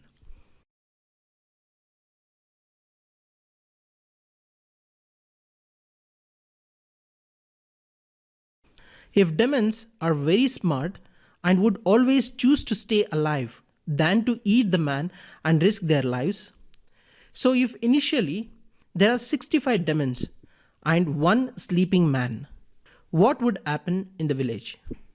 I will repeat the puzzle. Please understand this very carefully.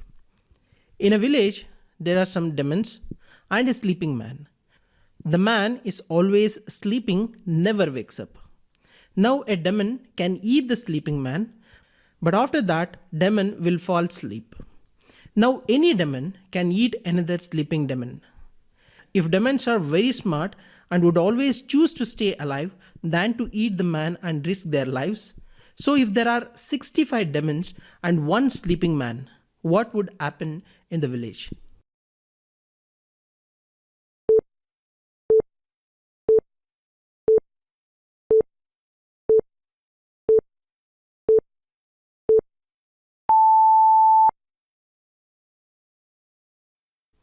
So one must think carefully to solve this kind of puzzle. Most of the time in interviews, people end up answering this question incorrectly. The solution to such puzzles can be easily found working in the bottom-up approach. So let's go step by step. Consider there are only one demon and one human in village. This is a simple scenario. Here, demon eat human and fall into sleep since demon knows that nobody else is there to kill him. So now consider there are only two demon and one human in a village. So if there are two demon, one human, nothing happens. This is because if demon eats human and sleep, then there is one more demon which eats the sleeping demon.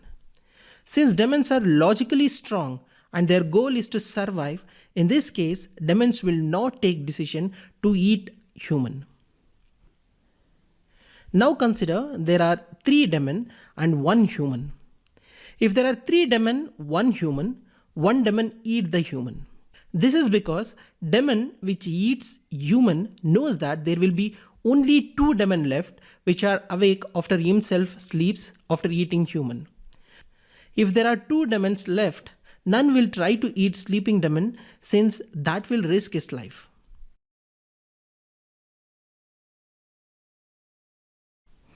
Now consider there are four demon and one human. So if there are four demon, one human, nothing happens. This is similar to the case if there are two demon and one human. If there are four demon, one human, nothing happens. This is because if demon eats human and sleep, then there are three more demon waiting to eat the sleeping demon. Since demons are logically strong and their goal is to survive in this case, demons will not take decision to eat human.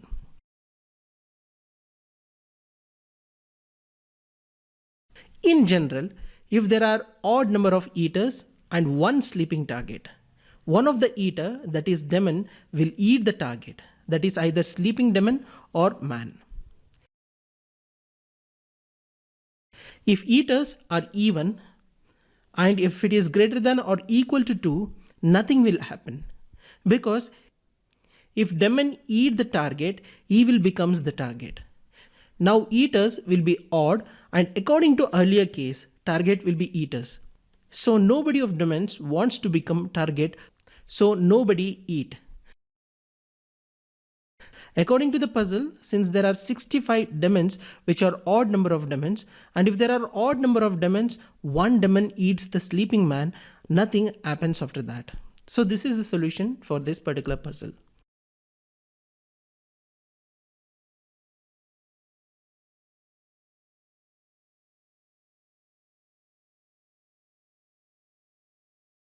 There are 13 caves arranged in a circle. There is a thief in one of the caves. Each day, the thief can move to any one of the adjacent cave or can stay in the same cave in which he was staying the previous day. And each day, cops are allowed to enter any two caves of their choice. What is the minimum number of days to guarantee in which cops can catch the thief? There are three important notes that anyone should keep in their mind in order to solve this puzzle. The first note, thief may or may not move to adjacent cave. The second note, cops can check any two caves, not necessarily be adjacent. And the final note, if thief and you exchange your caves, you will surely cross at some point and you can catch the thief immediately.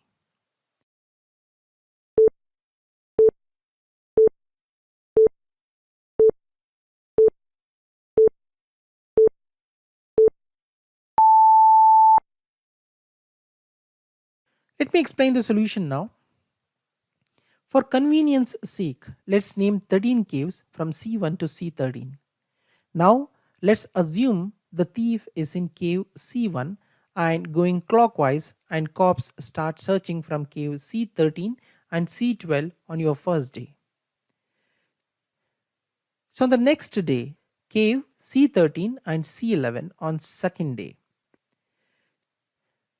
C13 and C10 on third day, and so on till C13 and C1 on 12th day. So basically the aim is to check C13 every day so that if thief tries to go anti-clockwise, you immediately catch it, and if goes clockwise, cops will catch him in maximum 12 days. This includes the case where he remains in cave C1. So the answer to this puzzle is 12. See, there are multiple question arises, and some people believes that this approach is not going to cover all scenarios. One argument is, how does this guarantee that you can catch the thief? What if the thief moves into a cave you have already checked? Suppose on nth day you checked cave 13 and cave 7 when the thief was in cave 6. Next day you would check C13 and C6, whereas the thief moves into C7 so that you won't see him.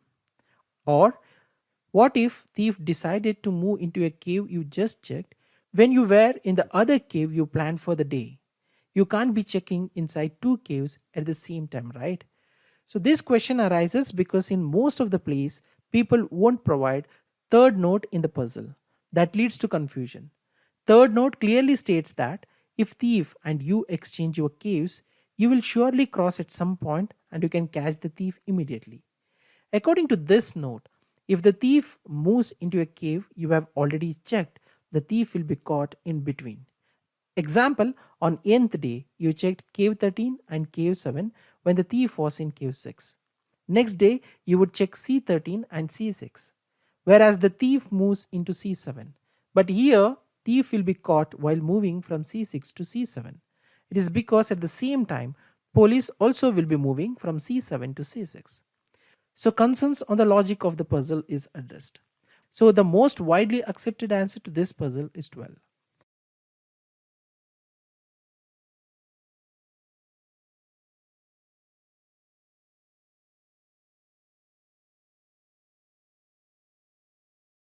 There are 100 people standing in a circle in an order 1 to 100.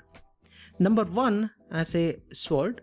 He kills the next person, that is number 2, and gives the sword to the next, that is number 3.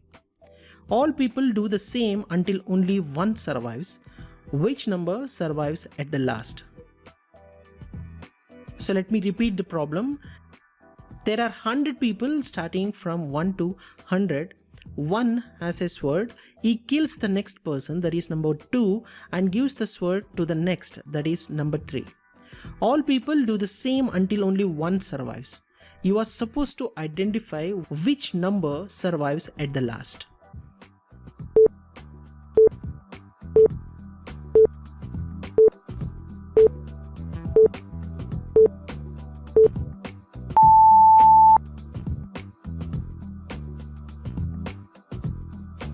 Let me solve this puzzle more logically. Consider the case where there are 2 to the power of n numbers in the circle. If the total number of people is 2 to the power of n, then each time the number reduces by half and the number 1 remains till the end. For example, if there are 32 people,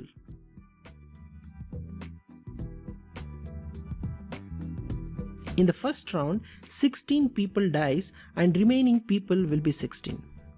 And in the second round, out of 16 people, 8 people dies and remaining people will be 8. And in the third round, out of 8 people, 4 people dies and remaining people will be 4. And in the fourth round, out of 4 people, 2 people dies and remaining people will be 2. And finally, in the final round, out of 2 people, 1 person dies and the person 1 is the remaining one. Here the most important point to remember is, when there are 2 to the power of n numbers in the circle, each time the number reduces by half and the number 1 remains till the end.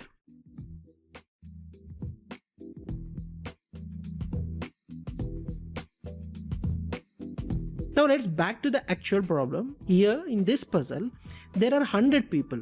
So the logic is to reduce the people to the number where the number is the power of 2. So in the given scenario, number 1 has a sword. He kills next person, that is number 2, and gives sword to next, that is number 3. First person kills the next. So starting from 1, we will remove next person, that is 2. The first person gives sword to next, that is 3. That person will also kill next person and this continues. Means in circle we need to start with 1 and remove the every alternate person till 72. All the even people will be removed till 72 and we will be left with 64 people.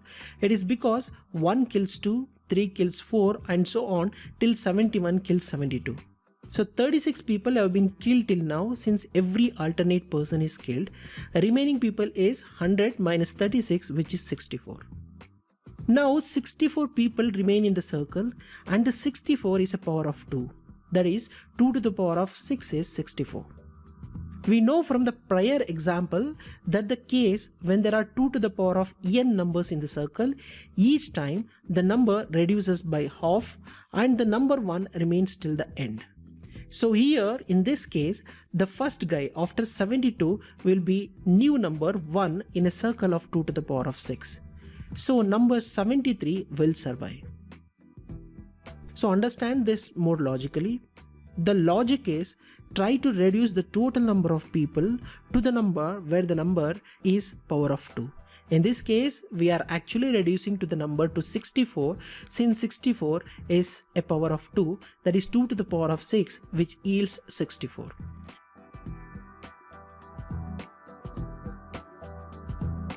So when the number reduces to 64, as per the prior example, the number 1 always survives. But here we are already reached to the number 72nd. So the immediate first number will be 73rd and the 73rd will be the first number when the people are standing in the circle when the number is reduces to the number which is power of 2. Hence in this case the 73rd person will survive.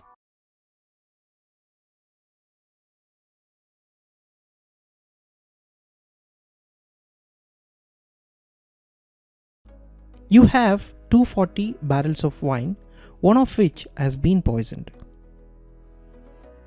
After drinking the poisoned wine, one dies within 24 hours.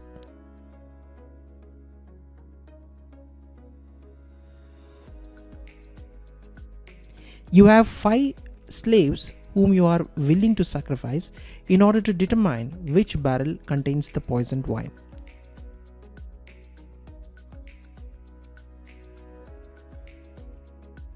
How do you achieve this in 48 hours? Let me repeat the puzzle again. You have 240 barrels of wine, one of which has been poisoned. After drinking the poisoned wine, one dies within 24 hours. You have 5 slaves whom you are willing to sacrifice in order to determine which barrel contains the poisoned wine. How do you achieve this in 48 hours? Feel free to pause the video and try yourself before checking the solution. This is a very interesting and frequently asked interview puzzle. Let's check the solution now.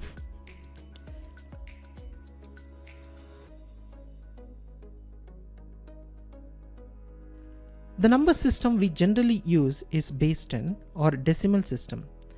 A number can be represented in multiple ways such as base 10, base 2, base 8. Similarly, a number can also be represented in base 3 system. Base 3 uses only 0, 1 and 2 to represent any number. If you are not familiar, this is easy. Binary system uses 0 and 1 to represent the number, whereas ternary system uses 0, 1 and 2 to represent the number. Though conversion techniques remain same for binary and ternary systems. Now let's use the base 3 system in order to solve this puzzle. Let the barrels be numbered from 1 to 240 and this is represented in base 10. And the same number can be represented in base 3 from 0, 0, 0, 0, 1 till 2, 2, 2, 2, 0. Here the first number represents number 1, whereas second number represents 240. Hence there are 3 digits in ternary system corresponding to 3 outcomes in the given problem for each slave. Let's assign the digits to the outcomes. When it is 0, the slave does not die. When 1, the slave dies within the first 24 hours. When 2, the slave dies in the last 24 hours. So now arrange 5 slaves and let's give the wine from each barrel to the slaves. Convert each number associated with a barrel to its equivalent base 3 representation, which will be 5-digit number.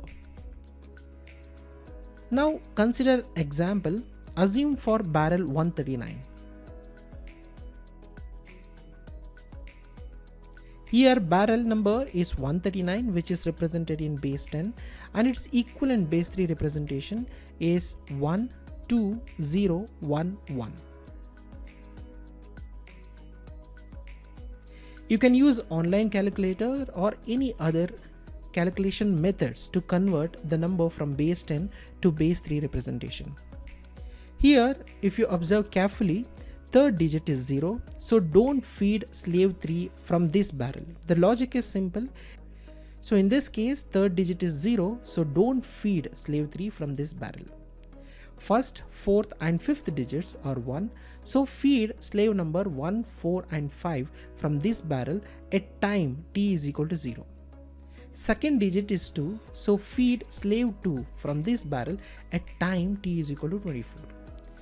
So if slave 1, 4 and 5 dies at first 24th hour and slave 2 dies at 48th hour, then barrel 139 is poisonous. Now the problem has become more simple. Let's consider one more example.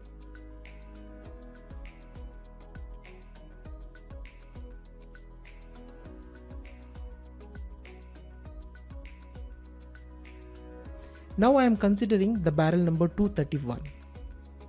Here barrel number is 231, which is represented in base 10, and in equivalent base 3 representation it is 22120. Here fifth digit is 0, so don't feed slave 5 from this barrel. Third digit is 1, so feed slave number 3 from this barrel at time t is equal to 0. And the first, second and fourth digits are 2, so feed slave number 1, 2 and 4 from this barrel at time t is equal to 24. If slave 3 dies at first 24th hour and slave 1, 2 and 4 dies at 48th hour, then barrel 231 is poisonous. So with these simple steps, we can find which barrel is poisonous based on which slaves die. To make the concepts clear, let's consider one more example.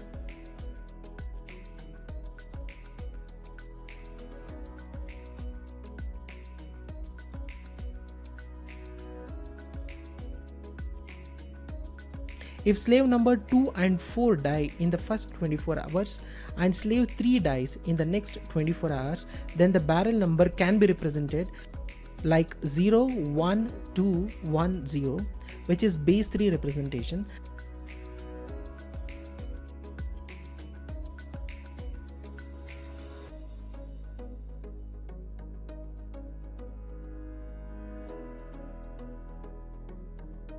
And its equivalent base 10 representation is 48.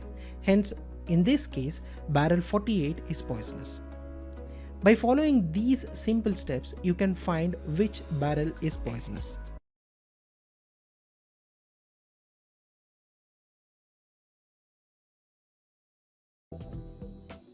The owner of a banana plantation has a camel. He wants to transport his 3000 bananas to the market, which is located after the desert. The distance between his banana plantation and the market is about 1000 kilometers. So he decided to take his camel to carry the bananas.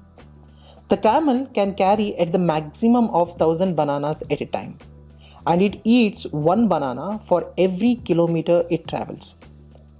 So here is the problem statement. With all this condition, what is the most bananas you can bring over to your destination? So I will repeat the puzzle. Listen it very carefully. The owner of a banana plantation has a camel. He wants to transport his 3000 bananas to the market, which is located after the desert. The distance between his banana plantation and the market is about 1000 kilometers. So he decided to take his camel to carry the bananas. The camel can carry at the maximum of 1000 bananas at a time, and it eats one banana for every kilometer it travels. So the problem statement is, what is the most bananas you can bring over to your destination?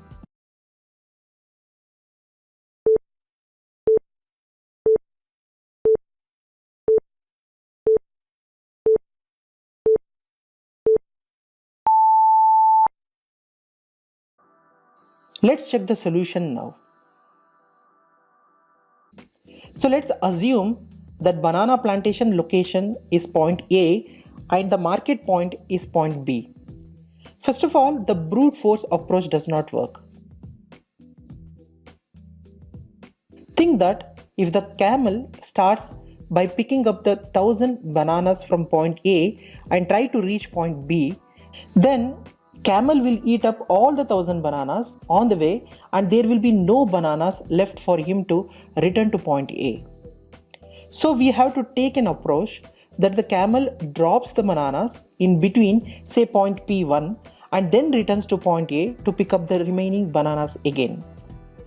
Since there are 3000 bananas and the camel can only carry 1000 bananas, he will have to make 3 trips to carry them all to any point in between. Every time, camel has to carry 1000 bananas. So when bananas reduce to 2000 and the camel can only carry 1000 bananas, he will have to make 2 trips to carry them all to any point in between. So when the number of bananas reduce to less than 1000, then he should not return and only move forward. So don't worry, I will explain how this can be solved with an example. In general, when bananas are 3000, then the camel can shift them to another point in between point A and point B in 3 trips. When bananas are reduced to 2000, then the camel can shift them to another point in 2 trips, and when the number of bananas left are less than 1000, then he should not return and only move forward. Let's solve this puzzle step by step, so every point while solving the puzzle should be clear so that you can easily answer this kind of puzzles in your interviews as well.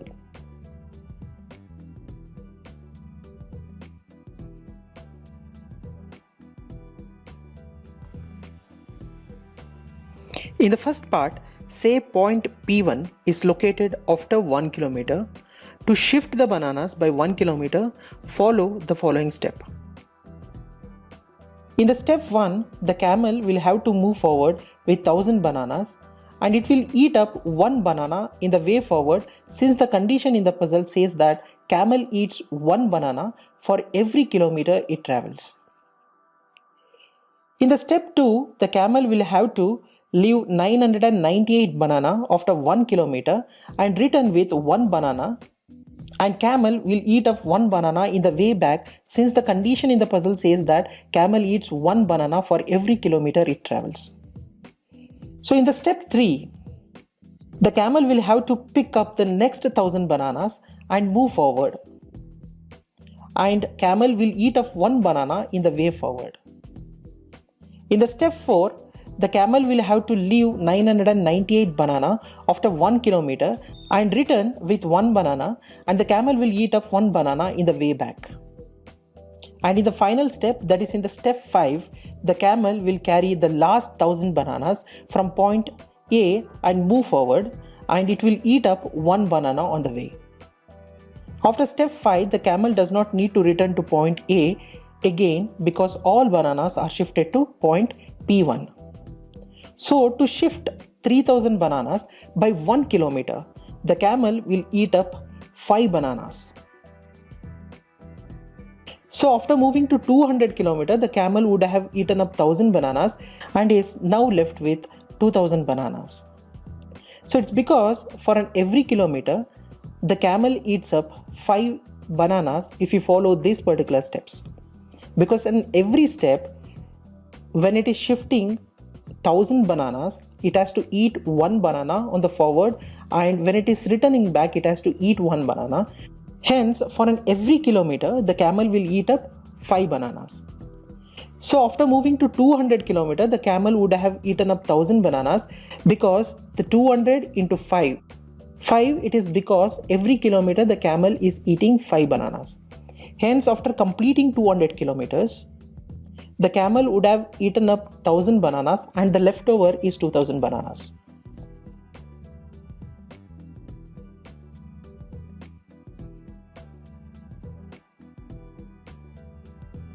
So now in the second part, say point P200, and from point P200, the camel needs to do the following to shift the bananas by 1 kilometer to point Q1.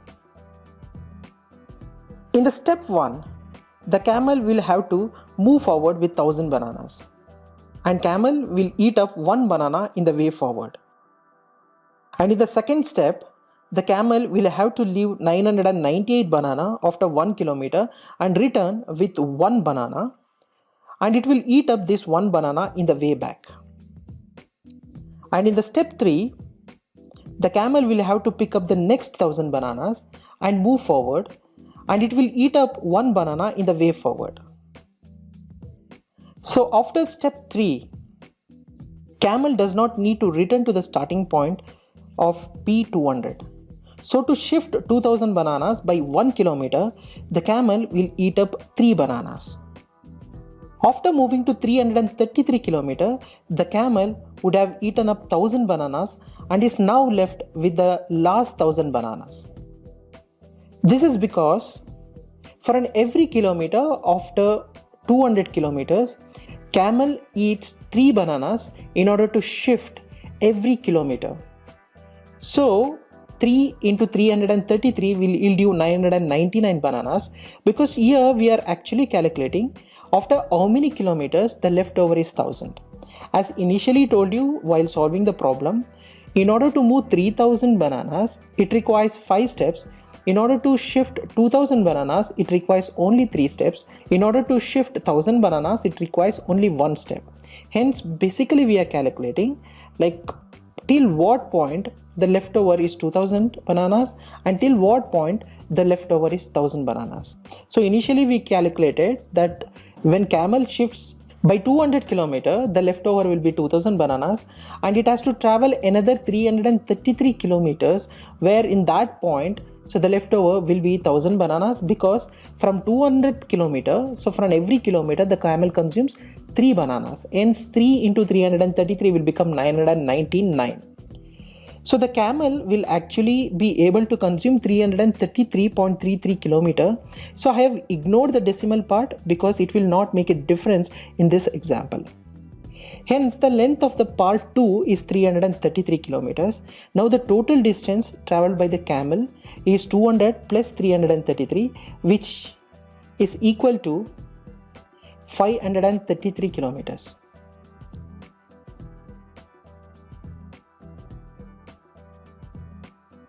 Now for the last part, that is part 3, camel only has to move forward. It does not have to move backward, because the total number of bananas left is only 1000. The maximum number of bananas what camel can take at a time is 1000 bananas. Hence it does not have to move backward. So he has already covered 533 kilometers out of 1000 kilometers in parts 1 and parts 2. Now he has to cover only 467 kilometers and he has 1000 bananas. During this journey, that is in the part 3, the camel will eat up 467 bananas on the way forward, and at point B, the camel will be left with only 533 bananas. So to summarize with 3 simple stages, with 3000 bananas, camel requires 5 bananas for each kilometer. This happens till the point camel has 2000 bananas. So camel will have 2000 bananas at 200th kilometer. From now on, it requires 3 bananas for each kilometer.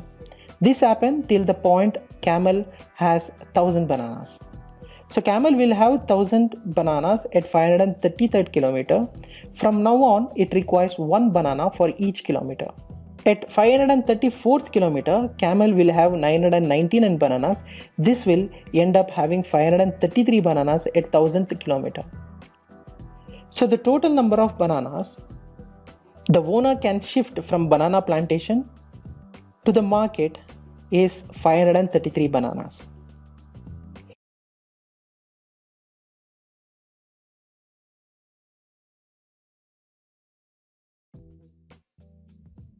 In the addition given here, all digits have been replaced by letters. Equal letters represents equal digits and different letters represent different digits. Can you find the digits which represents letters, and what does the complete addition looks like in digits?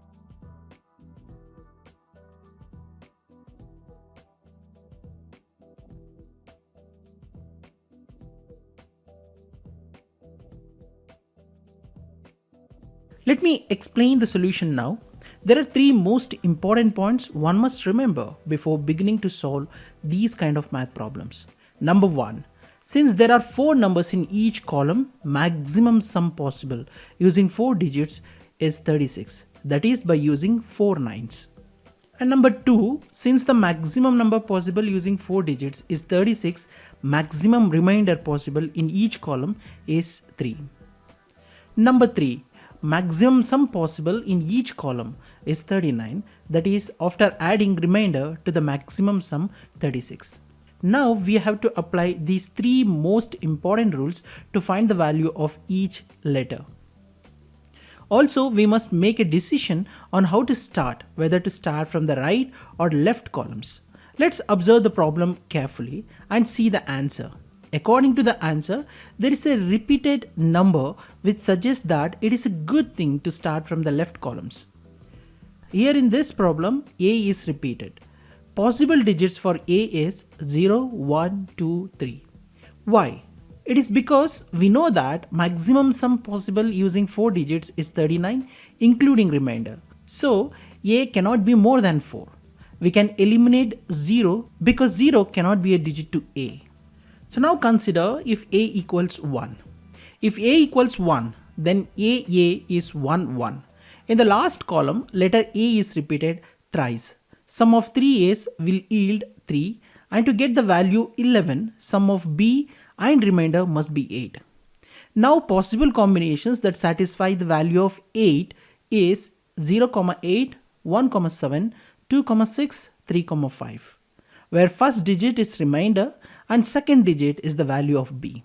Only 2 digits that satisfy the given addition is 2, 6. You can try other possibilities, it is not definitely going to satisfy the condition.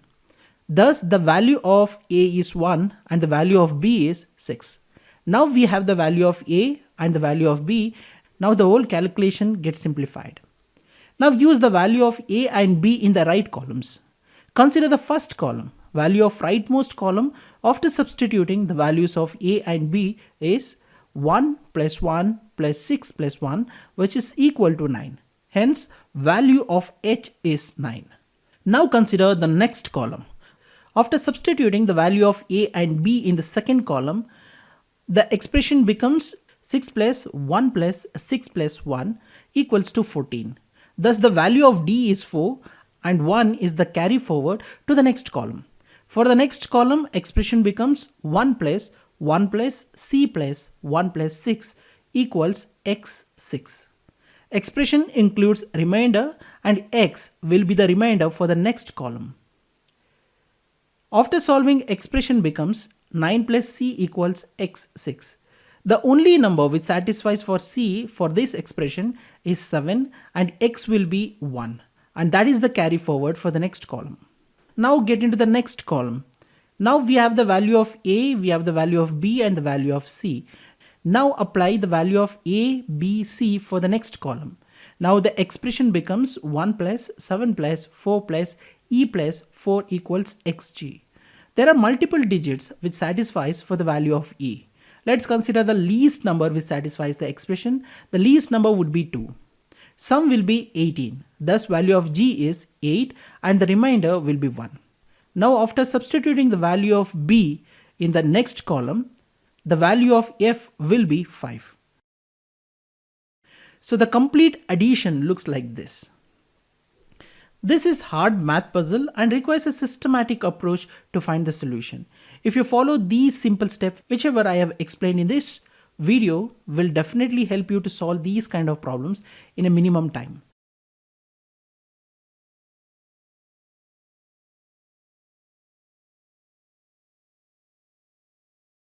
Anand has 3 daughters. His friend Ravi wants to know the ages of his daughters.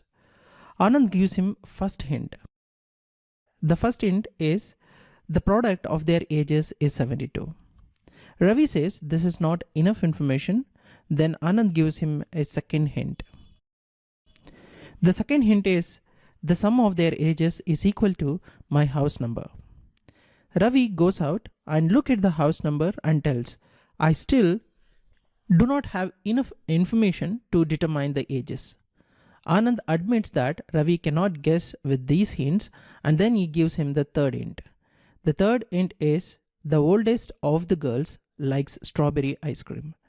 Now Ravi able to guess after the third hint. Can you guess what are the ages of three daughters?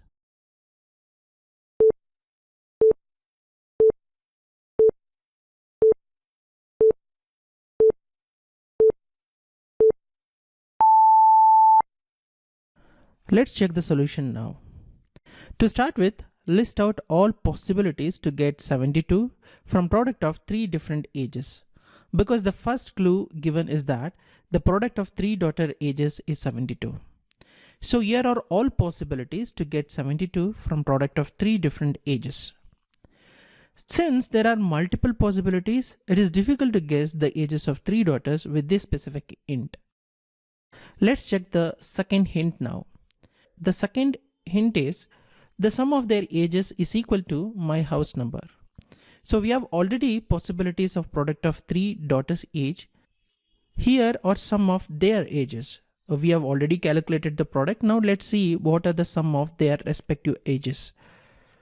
If you carefully observe in this particular detail, all sums are unique except 14. So the age sum must have been 14. Otherwise Ravi would have guessed the ages from hint 2 itself. So we have two possible combinations to get sum 14. That is with 2 plus 6 plus 6 which is equal to 14 and 3 plus 3 plus 8 which is equal to 14.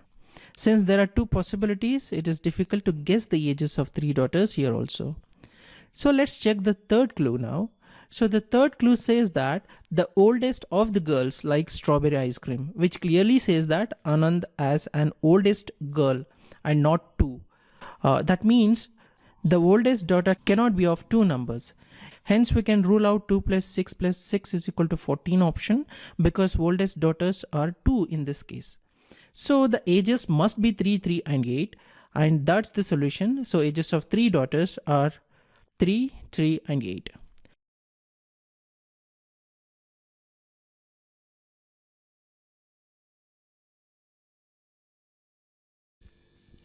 A certain town comprises of 100 married couples. Everyone in the town lives by following rule.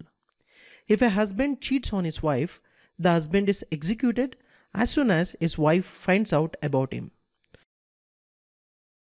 All the women in the town only gossip about the husbands of other women. No woman ever tells another woman if her husband is cheating on her. So every woman in the town knows about all the cheating husbands in the town except her own. Husbands always remain silent. One day, the mayor of the town announces to the whole town that there is at least one cheating husband in the town. In this situation, what do you think happens? So I will simplify the puzzle. A certain town has 100 married couples, husband and wife only. Everyone in the town lives by the following rule.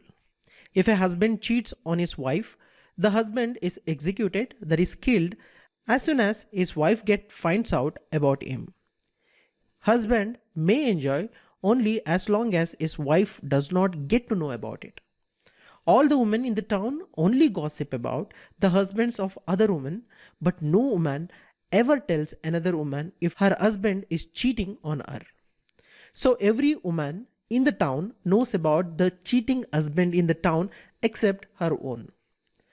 And husbands always remain silent. So one day, the mayor of the town announces to the whole town that there is at least one cheating husband in the town. So in this situation, what do you think happens?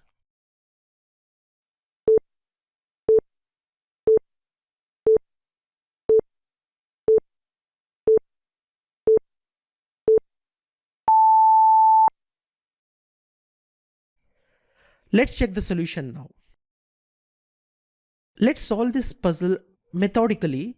Say there was only one cheating husband in the town. So this is the first condition that I am considering. That is, there was only one cheating husband in the town. So in this situation, there will be 99 women who know exactly who the cheater is. the one remaining woman who is being cheated on would have assumed there is no cheaters. But now that the mayor has confirmed that there is at least one cheater, and she realizes that her own husband must be cheating on her. So her husband gets executed on the day of the announcement. So this is what happens if there is only one cheating husband in the town. But what mayor actually announced is there is at least one cheating husband in the town. So now let's assume there are two cheaters in the town. So in this condition, there will be 98 women in the town who knows who the two cheaters are. The two wives who are being cheated on would think that there is only one cheater in the town. Since neither of these two women know that their husbands are cheaters, they both do not report their husbands in on the day of announcement. The next day, when the two women see that no husband was executed, they realize that there could only be one explanation: both their husbands are cheaters. Thus, on the second day, two husbands are executed. Through induction, it can be proved that when this logic is applied to end cheating husbands, they all die on the nth day after the mayor's announcement. So let's simplify the solution of this puzzle. So let's start methodically and consider different cases. So consider the case 1. If there is only one cheating husband. In this case, 99 women knows who is cheating. Only one woman, wife of the cheater, does not know of anyone cheating. Wife of the cheater must be thinking that none of the husbands cheat. After announcement, she will realize that her own husband is cheating, because if anyone else is cheating, then she must have been aware of it. So the cheating husband will die on the first day. So consider the case 2.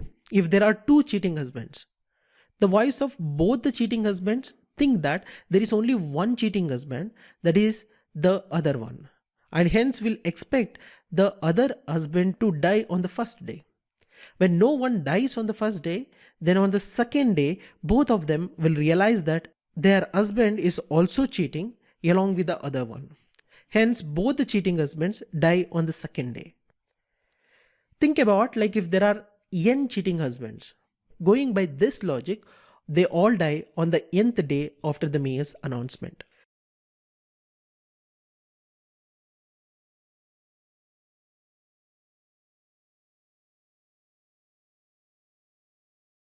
There is a bag of rice given to us and we need to get 1 kilogram of rice from it. But we have only a common balance with 2 pans, some vessels and a 1 gram weight. What is the least number of ways we need to carry out to get 1 kg of rice?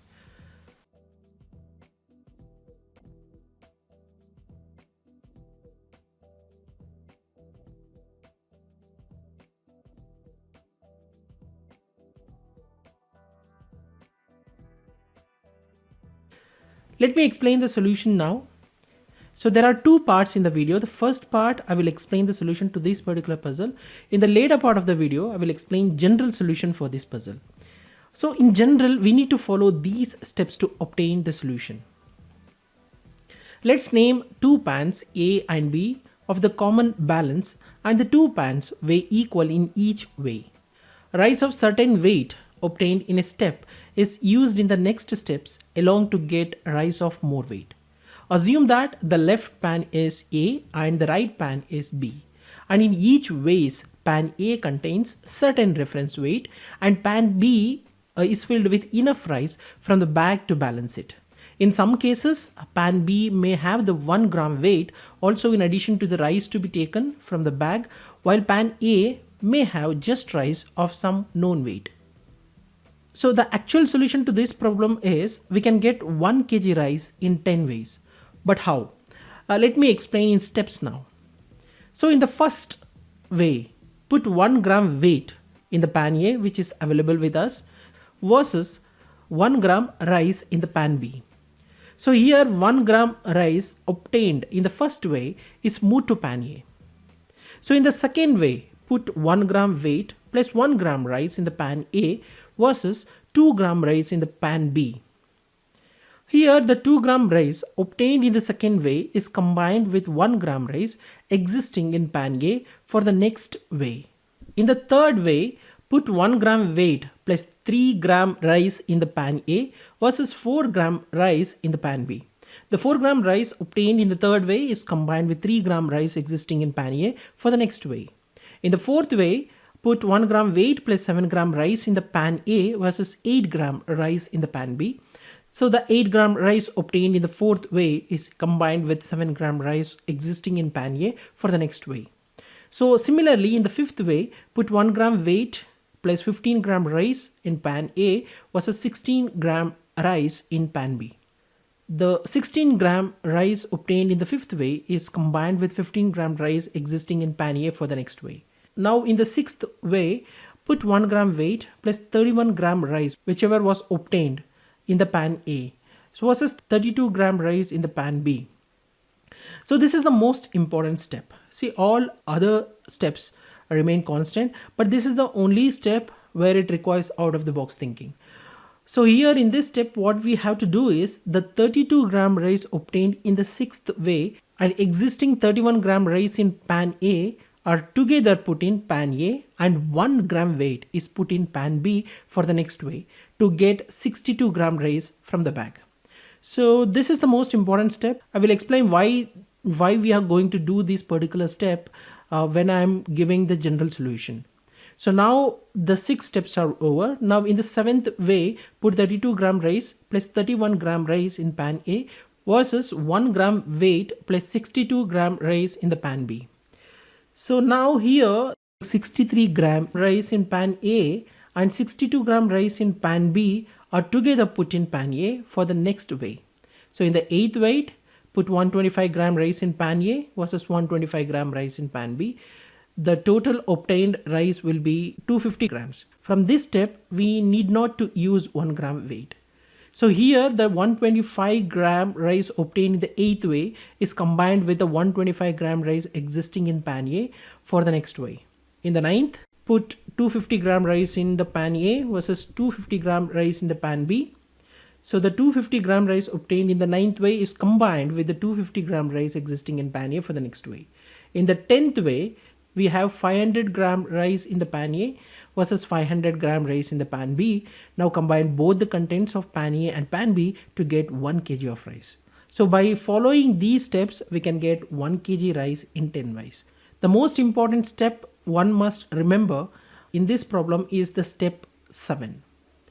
So now I will explain the general strategy. As we have only a 2 pan common balance and 1 gram weight to start off, we can only grow at a rate of 2 to the power of n, and to reach 1000 grams from 1 gram, we need at least 10 steps or 10 ways. Imagine a 3 pan balance. We can grow approximately tripling the weight of the rice. Similarly for an n pan balance where n is greater than 3. But if we reach 1024 grams, that is with 2 to the power of 10, we need to remove 24 grams of rice, which needs extra ways, which we are not interested in.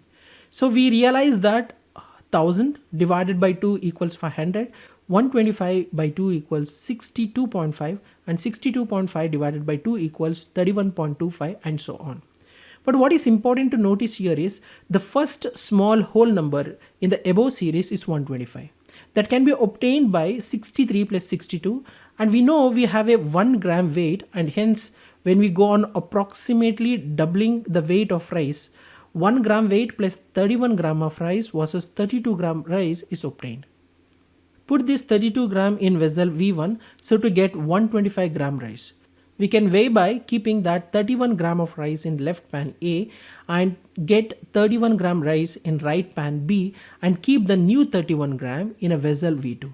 And again repeat the same to get 31 gram in pan B. Now combine pan A plus pan B plus vessel V1 plus vessel V2 to get 125 grams. If you observe in these previous ways, we are not doubling the rice we have, so the extra vessels are given in the question only to detract the problem solver. Precisely here lies the trick.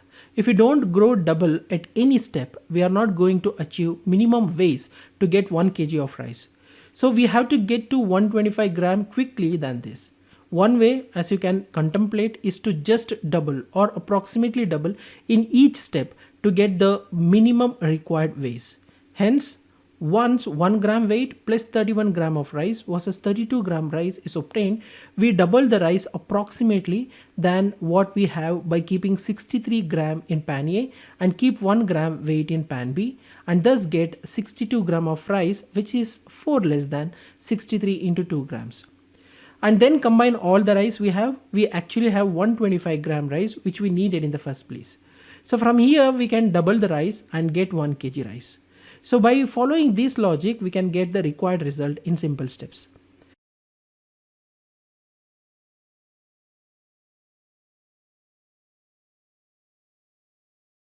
Once, in a prison with 100 prisoners, the warden introduces a strange but interesting challenge to all the prisoners.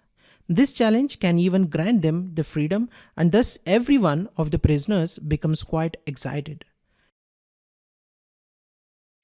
The warden selects one prisoner every day randomly from the lot and moves him into a pitch black room with a bulb and a switch that controls the bulb. The prisoner can carry out 3 different actions in the room. He can switch on the bulb, switch it off, or do nothing and sit idle. A prisoner can be picked up more than one time. Now the warden introduces the twist in the challenge. He tells them that the prisoner can put a stop to the process any day they feel that every prisoner has been in the dark room at least once. If the prisoners are correct, then every single one of them will be set free. But if they have put up a wrong judgment, all of them will be killed. Seeking it to be the only chance of freedom, the prisoners take up the challenge. They are given some time to discuss regarding it before the process could begin. How will they plan things so that they are finally set free?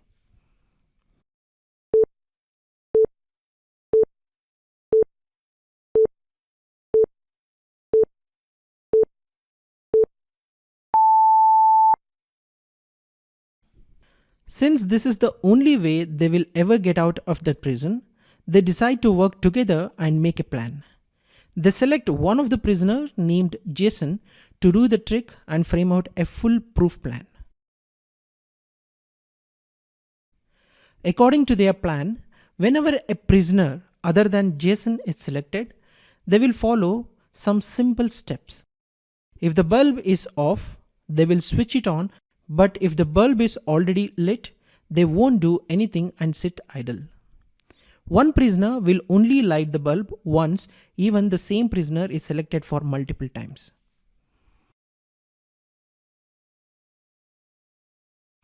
If Jason is selected and he finds out that the bulb is lit, he will add 1 to his count and will switch off the bulb. If the bulb is already switched off, he won't do anything. In such a manner, when his count reaches to 99, he will tell the warden that every prisoner has now been to the room. So let us craft out the solution in simple terms. Whenever a prisoner goes inside the room, he simply switches on the bulb if it is off. Thus, one prisoner will only light the bulb once. When Jason finds out the bulb is on, he will know that this has been done by a new prisoner and he will add 1 to his count. He will keep doing this till his count reaches 99. 99 because he already has been in the room, which makes a total of 100. Thus, it is a foolproof plan that will definitely set them all free.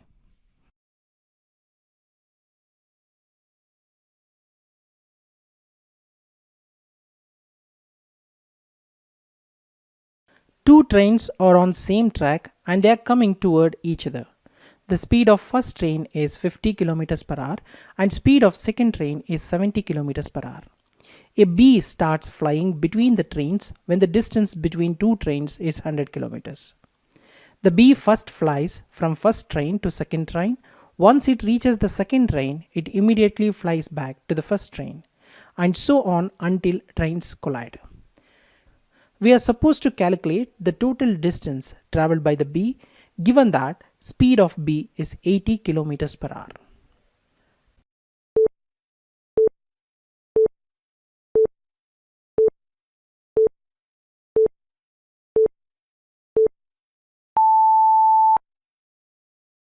Let me explain the solution now. Let us make some assumptions first. Let the first train A move at u kilometers per hour. Let the second train B moves at v kilometers per hour. Let the distance between two trains be d kilometers, and let the speed of B be b kilometers per hour. In order to solve this particular puzzle, it is important to understand what is speed. Speed tells us how fast something or someone is traveling. You can find the average speed of an object if you know the distance traveled and the time it took. The formula for speed is speed equals distance divided by time. To work out what the units are for speed, you need to know the units for distance and time. In this puzzle, distance is in kilometers and time is in hours. So the units will be in kilometers per hour.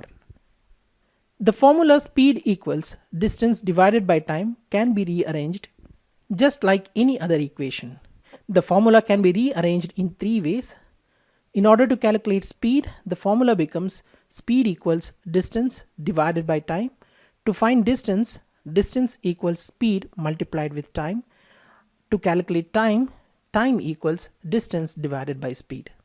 To calculate one of the variables, speed, distance or time, we need the other two. Therefore, the time taken by trains to collide in this puzzle equals distance divided by speed. Here distance is d and speed is sum of speed of train A and train B, which is u plus v. Hence time taken by trains to collide equals d divided by u plus v. Now putting all the known values into the above equation, we get, so we know that u equals 50 kilometers per hour, v equals 70 kilometers per hour, d equals 100 kilometers and b equals 80 kilometers per hour. Therefore the total distance traveled by b, that is distance, equals speed multiplied with time. We know that speed of b is 80 kilometers per hour and total time b travels is d divided by u plus v.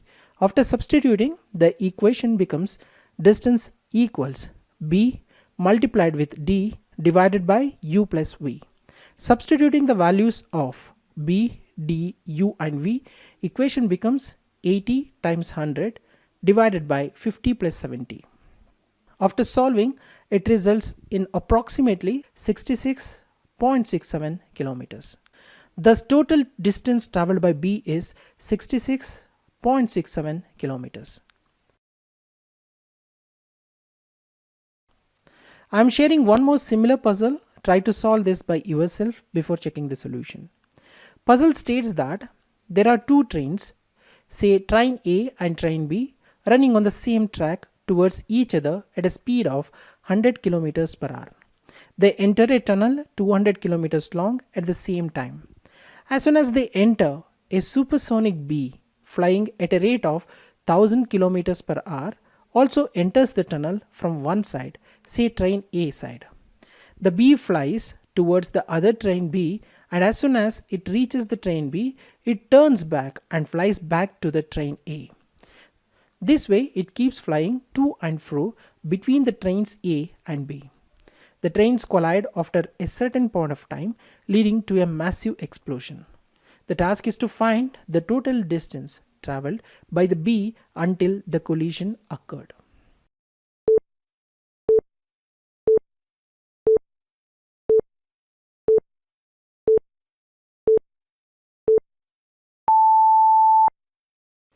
Let me explain the solution now. This puzzle can be solved with the help of basic physics and observation. We know that speed of train A and train B equals 100 kilometers per hour. Length of the tunnel equals 200 kilometers. Since both the trains are traveling at the same speed, hence they must have traveled equal distance before colliding, which means that they must have collided at the off way of the tunnel. Therefore, distance traveled by each train before colliding equals 100 kilometers, because the length of the tunnel is 200 kilometers. And time taken by each train to travel 100 kilometers and collide equals distance divided by speed, which is equal to 100 by 100, which is equal to 1 hour. Therefore, the bee must have traveled for 1 hour before colliding with the trains. Hence, distance traveled by the B in 1 hour before colliding equals speed multiplied with time, which is equal to 1000 multiplied with 1, which is equal to 1000 kilometers. Thus, total distance traveled by B until the collision occurred is 1000 kilometers.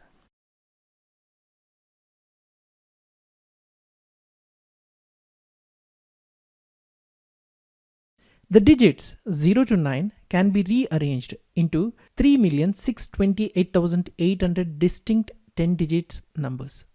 How many of these numbers are prime? Let me elaborate the problem. First of all, it is important to understand what are prime numbers. Basically, prime number is a number that is divisible only by itself and 1. Example are 2, 3, 5, 7, 11, etc. The digits 0 to 9 can be rearranged into many distinct 10-digit numbers. Your task is to find all the prime numbers formed using the digits 0 to 9.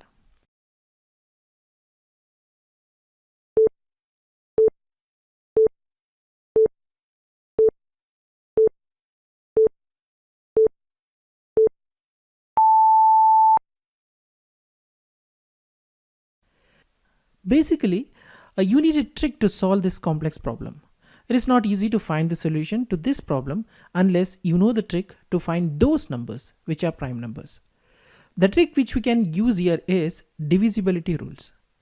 The most important rule which comes handy here is divisibility rule to find the number whether it is divisible by 3 or not. The rule states that a number is divisible by 3 only if sum of all the digits in the number is divisible by 3.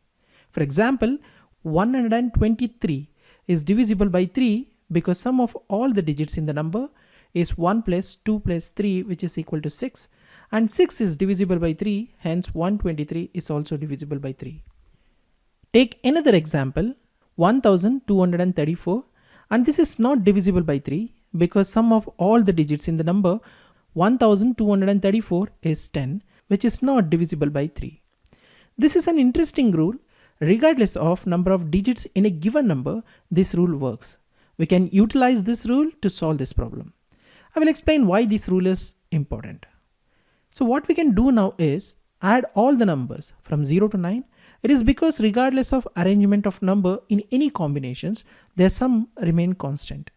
Sum of all numbers from 0 to 9 is 45, and sum of the digits in number 45 results in 9, that is 4 plus 5 equals 9. Since 9 is divisible by 3, regardless of the arrangement of 10 digits from 0 to 9, in whatever the way, the number is divisible by 3. Thus, there are more than 2 factors for any arrangement of digits from 0 to 9. Now, we know that if the number has more than 2 factors, then the number is not a prime number. Thus, answer to this problem is none. None of the numbers are prime when the digits 0 to 9 rearranged in any distinct 10 digits numbers. To summarize, the sum of numbers from 0 to 9 is 45 and therefore can be divisible by 3. Since the number of factors is more than 2, none of the numbers are prime.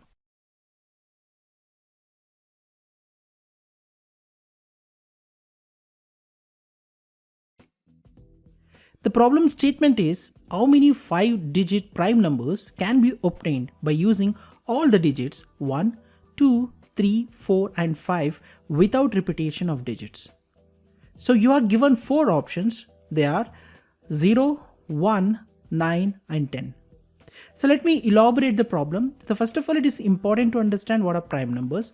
So prime numbers is a number that is divisible only by itself and 1. For example, 2, 3, 5, 7, 11, they are all prime numbers because it is divisible by 1 and itself.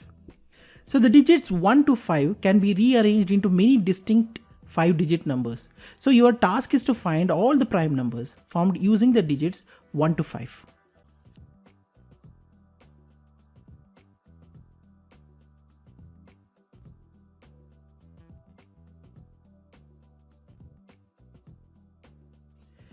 Basically, you need a trick to solve this complex problem. So it is not easy to find the solution to this problem unless you know the trick to find those numbers which are prime numbers. The trick which we can use here is divisibility rules.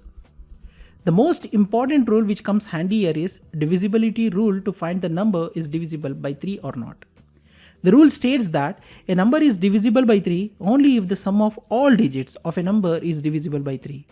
For example, 123 is divisible by 3 because sum of all the digits in the number is 1 plus 2 plus 3, which is equal to 6, and 6 is divisible by 3, hence 123 is also divisible by 3. Take another example, 1, 2, 3, 4, and this is not divisible by 3 because sum of all the digits in the number 1, 2, 3, 4 is 10, which is not divisible by 3. So this is an interesting rule. Regardless of number of digits in a given number, this rule works. We can utilize this rule to solve this problem. I will explain why this rule is important. So what we can do now is add all the numbers from 1 to 5. It is because regardless of arrangement of numbers in any combinations, their sum remains constant. Sum of all numbers from 1 to 5 is 15, and sum of the digits in number 15 results in 6, that is 1 plus 5 equals 6. Since 6 is divisible by 3, regardless of the arrangement of 5 digits from 1 to 5, in whatever way, that number will be divisible by 3. Thus, there are more than 2 factors for any arrangement of digits. If the number has more than 2 factors, then the number is not a prime number. So thus, answer to this problem is none. None of the numbers are prime when the digits 1 to 5 rearranged in any distinct 5-digit numbers. So to summarize, the sum of numbers from 1 to 5 is 15 and therefore can be divisible by 3. Since the number of factors is more than 2, none of the numbers are prime.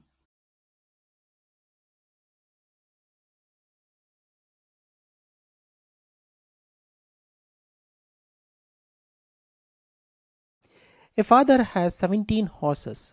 He gives half of them to his first son, 2/3 of what is left to the second, and 2/3 of what is left of that to his third son. How? Can you tell how many horses each son gets?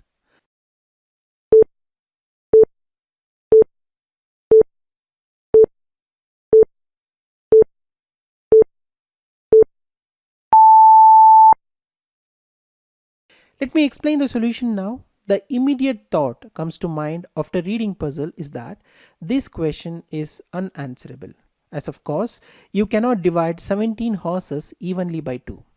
Additionally, it becomes clear that after the horses are distributed, there will be some amount of horse left over, as the third brother only receives 2/3 of the horses left. So we must think carefully about the right way to solve this puzzle. One approach to solve the problem is like this. In this approach, what is important is the ratio of number of horses from one brother to the other with no horses left over. According to the puzzle, the first brother receives half of all the horses. The second brother receives 2/3 of the remaining half, which is 1/3 of all the horses. The last brother receives 2/3 of the remaining 1/6, which is 1/9 of all the horses, and which leaves 1/18 of all the horses undistributed. Working under the assumption that all of the horses were meant to be given to the brothers, we can ignore that 1/18 and just compare the relative amounts that the brothers receive. This approach may be confusing. The best approach to solve this riddle is just consider an imaginary horse and you merge imaginary horse into that 17 to make it 18, an even number. Now distribute these 18 horses according to the question. So the first son gets half of the total horses, thus he gets half multiplied with 18, which is equal to 9 horses. Total horses remaining is 18 minus 9 equals 9. Now 2/3 of the horses left are obtained by the second son, that is 2/3 multiplied with 9, which is equal to 6 horses. So total horses remaining now is 18 minus 9 minus 6, which is equal to 3. Now the third son gets 2/3 of the remaining horses. So he gets 2/3 multiplied with 3, which is equal to 2 horses. Finally, total horses remaining is 18 minus 9 minus 6 minus 2, which is equal to 1 horse. Remaining horse is your imaginary horse. You can just ignore. So the first son gets 9 horses, the second one gets 6 horses, and the third son gets 2 horses, all because of adding your own imaginary horse.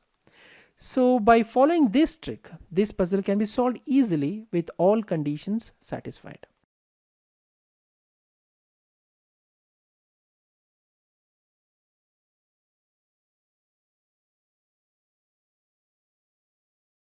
One man has 81 cows. They give milk as per their numbers. Like 5th number cow gives 5 liters of milk, 10th number cow gives 10 liters of milk, the 81st number cow gives 81 liters of milk, and so on. That man has 9 sons and he want to give 9 cows each son and want each son get same liters of milk. So how he distribute those 81 cows to his sons? Let me simplify the puzzle.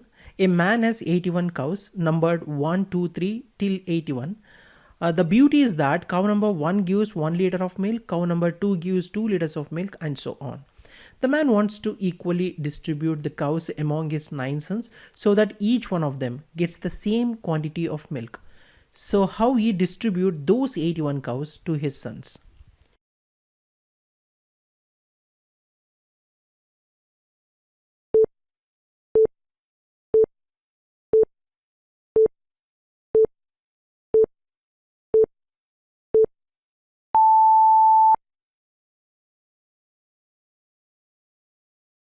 There are multiple solutions for this problem. In this video, I will explain the most appropriate way of solving this problem in steps. In the first step, let's find the total liters of milk from 81 cows, which is nothing but 1 plus 2 plus 3 plus and so on till plus 81. This is because as per the problem, each cow gives milk as per their number. Like the 5th number cow gives 5 liters of milk and the 10th number cow gives 10 liters of milk, the 81st number cow gives 81 liters of milk, and so on. If you observe this series, this is sum of n natural numbers where n here is 81. We know that sum of n natural numbers can be calculated using the formula n times n plus 1 divided by 2. Here n is 81. Substituting the value of n in the equation becomes 81 times 81 plus 1 divided by 2, which is nothing but 81 times 82 divided by 2 equals 81 times 41, which is 3321. Thus total liters of milk from 81 cows is 3321. In the next step, find how much milk should each son get. So each son should get 3321 divided by 9, which is equal to 369. Thus each son should get 369 liters of milk. In the next step, write the full sequence from 1 to 81 in a straight line and then add the extreme numbers in pairs. So here the first extreme numbers are 1 plus 81, second extreme numbers are 2 plus 80, third extreme numbers are 3 plus 79, and so on. So each pair will add up to 82. 4 such pairs will add up to 328. So why we are doing this is we are trying to bring the numbers closer to 369 because each son should get 369 liters of milk. So let's give 4 such pairs to each son, so 8 cows to each son. Each of them will have 328 with them. The orders look like this. Son 1 will have the first 4 and the last 4 cows. Son 2 will have the next 4 cows from either end, and son 3 will have the next 4 cows from either end, and so on. So after distributing the cows in this manner to all 9 sons, now there are 9 cows remaining, that is from 37 to 45. To get to 369, each of them need 41 more. So 41 is the 5th in sequence. So let's give 41 to the 5th son. Now he has 328 plus 41, which is equal to 369. He is sorted. Now there are other 8 sons which requires additional cow in order to satisfy the condition. Now consider the remaining sons in pairs. Son 1 and son 2 in pair, son 3 and son 4, son 6 and son 7, son 8 and son 9. First consider son 1 and son 2. If you give 37 to son 1, then he is 4 short. So swap a pair of cows between the 2 sons that has a difference of 4. So basically it is only 1 cow. So they swap their first cows. So the difference in the first cows will yield 4. After swap, so at this stage, son 1 have these following cows and son 2 have these following cows. So he needs a cow that covers for the 41. He was short in the first place and the 4 he gave to son 1. So the only option is 45. After giving cow with the number 45, this pair is sorted. So now take the next pair. Each of them are 41 short, but we only have cows which are plus or minus 3, plus or minus 2 and plus or minus 1 away from 41. So for this pair, let's do with plus or minus 3. So give 38 to son 3. It will now be 3 short. So swap a cow with a difference of 3. There are 6 possibilities. Let's go with 10 from son 3. A swap with 13 from son 4. Now son 3 is sorted and now the only option is 44 to son 4. So this pair is also sorted. For the next pair, there are again 41 short, but we only have cows which are plus or minus 2 and plus or minus 1 away from 41. If we do plus or minus 2 for this pair, then give 39 to son 6. It will now be 2 short. Swap a cow with son 7 with a difference of 2. So son 6 will now gain 2 and be equal to 369. Son 7 will now need to make up for the 41 he needed anyway and the 2 he lost to son 6. The only option is 43, so this pair is also sorted. For the final pair, we only have cows 40 and 42 remaining with plus or minus away from 41. Give 40 to son 8, he will now be 1 short.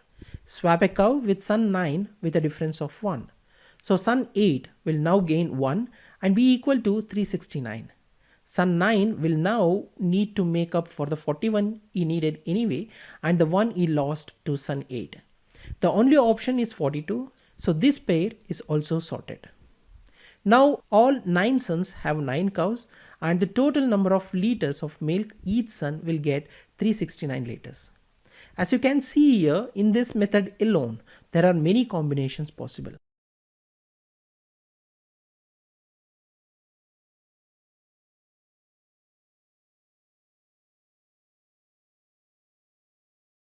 A man is twice as old as his son.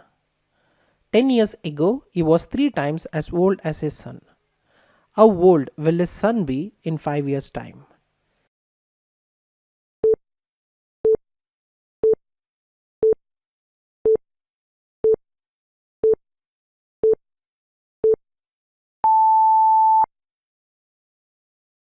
These kind of problems are easy to solve by forming equations with the given data. Remember, here our objective is to find the age of son. Suppose man is x years old, boy is y years old. Then since man is twice as old as his son, means x equals to y. So this is our first equation. 10 years ago, man's age is x minus 10. 10 years ago, son's age will be y minus 10. Since 10 years ago, man was 3 times as old as his son, which means that x minus 10 equals 3 of y minus 10. After solving this equation, x minus 10 equals 3y minus 30 and x equals 3y minus 30 plus 10. And after simplification, x equals 3y minus 20. Call this as equation 2. Now we have 2 equations. Now with these 2 equations, first we are trying to evaluate the value of y. So minus equation 1 from equation 2. That is x equals 3y minus 20 minus x equals 2y. We can cancel x here, so after simplification, y minus 20 equals 0, y equals 20. So current age of the son is 20 years. So in 5 years time, his age would be 25 years. Thus answer to this problem is 25 years. That is, the age of his son in 5 years time is 25 years. If you are asked to find the age of father, then substitute the value of y to any of the equations. Then you can find the age of the father.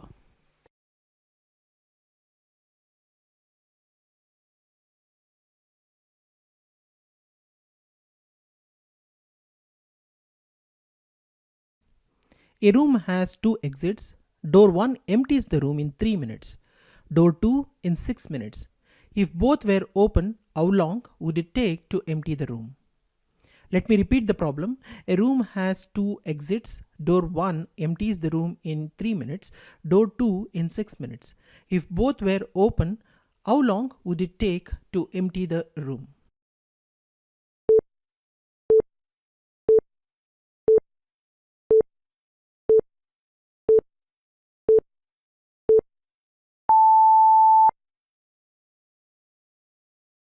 I will explain two ways of approaching the problem. Let's consider the first method. According to the problem, door 1 empties the room in 3 minutes, door 2 in 6 minutes. Since door 1 takes 3 minutes to empty the room, here is how the relationship works. In 3 minutes, room gets empty.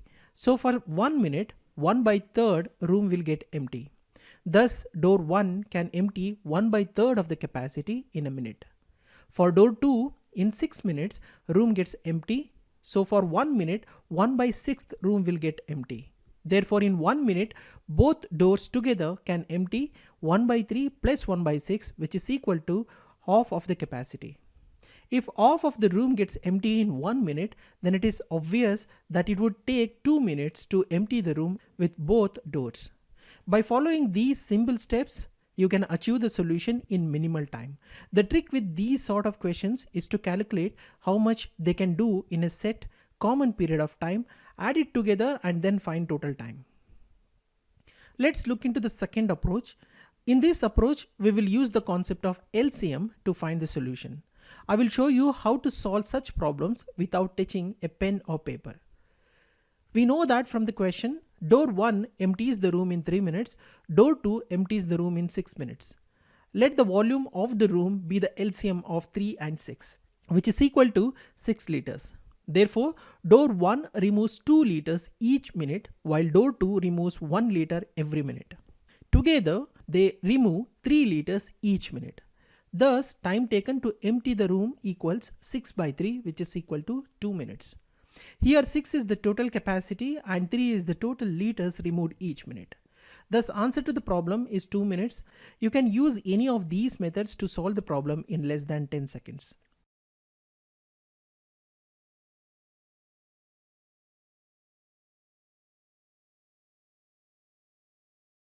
Four black cows and 3 brown cows gives as much milk in 5 days as 3 black cows and 5 brown cows give in 4 days. Which color cow gives the most milk? So in this question, you are supposed to identify which color cow gives the most milk.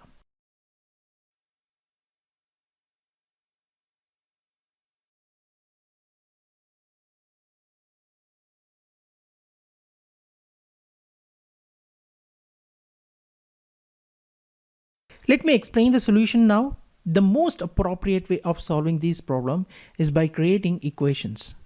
Let the number of days be D, number of black cows be L, number of brown cows be R. According to the problem statement, 4 black cows and 3 brown cows gives as much milk in 5 days as 3 black cows and 5 brown cows gives in 4 days. This can be written in the form of equation like this. That is, 5D of 4L plus 3R equals 4D of 3L plus 5R. After simplification, equation becomes 20DL plus 15DR equals 12DL plus 20DR. On further simplification, 20DL minus 12DL equals 20DR minus 15DR. After simplifying further, 8DL equals 5DR and finally 8L equals 5R. It is clear from the equation that we would need 8 black cows to give the same amount of milk as 5 brown cows. Hence, brown cow gives the most milk.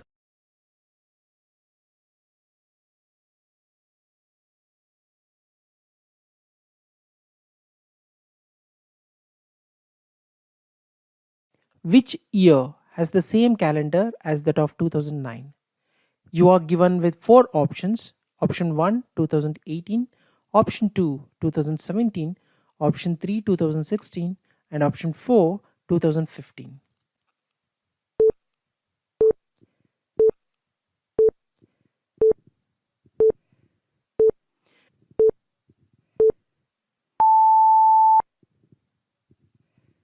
Answer to this problem is 2015. Let me elaborate the solution now.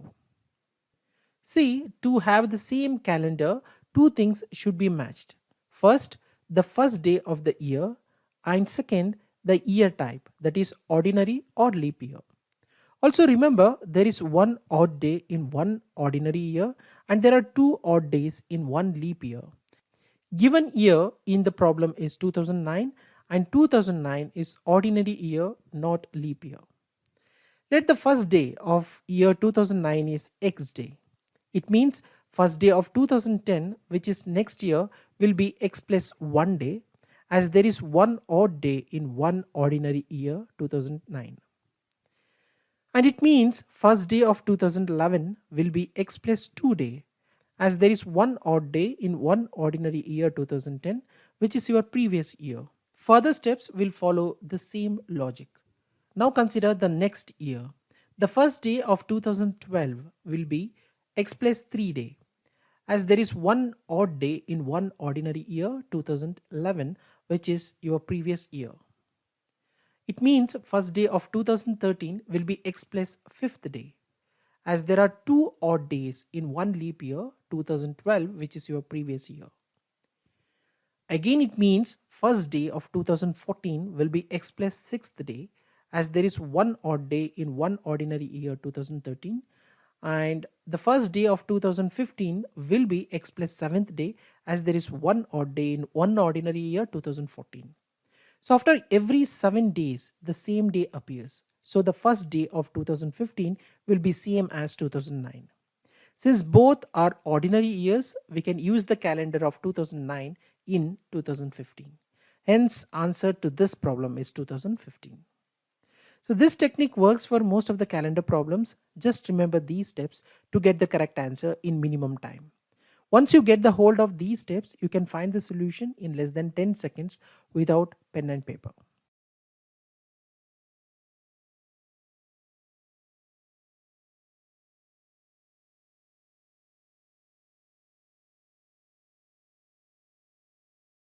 John started a business in which he earned $1 on the first day, $4 on the second day, $7 on the third day, $10 on the fourth day, and so on.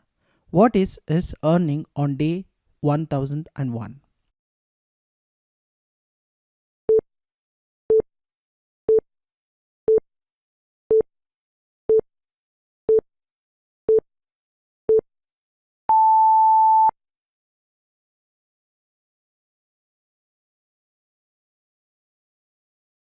We can solve this problem by using simple math concepts. Let me explain the solution now in detail. According to the question, John started a business in which he earned $1 on the first day, $4 on the second day, $7 on the third day, $10 on the fourth day, and so on. The thing that is unique about the question is that each day his earnings increased by 3. The pattern looks like an arithmetic progression. Hence, the earning each day are in arithmetic progression where each term has a common difference, that is, difference in each consecutive term is constant.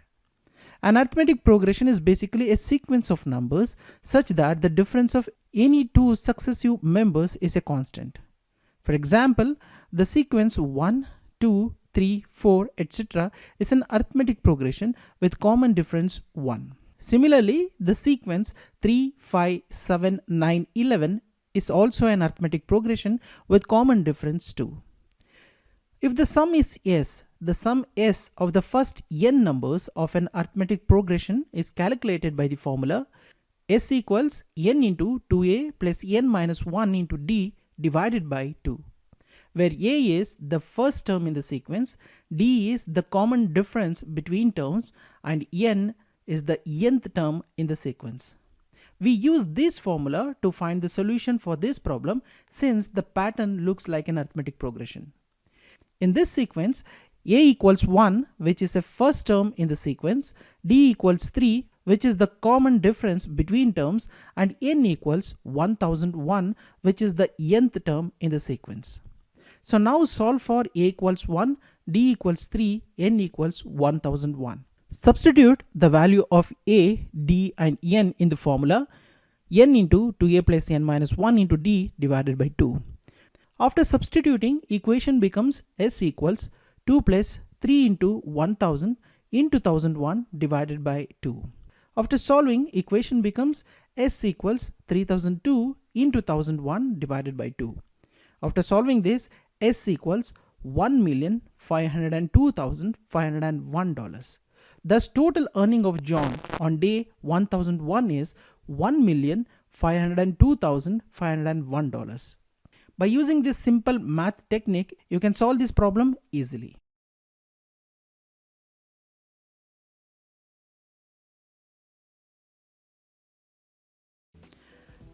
Let xyz be a 3-digit number where x plus y plus z is not a multiple of 3. Then xyz plus yzx plus zxy is not divisible by which of the following option? The options are 3, 9, 37, x plus y plus z.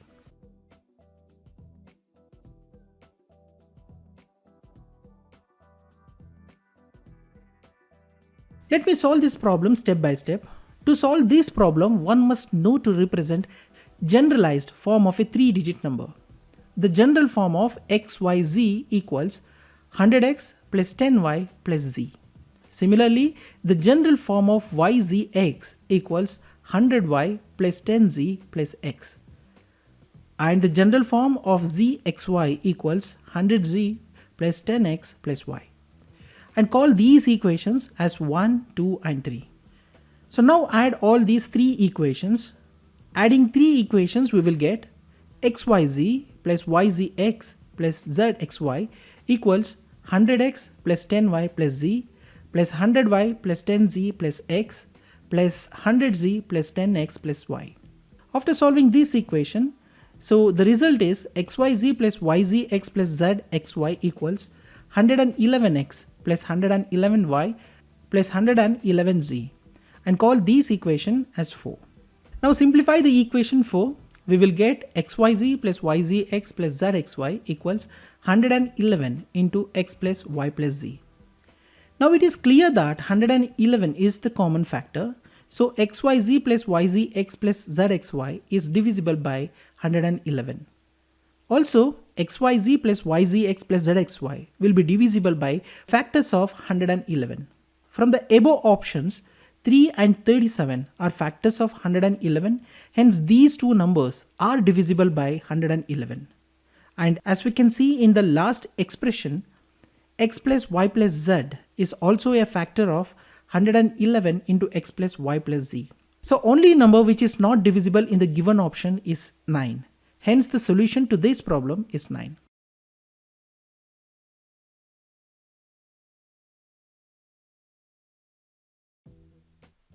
Here the question is it possible to make 5 with only 2 2's using only elementary mathematical functions?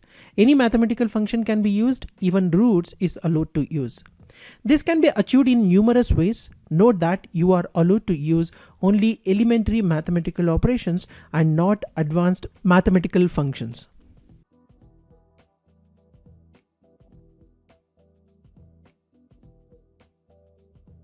I will explain 2 ways of achieving this, one through math way and the other through just logical way without using much math concepts. Through math way, we can achieve this by using math expression square root of 0.2 to the power minus 2. It is just take 0.2 and raise it to the power of minus 2 and then take the square root. Let's simplify the equation. 0.2 can be represented as 2 by 10. Now the expression becomes square root of 2 by 10 whole to the power of minus 2. And 2 by 10 whole to the power of minus 2 can be represented as 10 divided by 2 whole to the power of 2. Hence expression becomes square root of 10 divided by 2 whole to the power of 2. After solving this, we get square root of 25, which equals 5. This is the math way to find the solution. Now I will explain the logical way without using much math operations. Just consider the math expression square root of 22. So now mirror the second 2 to get the 25. This looks like square root of 25 and we know square root of 25 is 5. So this will work perfectly on digital display because 2 is the mirror of 5 exactly.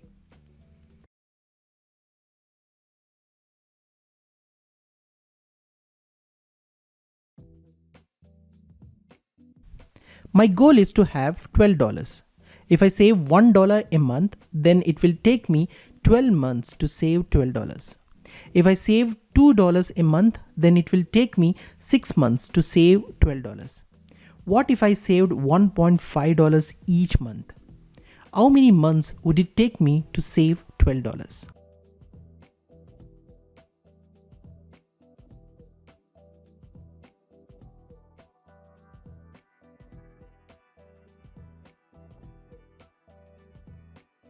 Let me explain the solution now.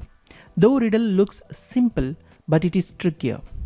As soon as someone reads or listens to the question for the first time, most of the people thinks that the solution is 9 months. Because most of them tries to simplify the problem, keeping number of months in mind, but more emphasis should be given to dollars.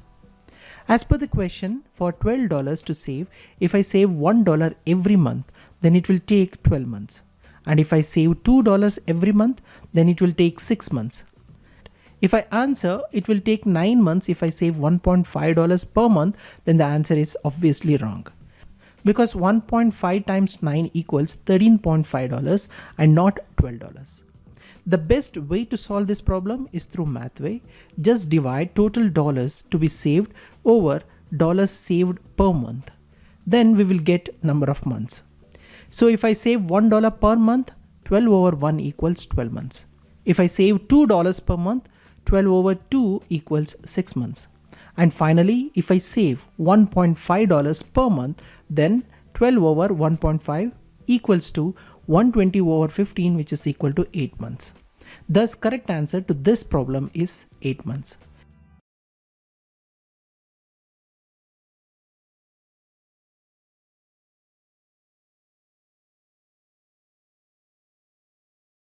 There are 14 numbers here. 7 numbers are in red and other 7 numbers are in blue color. We have to pair off the red and blue numbers so that each blue number is divisible by the red number that it is paired with. After that, divide each blue number by the red number that is paired with. Can you find what is the sum of all the integers that you obtained in this way? So this problem can be divided into 3 steps. First step is to pair off the red and blue numbers so that each blue number is divisible by the red number that it is paired with. Second step is to divide each blue number by the red number that is paired with. Third step is to find sum of all the integers that you obtained in the second step.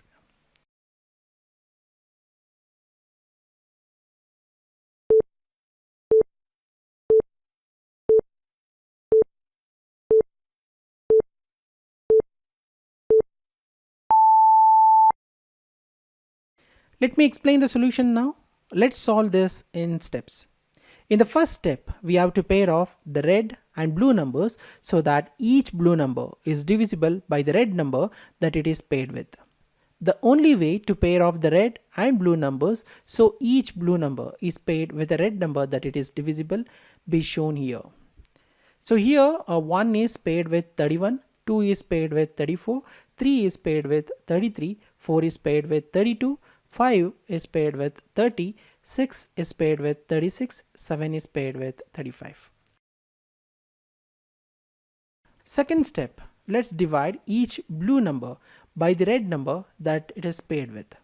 So 31 over 1 equals 31, 34 over 2 equals 17, 33 over 3 equals 11, 32 over 4 equals 8, 30 over 5 equals 6, 36 over 6 equals 6 again, 35 over 7 equals 5. Finally, third step is to find sum of all the integers that you obtained in the second step. So the numbers obtained in the second step are 31, 17, 11, 8, 6, 6 and 5. And its sum is 84. The solution to this problem is 84.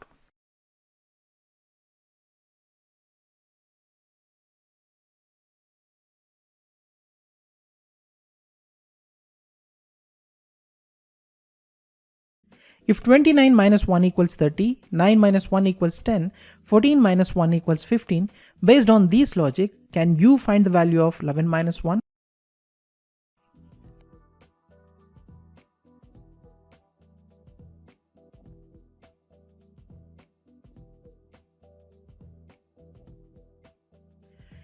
In order to solve this problem, one should have the knowledge on representation of numbers in Roman numerals. Roman numerals are written using 7 different letters. They are I, V, X, L, C, D and M. They represent the numbers 1, 5, 10, 50, 100, 500 and 1000. We use these 7 letters to make up thousands of others. For example, the Roman numeral for 2 is written as I.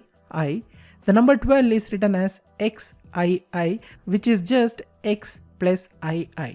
If we take this a step further, the number 27 is written as XXVII, which when broken down looks like XX, which is 20, plus V, which is 5, plus II, which is 2, summing all will result in 27. The Roman numeral for 3 is written as III, but 4 is not written in the same way. Instead, the subtractive principle is used. The number 4 is written as IV. Here we have I before V, and because the smaller number is before the larger number, we know that we have to subtract here, making IV 4. The same principle applies to the number 9, which is written as IX. Let's use the same principle to solve this math puzzle.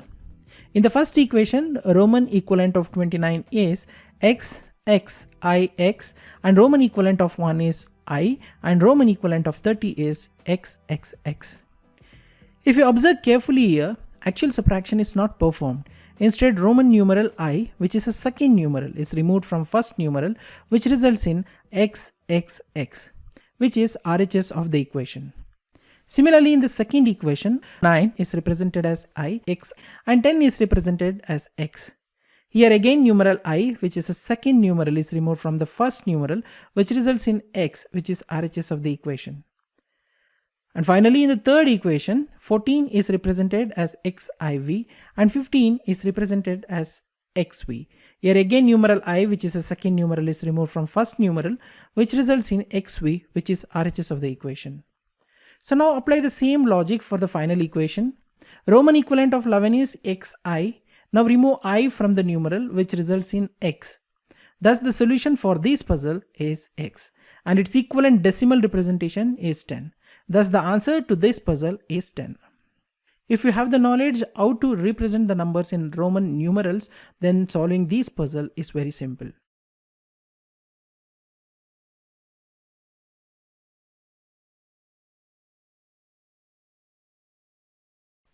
Three teachers get on the school bus. One teacher has 16 students.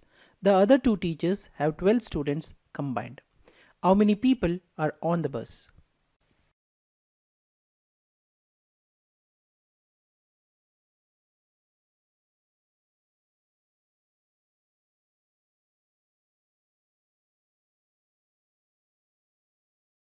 There can be multiple interpretations to this puzzle. Do share yours in the comment section. The easiest and probably the most correct answer is 3, since we are not told of a bus driver or if the students get on the bus. But otherwise it would work as follows. There are 16 students for one teacher and two teachers have 12 students combined. So number of students are 16 students plus 12 students, which is equal to 28 total students. 28 total students plus 3 teachers equals 31. So the answer is 31 if we can assume there is no supervisor for the trip and no bus driver. If there is a bus driver, then you need to factor in one more person and you would get 32 people. If you need to factor supervisor, then there is no way to answer because we do not know the number of supervisors there might be. If you assume there is one for each of the 28 students, then you add another 28 to the 31 or 32 to get 59 or 60 people in total. So there is no single correct answer to this riddle. Solution depends on interpretation. Most accepted answer to this riddle is 3 because there is no mention in the riddle that bus driver or the students get onto the bus, but it is clearly mentioned that 3 teachers get onto the bus.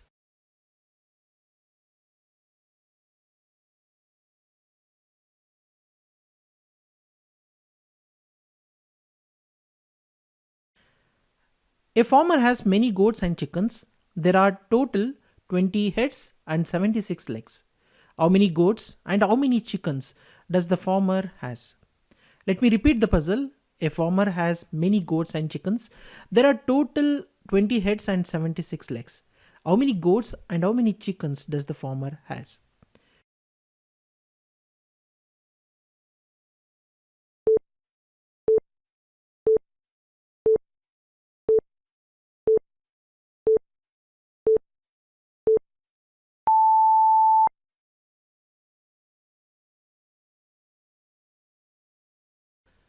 This is a math puzzle. Correct method to solve these kind of puzzle is through creating equations.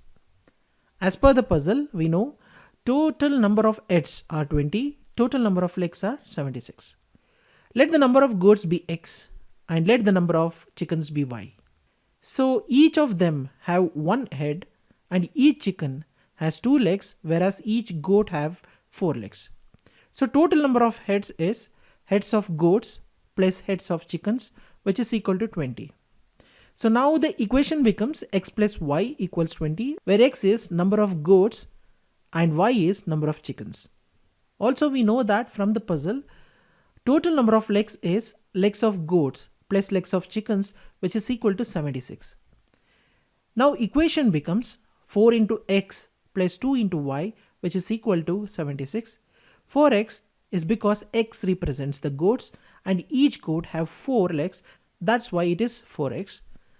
2y is because the y represents the number of chickens and each chicken has 2 legs. After simplifying, equation becomes 2x plus y equals 38 and call this equation 2. Now solve the equation 1 and 2 to find the value of x and y. Subtract equation 1 from equation 2. This will result in 2x plus y minus x minus y equals 38 minus 20. After solving this equation, the value of x is 18. Substitute the value of x in equation 1. Value of y becomes 2. Thus x equals 18 and y equals 2, which means number of goats equals 18, number of chickens equals 2.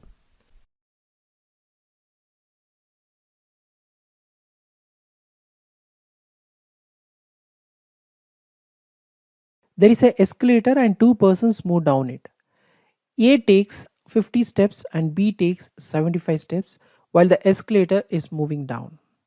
Given that the time taken by A to take one step is equal to time taken by B to take 3 steps, find the number of steps in the escalator while it is stationary.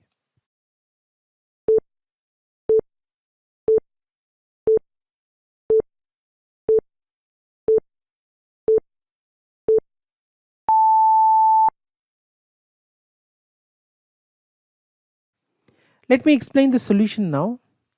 Let us say that the escalator moves at the rate of n steps per second. Let us also say A takes 1 step per second and B takes 3 steps per second. Let's solve this problem case by case.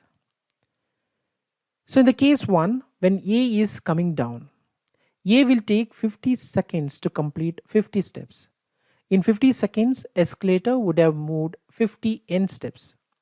Total number of steps on the escalator can be represented as 50 plus 50n.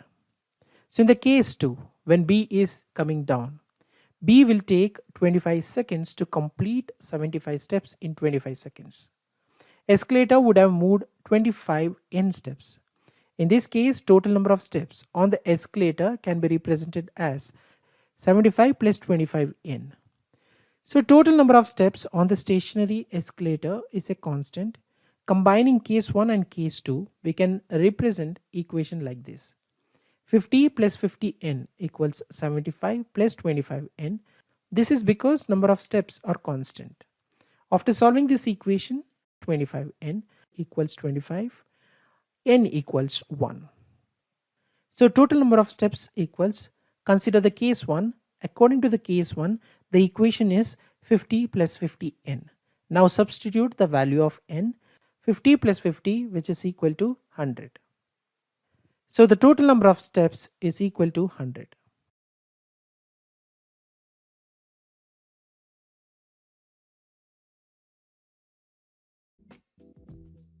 The flag shown here measures 100 centimeters by 60 centimeters.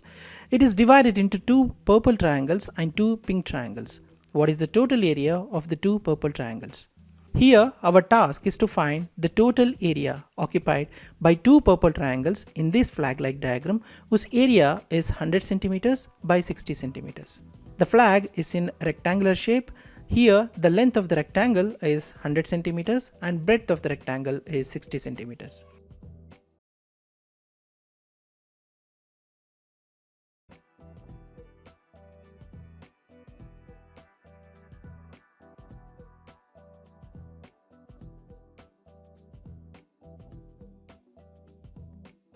Let me explain the solution now. In order to solve this problem, let's divide the flag into four rectangles.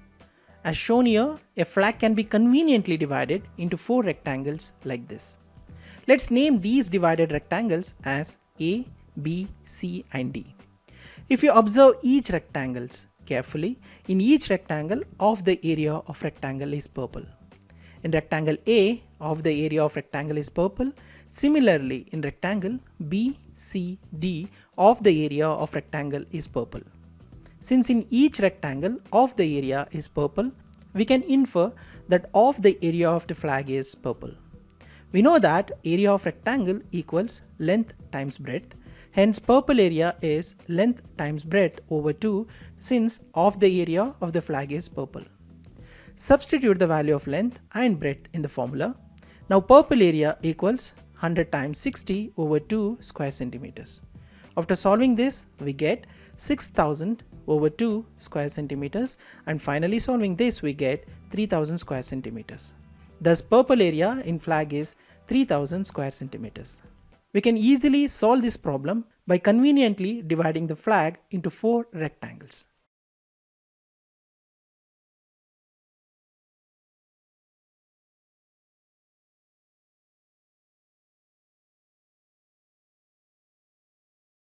A student got twice as many sums wrong as he got right. If he attempted 48 sums in all, how many did he solve correctly?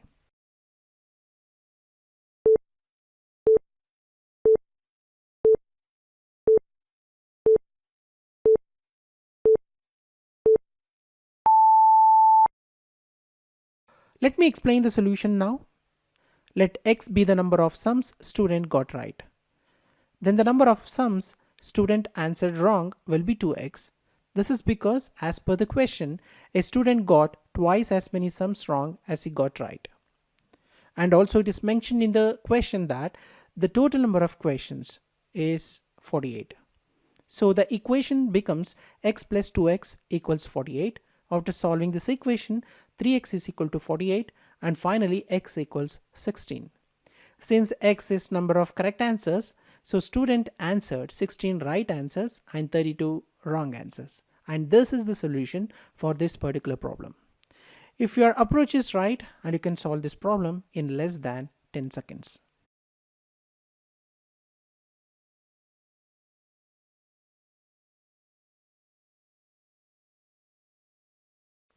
In a family, each daughter has the same number of brothers as she has sisters, and each son has twice as many sisters as he has brothers. How many sons are there in the family? This is an interesting math puzzle. Though looks difficult and confusing, a proper approach will enable to find the solution without any difficulties. I will give the hint to make your job simpler. Here is an hint. Convert each of the sentences into equations using variables. Transform one equation such that one variable is in terms of the other.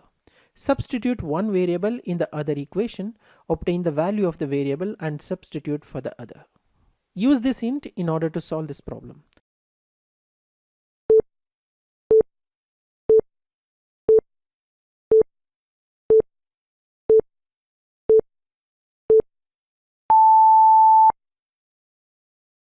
Let me explain the solution in step by step. Let D represents the number of daughters and let S represents the number of sons. It is given in the question that each daughter has the same number of brothers as she has sisters. This can be represented in the form of an equation like this. d minus 1 equals s and call this as equation 1. D minus 1 because d represents number of daughters, but as per the question, each daughter has the same number of brothers as she has sisters. So in simple words, the daughter cannot consider herself as one of the sisters, hence d minus 1. Also, it is given in the question that each son has twice as many sisters as he has brothers. This can be represented as 2 times s minus 1 equals d and call this as equation 2. This is because the son cannot consider himself as one of the brothers, hence s minus 1. Equation 1 can be manipulated and written as d equals s plus 1. Now substitute d in equation 2. Equation 2 is 2 times s minus 1 equals d. After substituting the value of d, equation becomes 2 times s minus 1 equals s plus 1. After solving this equation, the equation becomes 2s minus 2 equals s plus 1 and s equals 3. Substitute s in equation 3 to get the value of d. So d equals s plus 1, d equals 3 plus 1, finally d equals 4. Now we have the value of d and s, d equals 4 and s equals 3. Thus, the number of sons in the family are 3. See, converting the sentences into equation is the crucial step in such problems. You can clearly see that this is a clear case of two equations and two variables after conversion. Upon solving, we obtain the values of both the variables. The key is to transform one of the equations such that we have one variable in terms of another. Then the other equation reduces into a single variable equation and becomes easier to solve. On finding the value of one variable, the other can be found simply by substituting. By following these simple steps, we can solve these kind of problems accurately and in less time.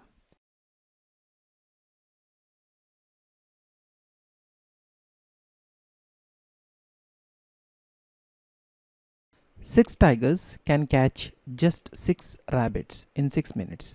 So how many tigers will be needed to catch 60 rabbits in 60 minutes? The immediate answer will be 60, but however, that is not the right answer. With mathematics, there is always something under the carpet. You have to look close.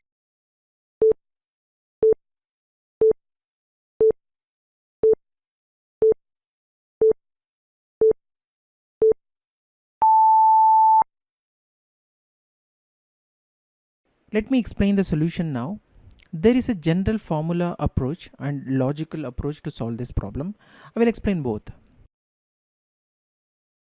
Let me explain the formula approach first. If M1 number of people can do W1 work in D1 days working T1 hours each day, and M2 number of people can do W2 work in D2 days working T2 hours each day, then the relation between them will be M1 times D1 times T1 over W1 equals M2 times D2 times T2 over W2. So here in this problem, the given information is 6 tigers can catch just 6 rabbits in 6 minutes. So what we are supposed to find is the number of tigers which is required to catch 60 rabbits in 60 minutes. So for this problem, there are only 3 variables. Hence formula can be written as M1 D1 over W1 equals M2 D2 over W2.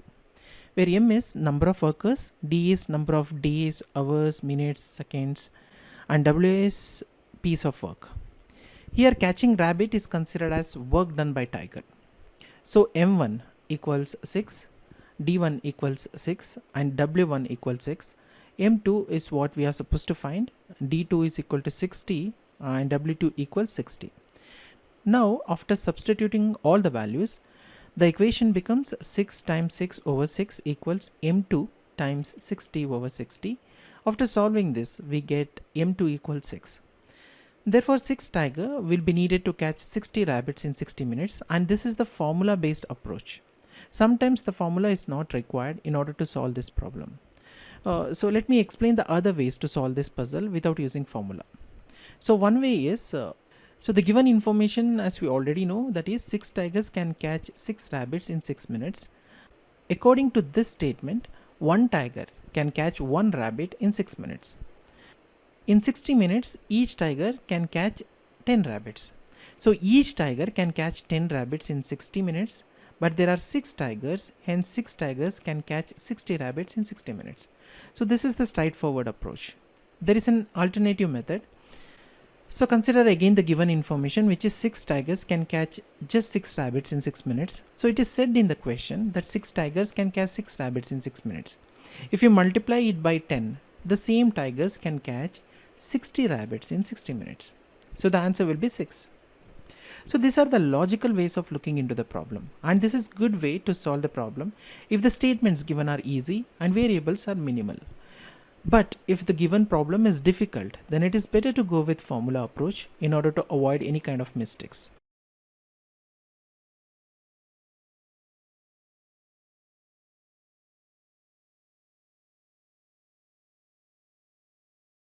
You need to fill in the gaps with the digits from 1 to 9 so that the equation makes sense. Here the column means divide. Follow the order of operations, multiply first, then division, addition and subtraction last.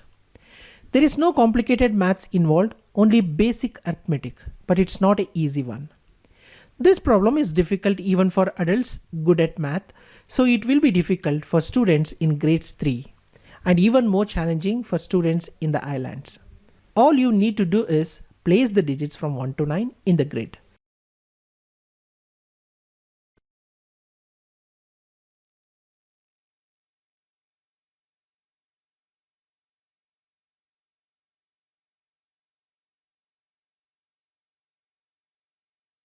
Let me explain the solution now. The challenge was to fill in the above snake with the digits 1 to 9 using each digit only once.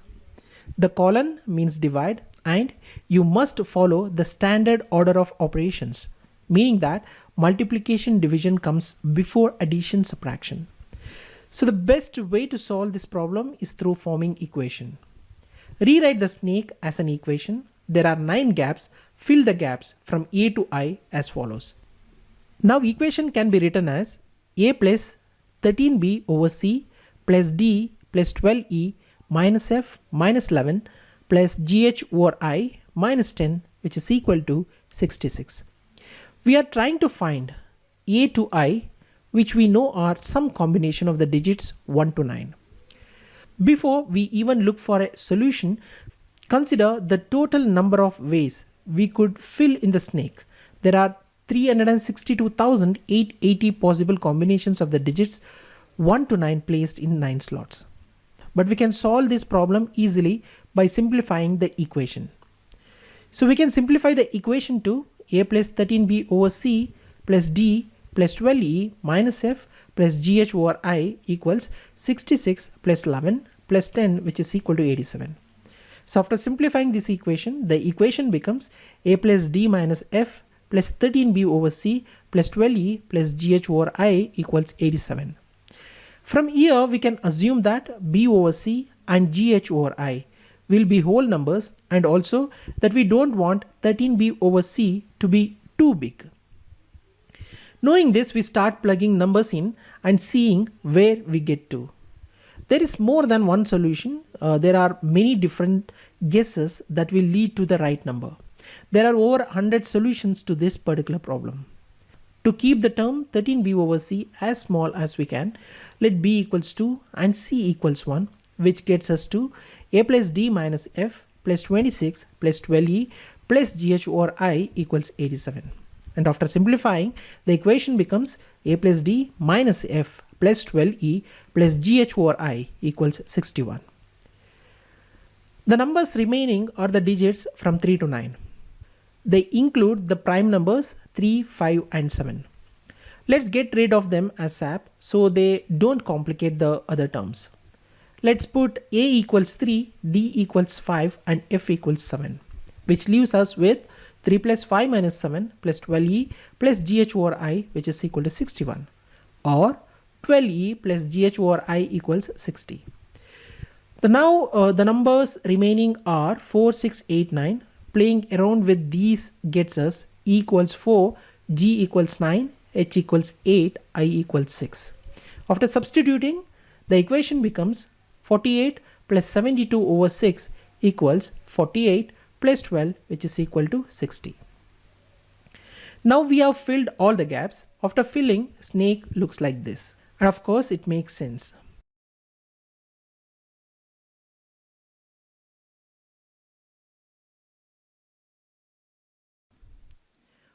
One page is torn from a booklet whose pages are numbered in the usual manner starting from the first page as 1.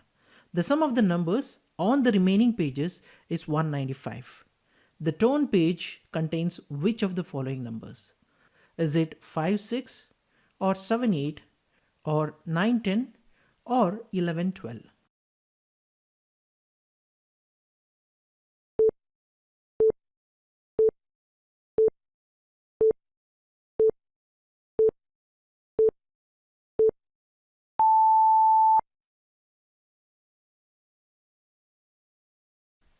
The most important thing about solving this problem is not just finding the correct solution, but to find it in less time, because that's what it demands in most of the competitive exams.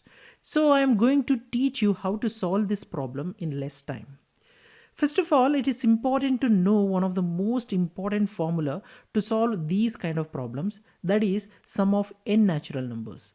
The formula is important here because the pages in the book are marked in the form of natural numbers, that is 1, 2, 3, 4, etc.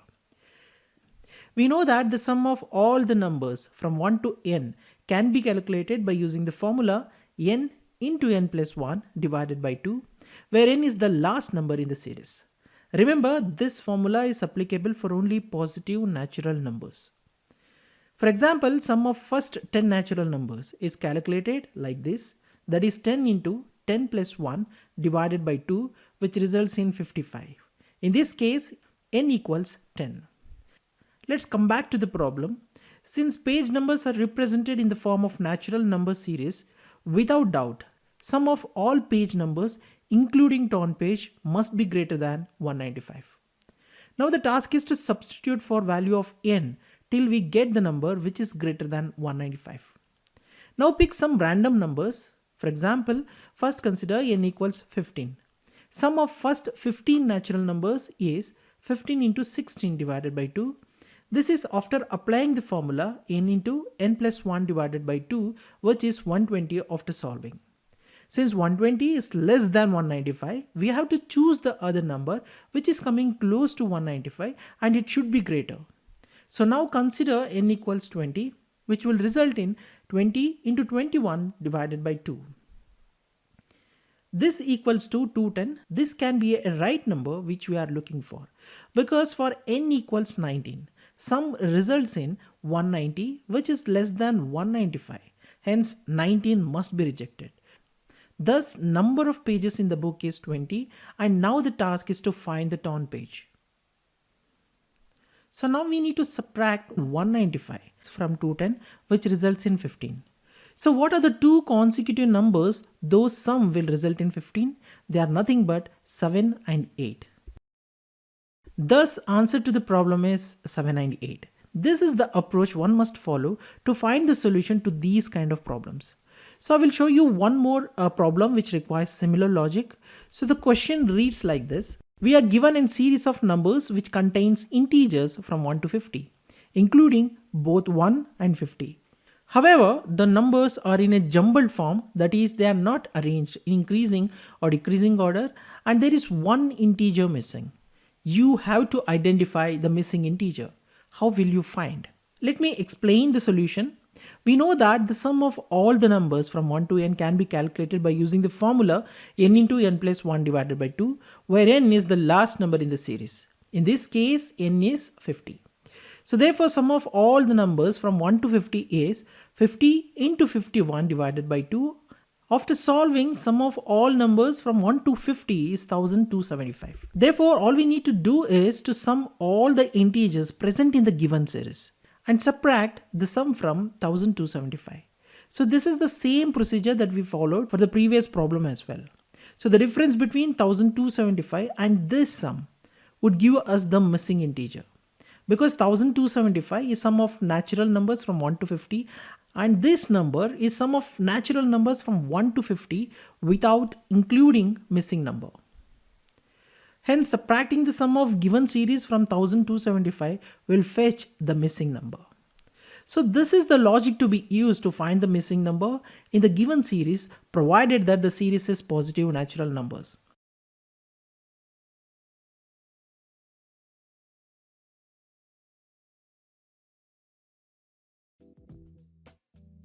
There are some people on a train, 19 get off at the first stop, 17 get on. Now there are 63 people on the train. How many were on the train to begin with?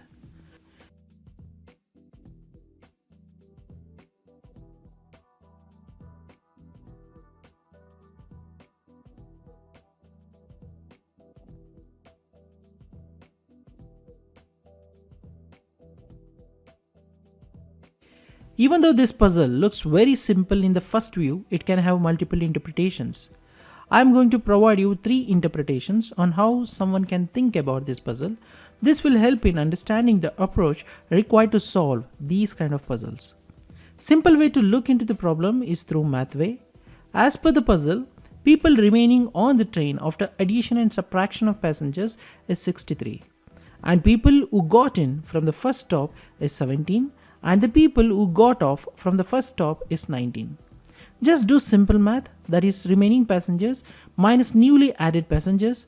This will fetch you the old passengers on the train. That is 63 minus 17, which is equal to 46. Now add old passengers plus passengers who got off from the first stop. That is 46 plus 19, which is equal to 65. So there must have been 65 people on the train in the beginning. This answer is accepted by many people, but since this is a brain teaser, we must be clear on the assumptions. Let's check the second way of looking into the problem. Let's go step by step now. So there are 63 people now on the train after the first station. It represents the combination of new and old passengers. The 17 people that get on the first station are new passengers and are not considered to be on the train to begin with. The 19 people that get off were old passengers but are no longer on the train. If none got off, the number of people that were on the train originally to begin with is 46 plus 19, or a total of 65. Now there are 63 people on the train. How many were on the train to begin with? This can be interpreted as how many old passengers remain on the train and those were on the train to begin with. The solution is the people that are on the train now are 63 minus 17, which is equal to 46, and these are the remnants of those who were on the train to begin with. Thus the answer is 46 as per this interpretation. Let's get into the final interpretation. So many people think that it is impossible to tell the answer to this puzzle with this information. Why they think like this is because the question doesn't state that when the 17 people got on the train, how many stops it has passed, or whether any more people departed or boarded in the meantime. Assuming the 17 people got onto the train at the first stop, when 19 people also departed and the train has not yet left the station, it would be 65 people on the train when it pulled into the first stop. However, to begin with, there would be no people on the train. The train would be empty before beginning any journey. This puzzle can have many interpretations like this. Do share your answer in the comment section. What is most important in these kind of puzzles is to think out of the box. This puzzle can have more than one correct answer, thus the expectation is the correct approach opted to solve this puzzle.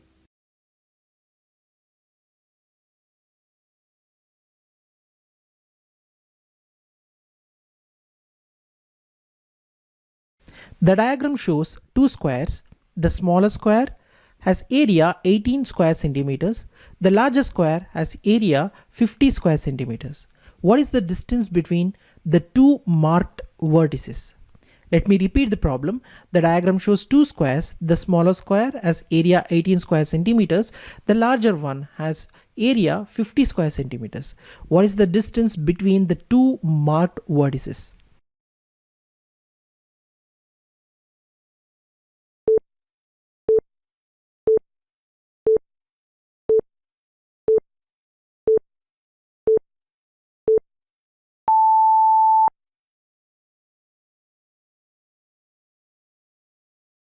Let me explain the solution now. Let P, Q and K be the points shown. We know that the smallest square has area 18 square centimeters. Let's length of each side of a smaller square be A. Hence its area is A square, which is equal to 18 square centimeters. After solving for A equals square root of 9 times 2, which is equal to 3 times square root of 2. Thus length of each side of a smaller square is 3 times square root of 2 centimeters. Similarly, let's length of each side of a larger square be B. Hence its area is B square equals 50 square centimeters. After solving, B equals square root of 25 times 2, which is equal to 5 times square root of 2.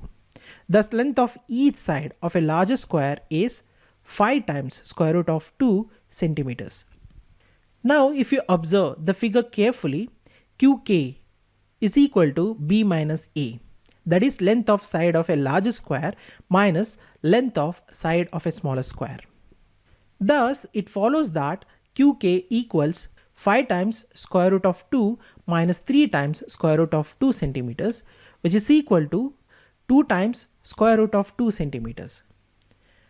Applying the same logic to the side KP, the value of KP equals 2 times square root of 2 centimeters. We know from the figure QKP is a right angle triangle. We can apply Pythagoras theorem here. The theorem states that in a right angle triangle, the square of the hypotenuse is equal to the sum of the square of the other two sides. So by Pythagoras theorem applied to the triangle QKP, we have QP square equals QK square plus KP square. Hence the length of QP in centimeters is square root of 2 times of square root whole square plus 2 times square root of 2 whole square. After solving this, the expression becomes square root of 8 plus 8, which is equal to square root of 16. After solving this, we get the value 4.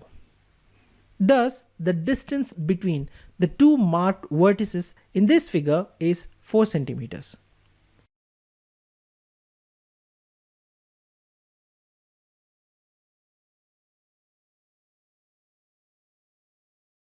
This is what you have for equation, and following are the numbers that you can use to fill in the brackets. They are 1, 3, 5, 7, 9, 11, 13 and 15. You can repeat the number if required. The resulting sum should be 30.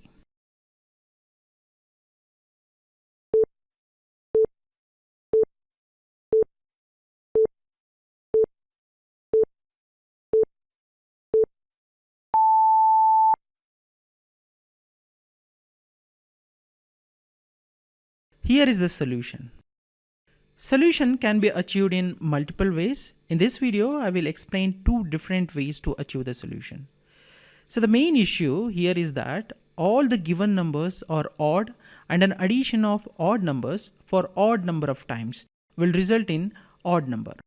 There are 5 brackets, which is basically an odd number, and all the numbers which are given are odd numbers, and hence the addition of odd numbers for odd number of times obviously will result in an odd number. So in no way will you get an even number like 30 by adding these odd numbers, but we can apply other mathematical operations inside brackets and get the answer. This is the logic to be used in order to achieve the solution for this particular math puzzle. So in method 1, we can achieve the result of 30 by using the minus operator or subtraction operator inside the brackets with the digits. This is how we can achieve the solution using subtraction. Fill the first bracket with 15 minus 9, second with 13 minus 7, third with 7 minus 1, fourth with 9 minus 1, and the last with 13 minus 9. If you solve inside the brackets, you will get the following equation, that is 6 plus 6 plus 6 plus 8 plus 4, which equals to 30. This is how we can achieve the solution using the method 1, using the subtraction operator. In the method 2, the result of 30 can also be achieved by using the factorial of number. Before checking this method, it is important to understand some basics of factorial. So factorial of a non-negative integer is multiplication of all integers smaller than or equal to n. For example, factorial of 3 is 3 into 2 into 1, which is 6, and factorial of 6 is 6 into 5 into 4 into 3 into 2 into 1, which is 720. So let's back to the puzzle. Since factorial of 3 is equal to 6, if we add 3 factorial 5 times, it will result in 30. Hence, fill all brackets with 3 factorial, which results in 30, and this is how we can achieve the result by using the method 2.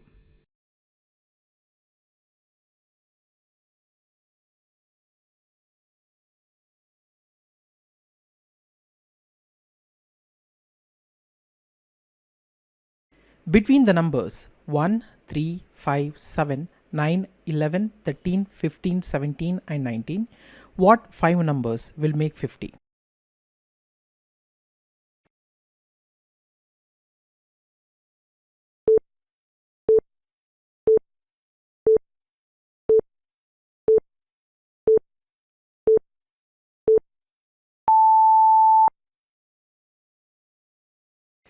Let me explain the solution now. So the given question is, what 5 numbers out of these given numbers we can take and add them to get 50 without repeating any number. Before proceeding, it is important to understand that it is impossible to get the value 50 using 5 numbers mentioned here, since the sum of any odd number of odd numbers is itself always odd. It would be impossible to pick 5 odd numbers from this list and get 50, which is basically an even number. Let me simplify. All the numbers mentioned in the question are odd numbers. The sum of 5 odd numbers will always be odd. This is because sum of any odd numbers of odd numbers is itself always odd. So there cannot be any possible way in which you can add any 5 numbers from the list given to get a sum equal to 50, which is even. But there are several ways to achieve by performing certain modifications. That is by using certain mathematical operations. One way to do is like this: 13 plus 19 plus 5 plus 7 plus 3, perform factorial mathematical operation on 3. So we know that 3 factorial, which is equal to 3 times 2 times 1, which is equal to 6. Now this will result in 50. So there can be other ways in which you can achieve the solution. Do share your answer in the comment section. Just remember, you can only perform addition operation with certain mathematical modifications. If the same question is asked with little modification like use 5 numbers in the given list of numbers to make 50, but you can add, subtract, multiply, but you are not supposed to repeat numbers. This is pretty simple compared to the previous scenario. By using multiplication operation, we can have multiple answers. One way to achieve is like this: 1 times 3 plus 11 plus 17 plus 19. This will result in 50. Other possibilities are 3 times 5 plus 9 plus 11 plus 15. This also results in 50. 1 times 9 plus 11 plus 13 plus 17 equals 50. 3 times 7 plus 9 plus 5 plus 15 equals 50. 1 times 7 plus 13 plus 11 plus 19, which is again equals to 50. So there are multiple answers. If the condition is given that, you can use addition, multiplication and subtraction operations.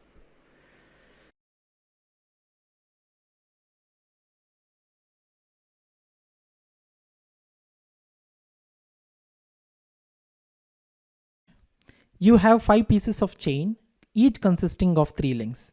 You want to make one long chain of these 5 pieces. Breaking open a link costs $1 and welding an open link costs $3. Is it possible to make one long chain of the 5 pieces if you have just $15?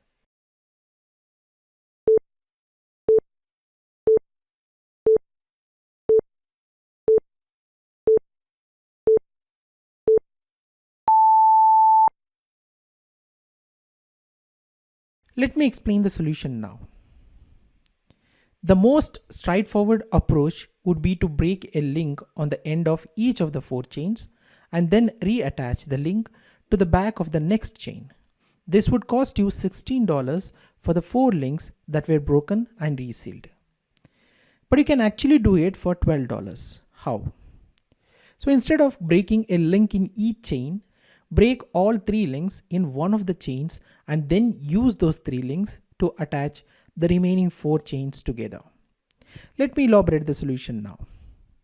Let us name the chains as 1, 2, 3, 4, 5, each having 3 links.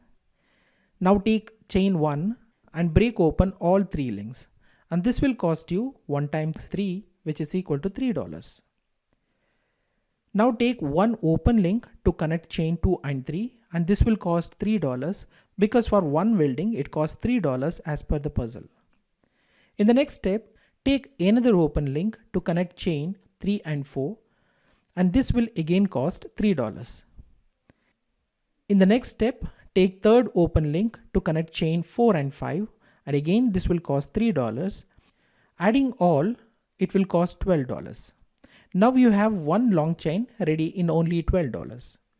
By following this logical approach, we can create a longer chain using 5 smaller chains with 3 links each in investing just $12.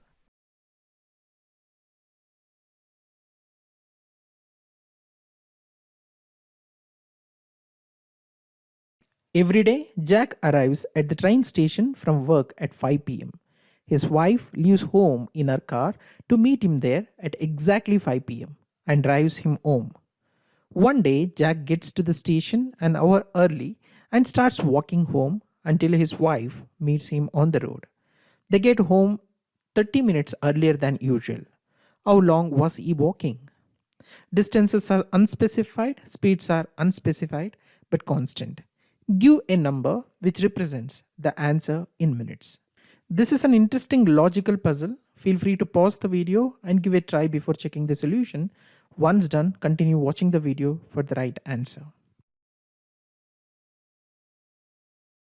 Let me explain the solution now. This is a clever logical puzzle. No formula required to answer this, but requires a right logical approach to get the correct answer. First and foremost, it's important to think from wife's point of view. Ideally, if Jack somehow informed earlier his wife about his 1 hour early arrival, then they would have saved a total of 60 minutes in round trip. But this is not the case here. In the problem statement, it is given that 30 minutes of Jack's wife round trip are saved, which means only 15 minutes of each side of a trip must have been saved.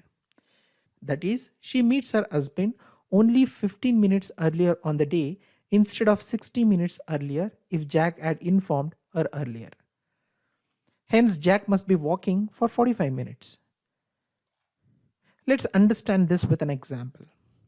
Suppose wife needs exactly 1 hour to reach the station every day.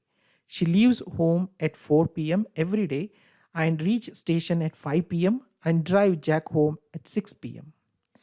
On one day, Jack arrived at 4 p.m. and started walking, whereas wife leaves home at the same time as usual. They reach home at 5:30 p.m. 30 minutes of wife saved indicates that she took 45 minutes to meet husband instead of 1 hour.